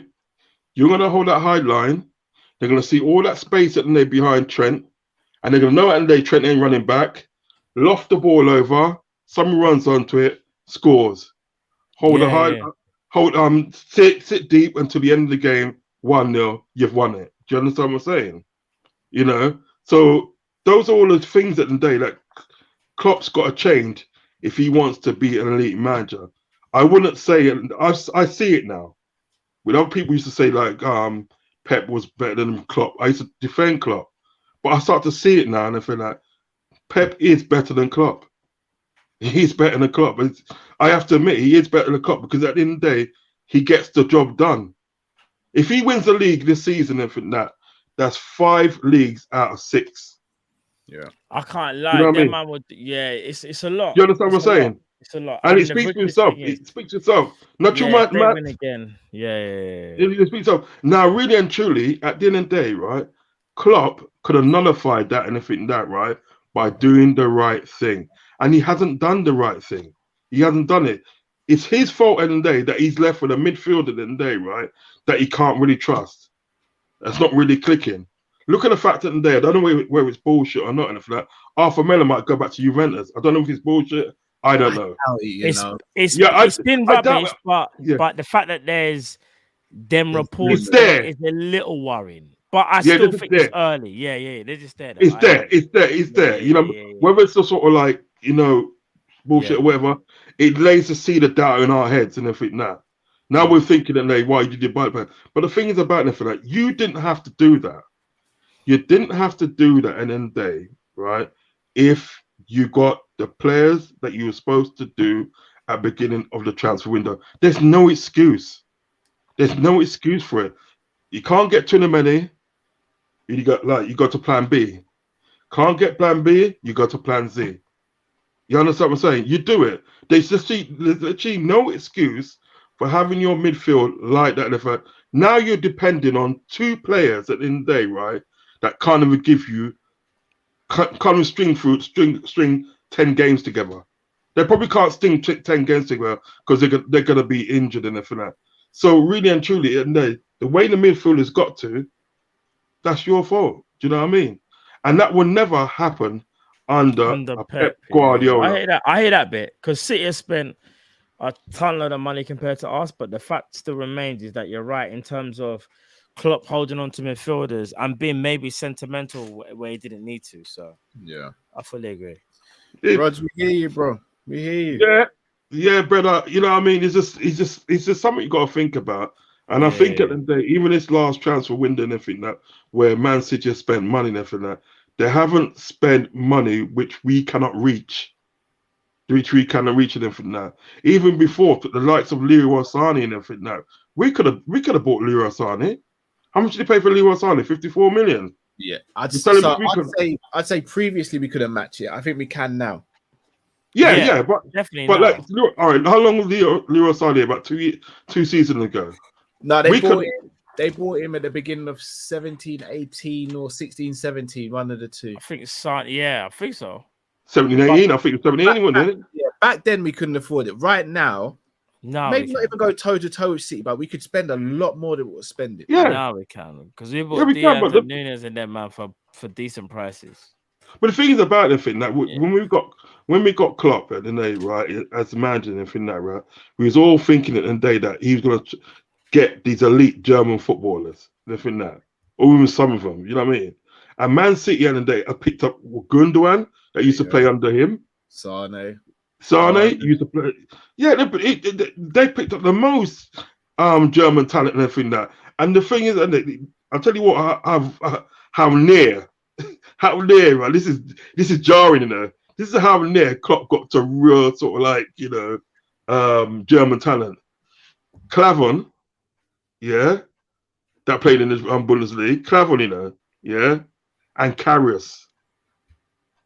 And Karius, you know, that's embarrassing in the dark. I'm all right. Clavon I can deal with. Karius one still hurts. Well, Clavon, but Clavon at the day. Clavon. Clavon was 31 years old and that, right? Yeah. And he was only going to give you a little bit.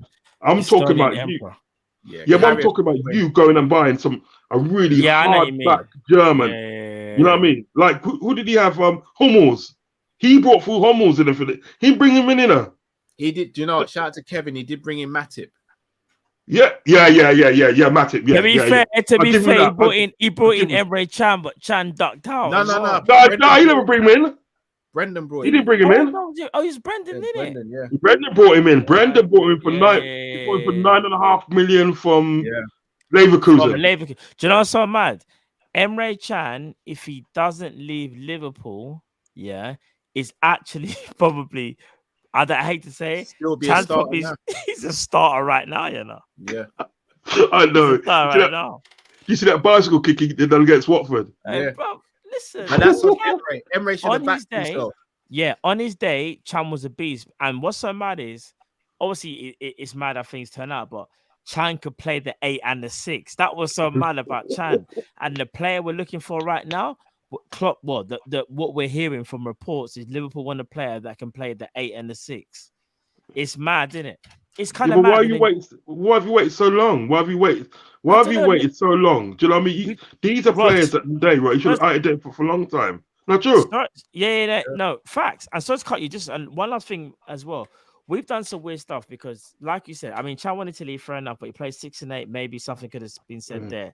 What I find even more crazy is that Liverpool, season just also this summer just gone now, wanted to change the way we play, so to speak, and buy a striker. Yeah, We went and bought Nunes, bro.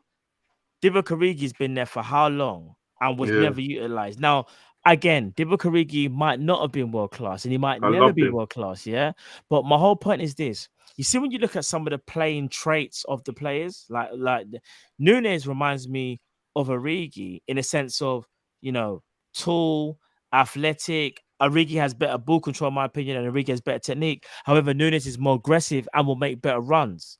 But what I'm trying to say is, we had a striker there, didn't utilize him. Now Klopp's like, okay, we'll let my man go in a free, and then we'll just go and buy another one. It's like, bro, make up your mind, Jurgen. Like, what when you look at it from that perspective, sometimes I think to myself, so we had my man there. You didn't want to use him, and I know they're different players, and Nunes might become one of the best strikers in world football. However, sometimes I do look at it and go, but Origi was right there. Why didn't you work with Origi? Why didn't you tell Origi to be more aggressive? Why did Origi not play 5 games in a row? It is a bit weird. Some people let me ask you a question. Yeah, but I'm just asking from a striking perspective. I know. Like playing style wise. Yeah, go on. Let me ask you a question, Infinite. Do you think at the end of the day we need a director of football? Ooh, a director of football. I mean, ask me after next summer, bro. Because I need to know. I need to see what's going to happen. I need to see what's going to happen next summer. Like, I know, and do you know what? I'm still fuming from last summer, but I really need to see what happens next summer. Because if next summer doesn't deliver, heads have got a roll now. It's 3 summers in a row where it's been disappointing. Just sorry, Cal, just quickly, for the people talking about Origi at Milan, we know he hasn't had a good start at all. But Origi's also been injured at Milan as well, and we got to remember, like, he's hardly played. Like, Origi's hardly played. I've been watching him closely. He's hardly played and he's been injured. So I'm not gonna sort of just sit there and just go, he's a bust. Like, I'm not doing that yet. I'm gonna let him play more. But my whole point is, I'm talking about playing style for the profile of striker. We went for a similar profile to Origi, except for this man is more aggressive and arguably you would say make better runs. But if we're talking about profile, they still kind of match up. He's thrown away. Klopp and Day is initially thrown away 40 goals, because Mane is going to score you 20 goals. He's going to score his 20 goal season and think that, Minamino, probably in all competition, about 10. About 10. I would say, let's say 30 goals in the first. But you haven't replaced it. What you've actually done at the end of the day, you brought in a striker and think that, right? Then you brought in a guy called Cavalier and I think that, which really and truly, I've got no bones with Cavalier and I think that, I think he's a good player. But what I was saying, I've said this for a long time, the margin between the Championship and the Premiership is big. And at his age and everything that, right, you cannot really ask a guy to make a step up and everything that and say, right, come and do your thing and develop. It's not going to work. What you needed to do is you bought him and buy more experienced players as well, so he can learn off of him. Do you know what I mean? So some of the decisions that have been made at the end of the day, this is what I say about the director of football. Some of the decisions at the end of the day over the last 5 years and everything that, right, in the transfer window and everything that have been questionable. I'm not saying they're being all wrong. Do you know what I mean? But they have been questionable of like how are you doing these transfers. Do you understand what I'm getting at? And the people at the end of the day that are sort of like feeling it's us fans, because we're left there thinking at the end of the day, well, why didn't you get that player? Why didn't you get that player? Why didn't you use this player? Why didn't you use that player? And everything that. Do you understand what I'm saying? Why have you waited at the end of the day to near to the end of the transfer window to say, well, oh, you know what, we made a mistake. My bad. We made a mistake in everything that. Let's go and get sort of like a player on loan and everything that we're not going to frigging use. Do you understand what I'm saying? Do you understand the mentality of the transfer windows and everything that have been somewhat questionable and everything that? And I feel at the end of the day that, right, we need a director of football in there and everything to say, well, like, right, I'm going to go and identify certain players and everything that, right, and get these players in and everything, because the model of what they're using now for the last 5 years and everything that, it's not good, and we're feeling it. The team's feeling it and everything that. That's why these people and they want to throw shade on Liverpool and everything that, and say what they do this and that, try to style us up. But no, we're not style. We're no dog. We're not style up in a dog, you know. Can't stand up. Not true, Cal. Isn't it? They can't stand up. Not true. Can't run, my dog. Last thing I want to say in that, yeah. You know, so when you bring your youth on the thing, yeah, you bring your you on the you know, it's heartwarming in a dog. Oh, that is heartwarming. Nah, seriously, that is heartwarming for that. I love when you do that, dog. You know, your heartwarming when you do that. Multitask, bro. Got Matt does it as well. You got a multitask with the kids. Yeah, sometimes you have to. You have to sometimes. Just when you bring you on and everything and that, I love when you bring you and he's talking to you, and when he's talking to you today and everything that, and you was going yellow and this and that. Brother, make me feel emotional, dog. You know, you feel emotional, dog, king. But you know something. You guys at the day, right? I got one of the best platforms, yeah. And if I can only emulate 5%, you know what I mean, of what you're doing, and for that, I know I've made it. I know I've made it. You know, I appreciate that, bro. Yeah, and you will trust me, bro. Like, listen, just keep all we are is just 3 friends, 3 brothers that love football, and we just talk Liverpool. That's all we, bro. I'm not gonna lie to you. All it is just us telling our stories and how we see Liverpool, bro. Keep telling your story. One thing I will always tell anybody, and you as well, bro. Try your hardest never to emulate. Do your own thing. You do your story. You do your story, man. And that's to everybody, bro. Your knowledge of football goes far beyond mine, bro. You've seen football that I haven't seen, bro. Tell your story. People, I know, but it's just a vibe that you and Cal and Drifty's got and everything that, right? And you got the people from all around the world coming on and everything that. It is great. It is great because you know something and everything that, right? If we go back 10 or 15 years and everything like that, right? Fans like us never had this voice. We never had this voice. The platform we had to listen the platform one day we had to listen to Sky Sports and everything and just eat it, take it and everything that. Do you know what I'm saying? So for you guys at the day to come from where you come from and to be to where you are now and everything that, right? It's inspirational. That's what it is. It's inspirational for that. That's what gets a lot of people out and doing this stuff because they look at people like yourself and everything that. And doing your stuff and it's inspirational. I know that's me. When I look at sort of like you lot do your thing and everything that, right? It inspires me to do a show. You understand me? You know what I mean? And it inspires me to do things and this and that. Do you know what I mean? And a lot to say that sort of like I want to emulate what you're doing and that, right? But I learn from what you lot are doing. Do you know what I mean? How you sort of like command your audience. You know what I mean? How you make jokes and stuff like I learn from you lot and everything like. And sort of like put it in my thing and mix it up and everything. And yeah, man, I got my thing now. Do you know what I mean? So you have to learn from people. And you guys at the day inspire me. I ain't gonna lie, you guys inspire me. And you know what? A long may your show last. Big up your family, because your family, you know what I mean, family is worse than ever. And what it is as well, one last thing I'll say, and everything that, right? I'm gonna do a show and everything. I'm gonna touch on sort of like social bullying and everything that because one thing I said before we go, you know our friend Jamie? You know what I mean? There was, they've been cussing at you there, you know, dog. Yeah, cussing at you there. The people on the social media been cussing him because he's got a different opinion about FSG. And they was cussing him for that. And brother, they come off his daughter, you know, dog. What? They come off his daughter, you know, dog. They come off his daughter, man. You know his daughter's in hospital and this and that. Yeah. See, they come off his... brother, the poor man are crying. The poor man are crying and the man's crying on the stream, you know. The poor man are crying on the stream, you know. On him hurting so much in the dog. Y'all, I'm feeling it in the dog, you know. I felt, you know, because I said, I'm not gonna lie, that guy. I'm not gonna lie, that there, what you just said there, is actually just, I'm gonna say this now. I'm gonna say this now, and this is to anybody. I don't care who you are. I'm gonna say it loud and clear. Everyone has opinions in football. Everybody. You don't have to like someone's opinion. You don't have to agree with them. But man, I for show respect. I don't care what no one says. And for people that want to try and come after, like, say things about people's families and that, I'm sorry, do me a favor and piss off, innit? Because we ain't got time for that. No one's got time for that. I'm gonna be so honest. Like, I ain't got time for that. No one should have time for that. And big up Jamie, big up his family, and big up everyone that has their own opinions. Because one thing I do not like is if your opinion is not seen as favorable, people will come after you. You can disagree with someone, that's fine. If people want to say, Matt, you're chatting crap about Naby Keita, that's fine.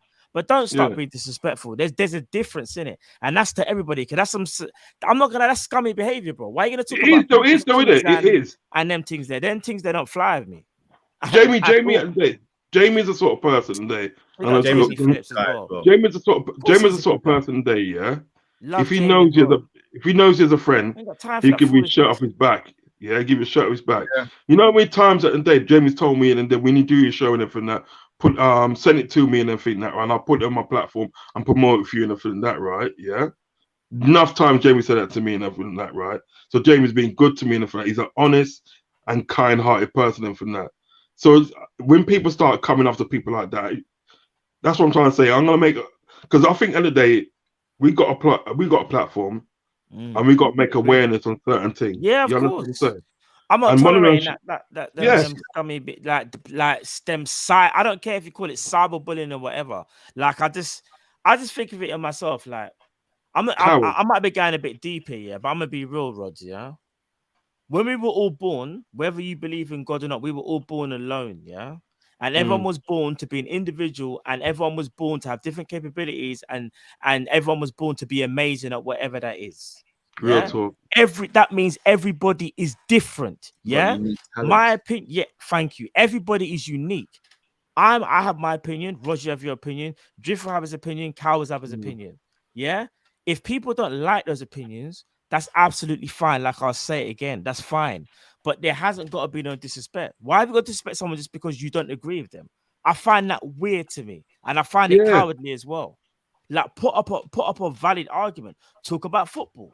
Don't just start disrespecting people because you realize that when it comes to the football team, man's got nothing to say. So I'm gonna start talking about certain things like man's private life. Like allow that, because I ain't got time for that. And anyone that knows me in my private life know that I'm not that guy. And if you want to talk to me about that, if you want to talk to me about that, if you see me on a night out or whatever, cool. We'll talk about that on a night out, and we'll talk in it. That's what I'm going to say. I can tell you're a good guy. I can tell you them things that them things that don't fly with me. No, man, that's them doing it right. I can tell it in days, sort of like you, Jiff, DM, and Cal are solid guys. At the end of the day, if you see you in the street, if he's in the street and you're about to say, yeah, how you doing, and this and that, blah blah blah. I've got time for everybody. We know that, dog. We know that, dog. But it's just certain people at the day. Certain people got mentality. Nah, man. I'll be honest. God forbid someone approach me on the street and and start talking like that. No, I won't even say nothing because you know how things go on here. I won't even say nothing because you know. Hey, what's happened with She-Hulk as well? What's happened with She-Hulk? Because that's some.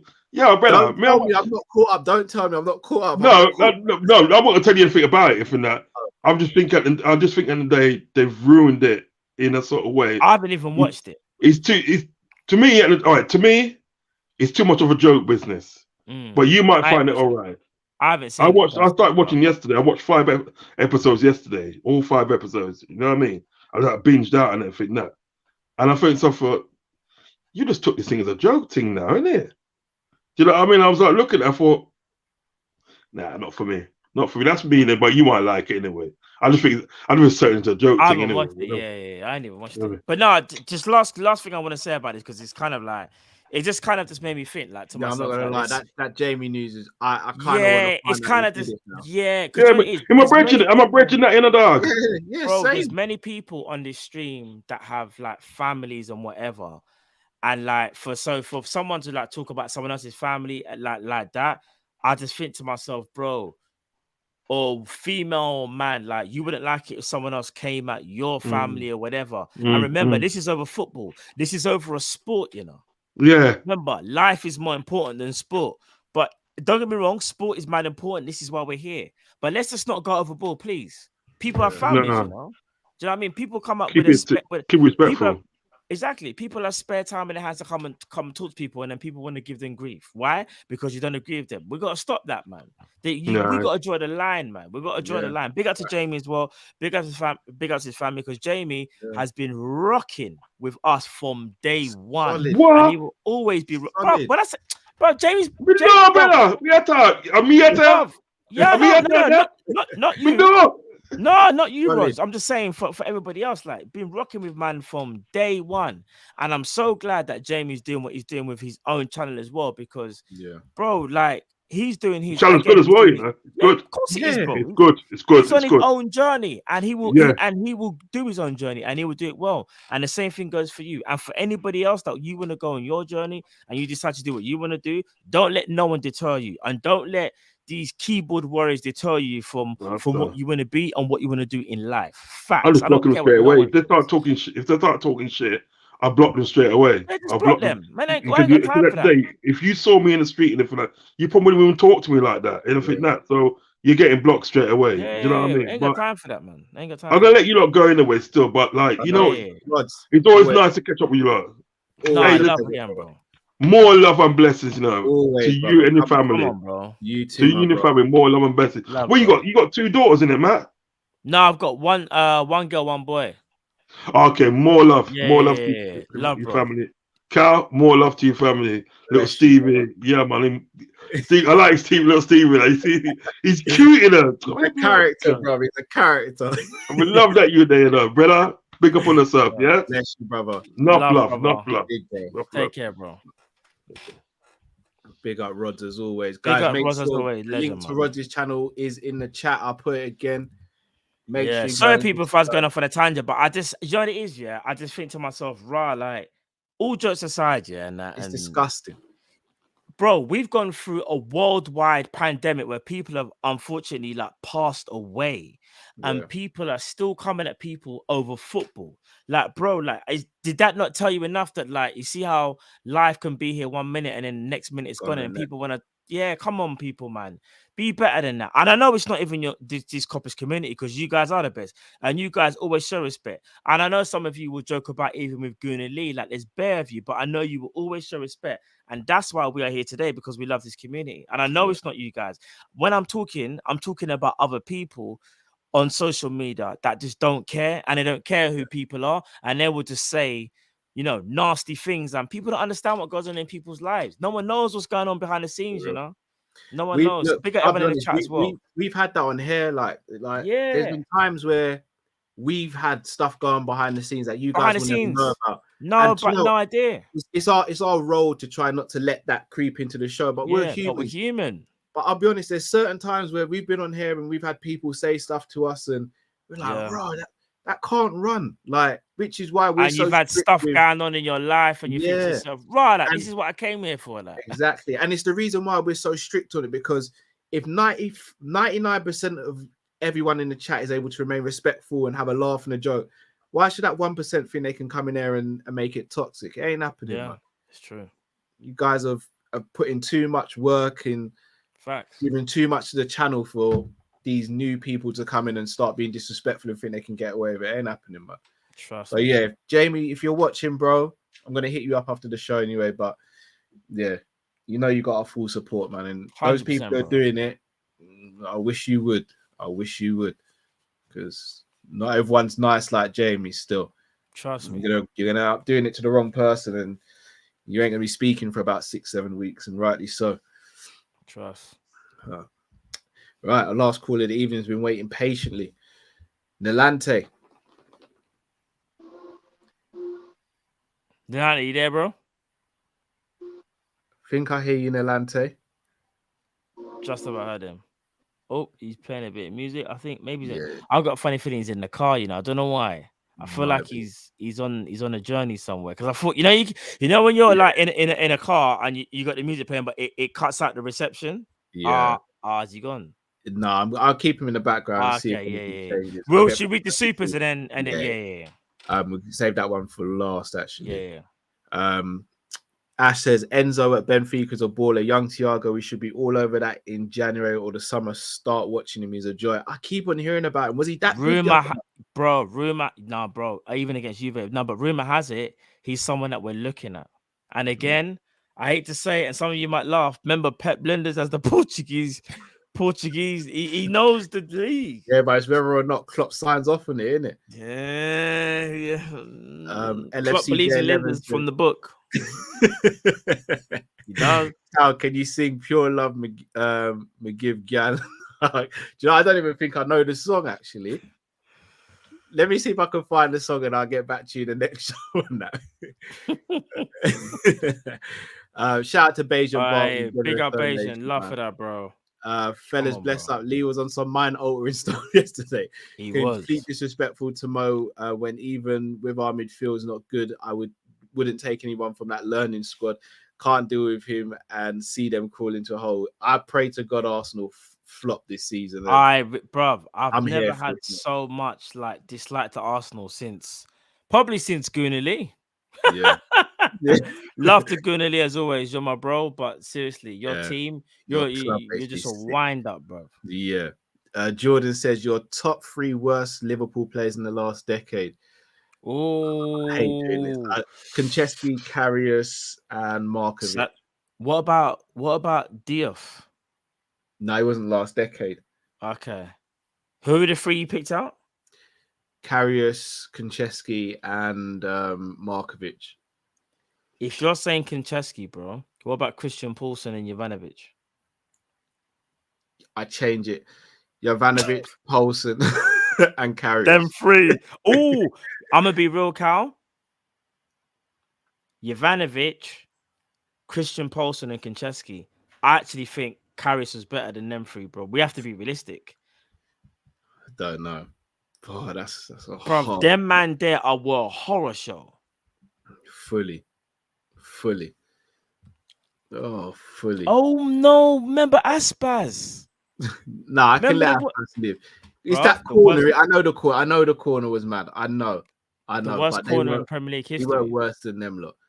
TG Rock says Drifty will be looking like a kid watching his parents fight in public. I think that was when you and Matt Lee were going back and forth.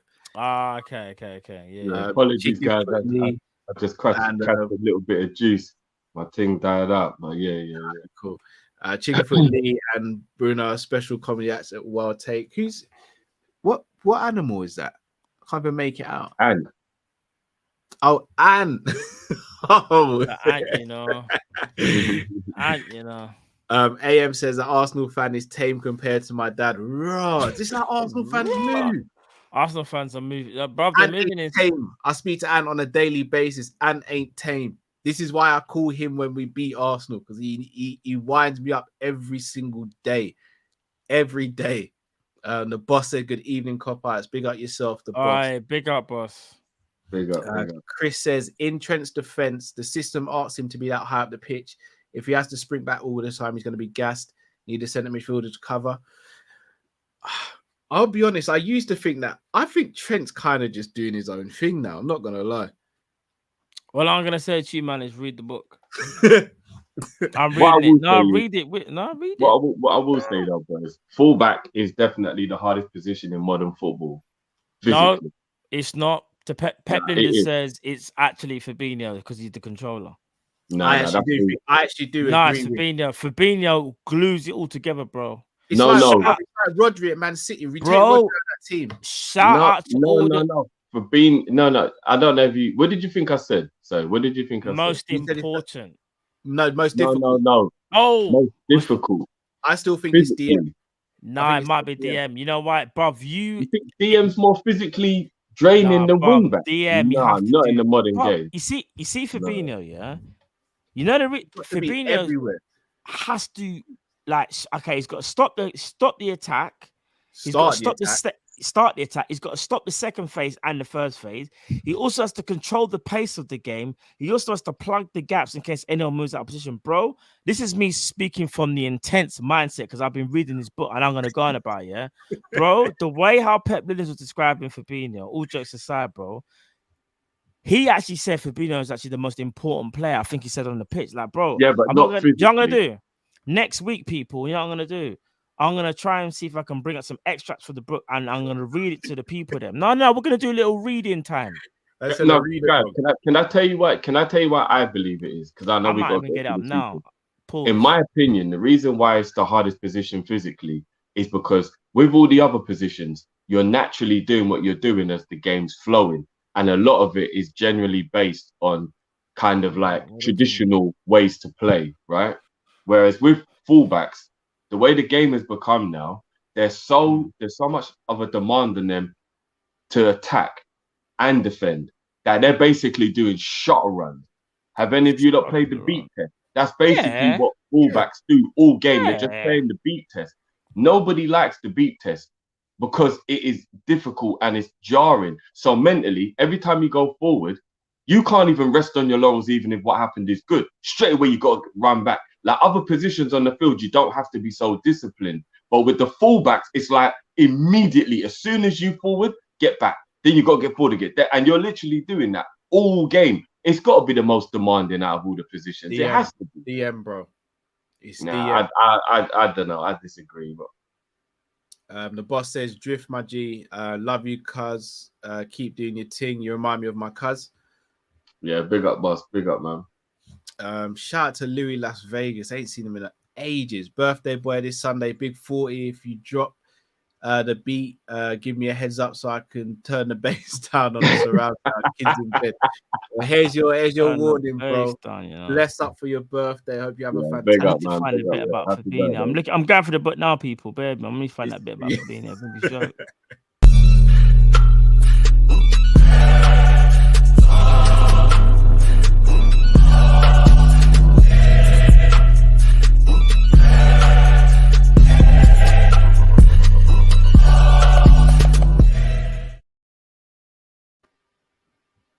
Happy birthday, man.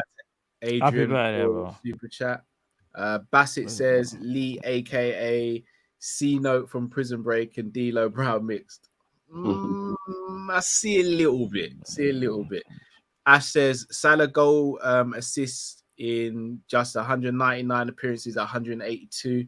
That's crazy. Mazzers. Crazy. LFC 12 man says T.O. versus Iceman, spirit of Charlie Murphy and Matt. Charlie Murphy!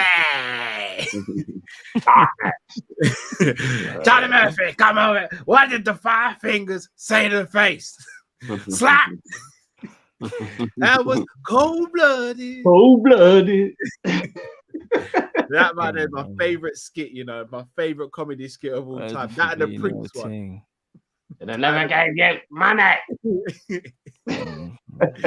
What gonna do about my legs, Eddie Murphy? LFC Aaron says you guys are going too easy on Lee. This guy who said he was a Liverpool fan this time last season. You know me, I'm respectful, but what the F? No, he's not a clown. He's not a clown. Mrs. Sinclair says Salah's contract's also based on his image rights, 350k. I said it for the last time, 4th highest top sold. Man said, yeah, wipe your tears after the Champions League, missing the point. Yeah, it's not just football with Salah, it's the other stuff as well. It's like the missus sitting on the kitchen table saying, whoa. Says, give it to me, Tiger. Lee opens the drawer and says, spoon or fork. Oh man, I don't even know what to do with that. Ahmed says, keep the energy when and answer Cal when we beat you, Lee. And he'll believe me, he'll answer. I'll call him on every device available. I'll email him if I have to. LFC Aaron says, in all seriousness, I love you guys. So I haven't been around lately as I was trying to always catch up on your streams and videos. I absolutely wish you thousands more subscribers. Bless up yourself, Aaron, man. Troy M says Klopp said the same thing when Pep showed up that day in training. What book? What book? Ash says, can we have a Bruno versus Ant in a debate show? If my brain internet. Yeah, I might organize. That'd be jokes still. Bajan Barnes says Transformers movie animation with Rodimus Prime. Was that the original movie? That one, isn't it? I'm not sure. It's Matt Glitch. No. I'm just trying to. I'm going for the book in it. I need to find. Are you trying to get a snippet? Yeah, no, I'm trying to get the book so I can bring it up on the screen about Fabinho. But sorry, what was the question? Yeah, Rodimus Prime is from the original Transformer movie, innit? That the animated one. That was the original one, innit? Yeah, because Rodimus Prime came in. He came in season 2 or 3 in Transformers the cartoon. But yeah, he's in the movie because obviously he takes over from Prime, and then obviously Prime comes back. Yeah. Bayesian Bar says Michael Jackson and Bob Marley are one of a kind that won't be replicated. Facts. See, Indeed. Bob, you know. See, if I'm having a rough day and I throw on some Bob Marley, it's a different vibe after that, you know. Nah, it's real. Trust, bro. Ash says, I went to Chris Rock Chappelle a few weeks ago, and Rock's bit on Michael Jackson is hilarious, comparing MJ and R. Kelly. Unbelievable show. Chappelle is the undisputed living goat of comedy. Yeah, I agree with that. Oh, you know, I tried to get tickets for that show because that's my 2 Gs right there. I think everyone did, bruv. Them tickets went quick. Yeah. Very quick. Bayesian Barnes says, Kopish, you fellas ever heard Eminem Underground stuff? Only one beating him in a battle is Biggie. Well, no, Rhymefest beat him in a battle. Don't know if you lot remember. Do you remember Rhymefest, you man? I don't. I didn't know they battled. Yeah, Rhymefest actually beat him in a battle. But in a battle setting, he's a problem for anyone. Yeah, he's the beast. Big up Bayesian as well, man. But Bayesian, he's definitely one of the goats of the channel as well, man. Big up 100%. Bayesian. Oh, definitely, bro. Chainsaw says members call in again, international break special. You know, that sounds like a plan still. Yeah, we got a couple of things for you, man, during the international break. So stay tuned, guys. Definitely. Yeah. Jamrock says 50 Cent didn't write the game songs, only the hooks. You know, that's a big differential there. That can't be overstated. It's a big difference writing the hook and writing the song still. 100%. And you got to shout out to people who are willing to swallow their pride and let that happen. Because when I heard Snoop talking about when they heard Jay-Z's Still Dre, and he was like, so you didn't change nothing. He was like, a lot of that goes how on, would I you know. change anything? What, over pride and eat? What's the point that Jay wrote the song flawlessly? There was nothing that needed to be changed. It is what it is. That's you got to rate bro, I that. think as well. That's respect of like knowing that you trust in next man. That's trust, bro, as well. Like that's respect. And the song's gone on to arguably be the most iconic hip hop song of all time. So that's different. Yeah. Will Flex, who had a better prime, Amir Khan or Prince Nazim? Oh, Prince Nazim. Nazim, bro. Oh, Prince Nazim was a problem. Until Nazim fought that guy from, I think it was it Colombia? Barrera. Yeah, Barrera. No, it was a Mexican. It was Barrera. No, I'm thinking of Khan. I'm thinking of Khan. Oh, you're talking about Breedis Prescott. Oh yeah, was it Prescott, bro? Yeah. Prescott. Khan fought Prescott. It was. Oh, jeez, that was bad. Remember, Prescott got no coverage. He got one interview. Well, I think he was at his yard or something, and he was just like, bro, it was all about Amir Khan, and he was gonna walk this fight, bro. Bro, you know, like in UFC where like they do the whole like they do the countdown and all that. No, you know what? He did get a little bit, bro. He got like 5 minutes, and it was talking about like the hut that he grew up in. Yes, that's what I'm trying to say. When he was in his home, and he's talking about how like he's trying to make a better living for himself, bro. When I saw what man, he was coming hungry. When I saw what man was working towards, I said, "Yo, it's done." If a man grows up in a hut or any kind of like poverty type of a scenario, and you've grown up having like the majority of your things kind of like easy in comparison, you better bring it because that guy's come with an energy you're not ready for. Prescott dealt with man. Come with an energy you're not ready for. It's just that's the first time we saw Amir Khan the jelly legs thing. That's the first time we saw it. Yeah, it was because he got straight back up. Do you remember that? It was like, bro, you should have stayed down for a little bit longer, mate. Yeah, he got jelly legs, you know. Them ones there where he just.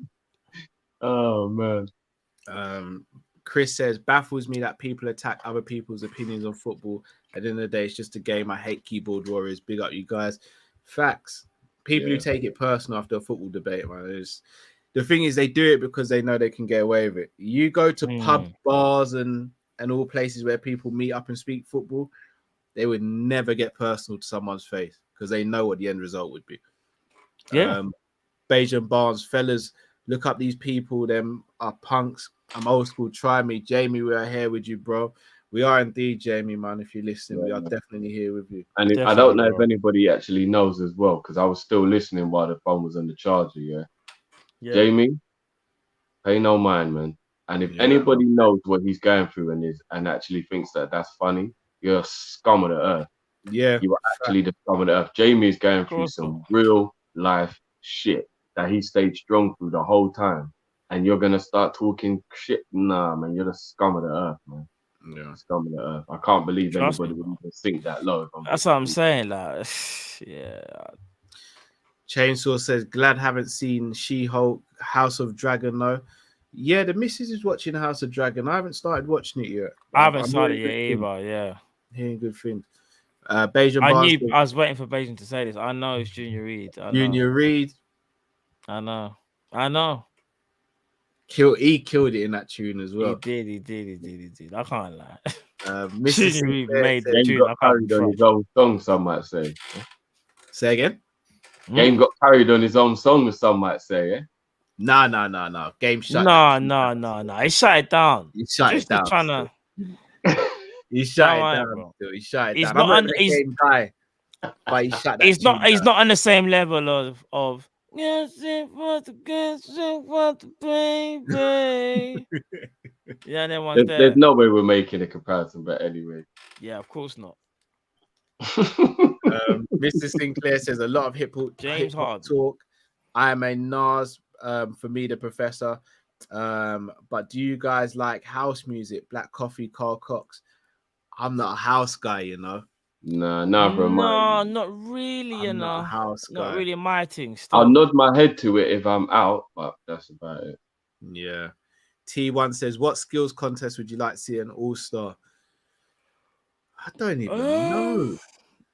You're talking about the all-star challenge thing. Like that if they ever You know, like I can't remember what her name is. You know that French freestyler that goes around all the football clubs and like challenges everybody. And like she was nutmegging like Neymar and all kind of like I think she had Vinicius Jr. and all them lot.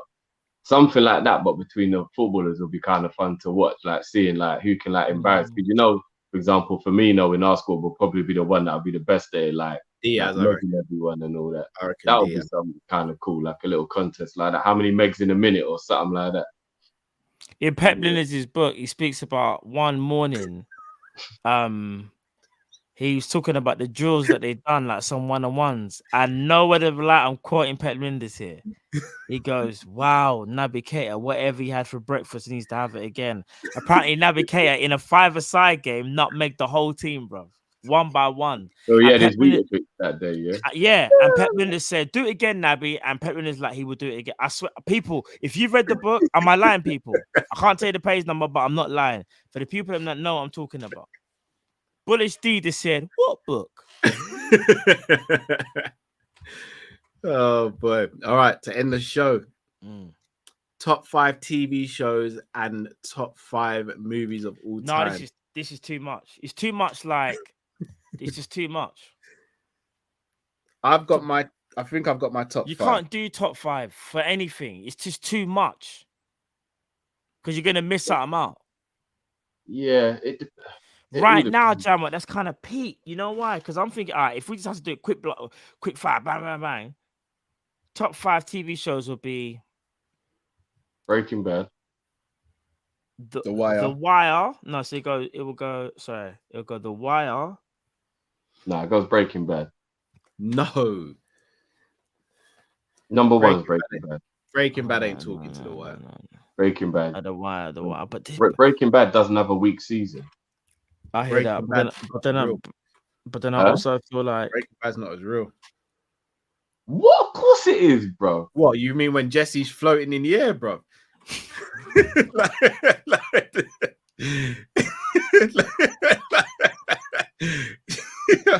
All right, I've never done drugs, bro, but I ain't never heard of that one, bro. I'm gonna be honest, it's techie.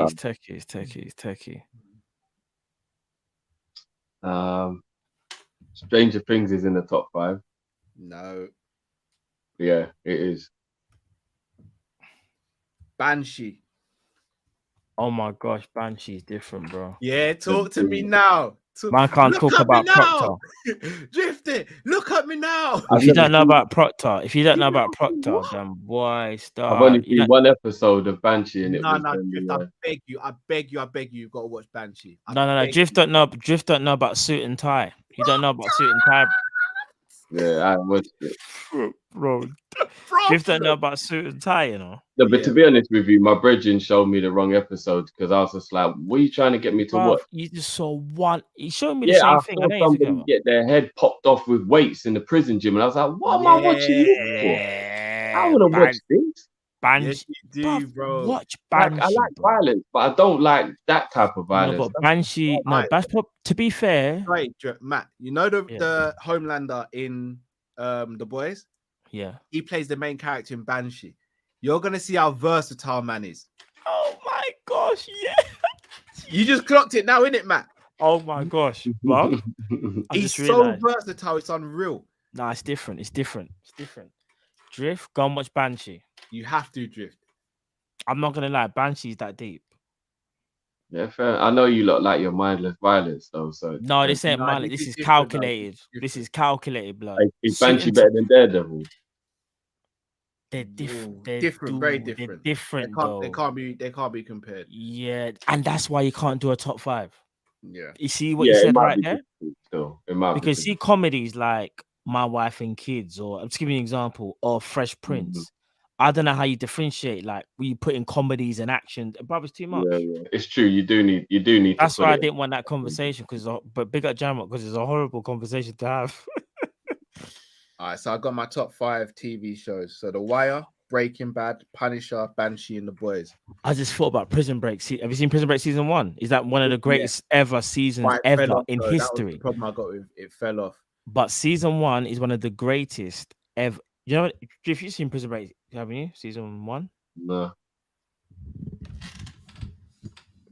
For films, I'm missing one, but I've got Scarface, Carlito's Way, Shawshank Redemption. You're gonna laugh at this one, but The Incredibles as well. No, I know you love The Incredibles that's my film, man. Top 5. Secretly, when I make Stevie watch it, so I can watch it. Mine would be like Aliens, Terminator 2, Predator. Yeah, that's my top 3. Oh, but what about Matrix though? No. Hold on. The Raid. No, there's too much. The Raid. See, when I think about it, there's too much. There's too much. Like, Ozark's big as well. The Raid. You know what? I'm gonna go. Nah, it's too much. You know what? It's always gonna change, but I would probably say if you're just making me spit off the top, then I would go. No, we gotta do. We gotta. Oh my! Nah, bro. Squid Games might be top 5. You know. Nah, not. I don't think it makes the top 5, but it's cold as ice, though. Squid Games, bro. I hear you, Matt. But is it better than The Wire, Breaking Bad, Banshee, Punisher?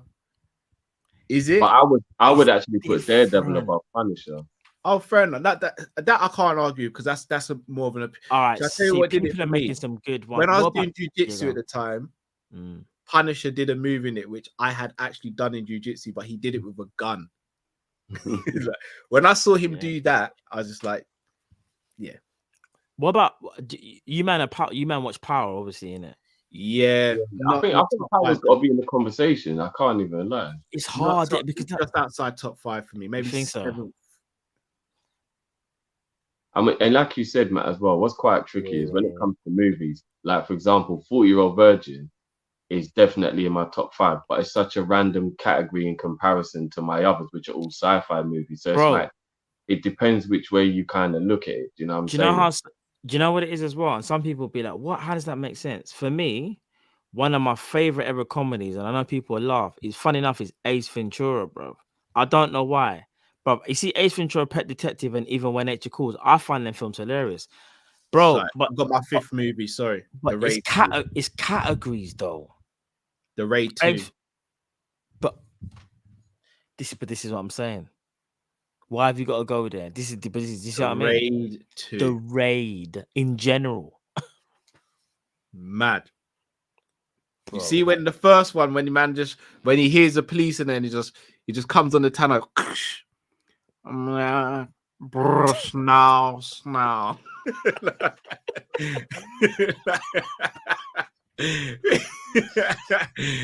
he comes to the tunnel, he just presses that button when he's just at the top floor. He's like, Bro, the raid is so different, bro. You see when they're shuffling on the table, bruv, don't get me started.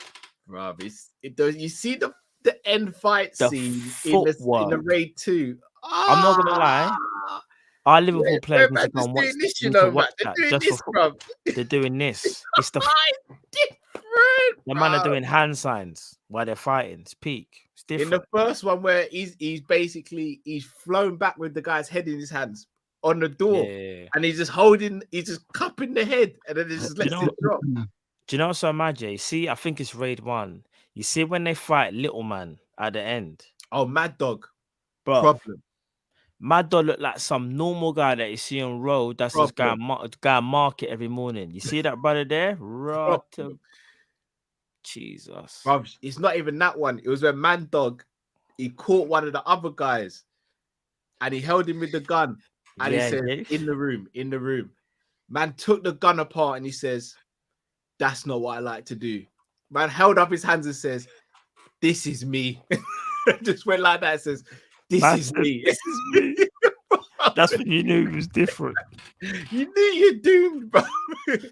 When I'm man not gonna lie. He disables the gun, puts on the table and says, this is me. There's not many people that can do that, you know.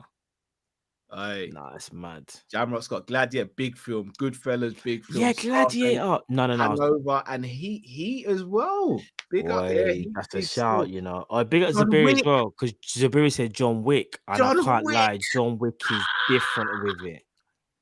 That could never be in the top 5.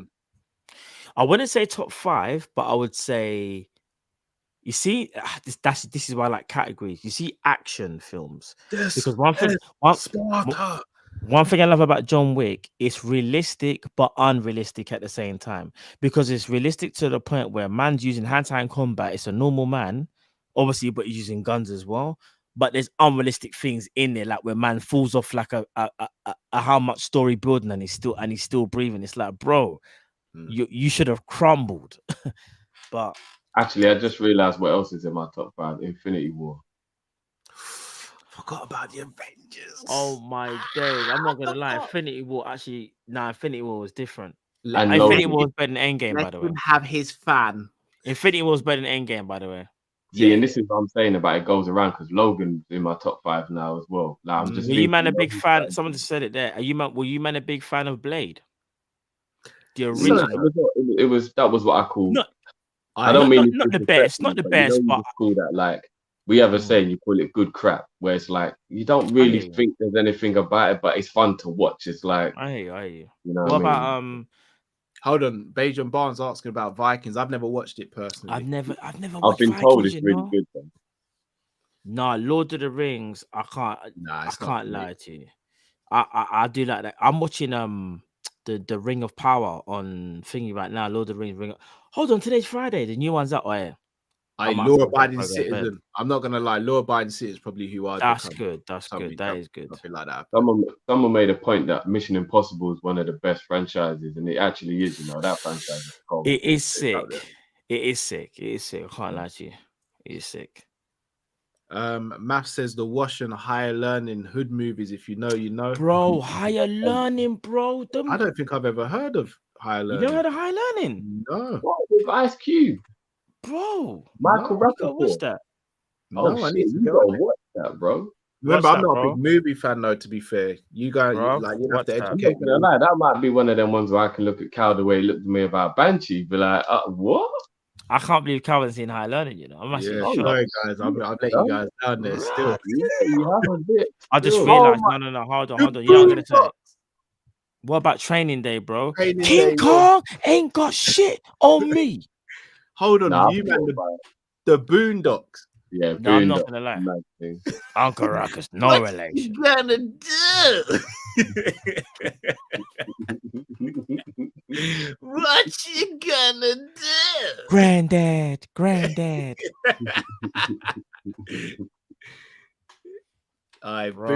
Boondocks is probably the best. Equalizer. Cartoon. Denzel shut down Equalizer as well. 1 and 2.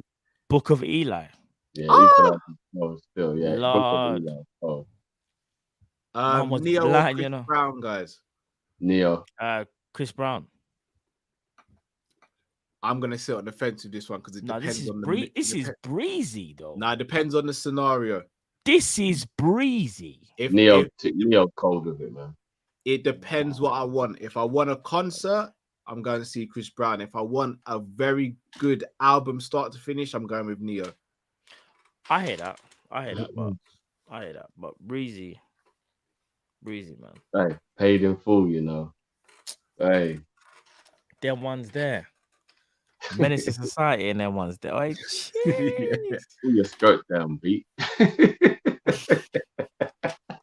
But there's so many classic films when I think about madness. Yeah, I'm about to go watch one now still. But big up everyone. You've had us for way longer than you. Hey, remember Shotters? Hey, listen. Shotters is big. Ooh. Shotters, you know. Boy. Me say, me kill push your people for fun. You don't know about Shotters. Boy, people, you've had us for a good little while, man. Good little while. We're back on Monday now, innit? It's no games over the weekend. Yeah, it's a bank holiday as well. Bank holiday Monday. All right, shout out for the people that know about the old school Jackie Chan, Mills and Wolves. I know about Jackie Chan. Trust me. Drunken Master. All right, Shaolin Chamber of Death. Are you nuts? Beijing Barnes says Snake Vikings, and Eagle Shadow. Then watch The Last Kingdom, The Vikings, Valhalla. It's Valhalla, some history in it. Valhalla. All right. Man, I think Jackie Chan police story. I remember Armor of God. Jeez, Armor of God 2. I might check out that Viking. I've just got so much stuff to get through, man. There's too much to watch, man. Oh, The Negotiator with Samuel L. Jackson. Yeah. That was big.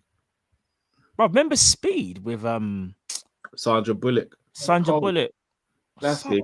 Remember Speed?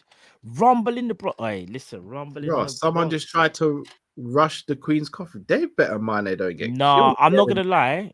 I was speaking to a few people today. I think the Queen, I won't even go into detail, but I think the Queen thing is gonna have a lot of madness going on, you know. It's because the fact of everyone knows that everyone's gonna be there, innit? Yeah. I hope that's not true because that's a massive. Definitely don't appreciate life if you. Some people are. Yeah, you're looking to lose everything. Oh my God, the Queen's coffin. You're looking to lose everything if you're doing that. You're looking to lose generations, not just yourself. Generations. They will wipe out your bloodline. You're looking to get. You're part of that person's family. You better be careful as well because that's they don't play. You're looking. No, you're not looking to go home. Basically, I don't understand why you would do that. Messy, man. You rush with intensity. Oh man, it's in the book. It's in the book. You have to read the book. Nah, but people, you guys have been amazing for sticking with us. If you haven't already, please do smash the like button. We're back on Monday. Till we see you then. Stay safe, stay blessed. Have a phenomenal weekend. And crazy, huh?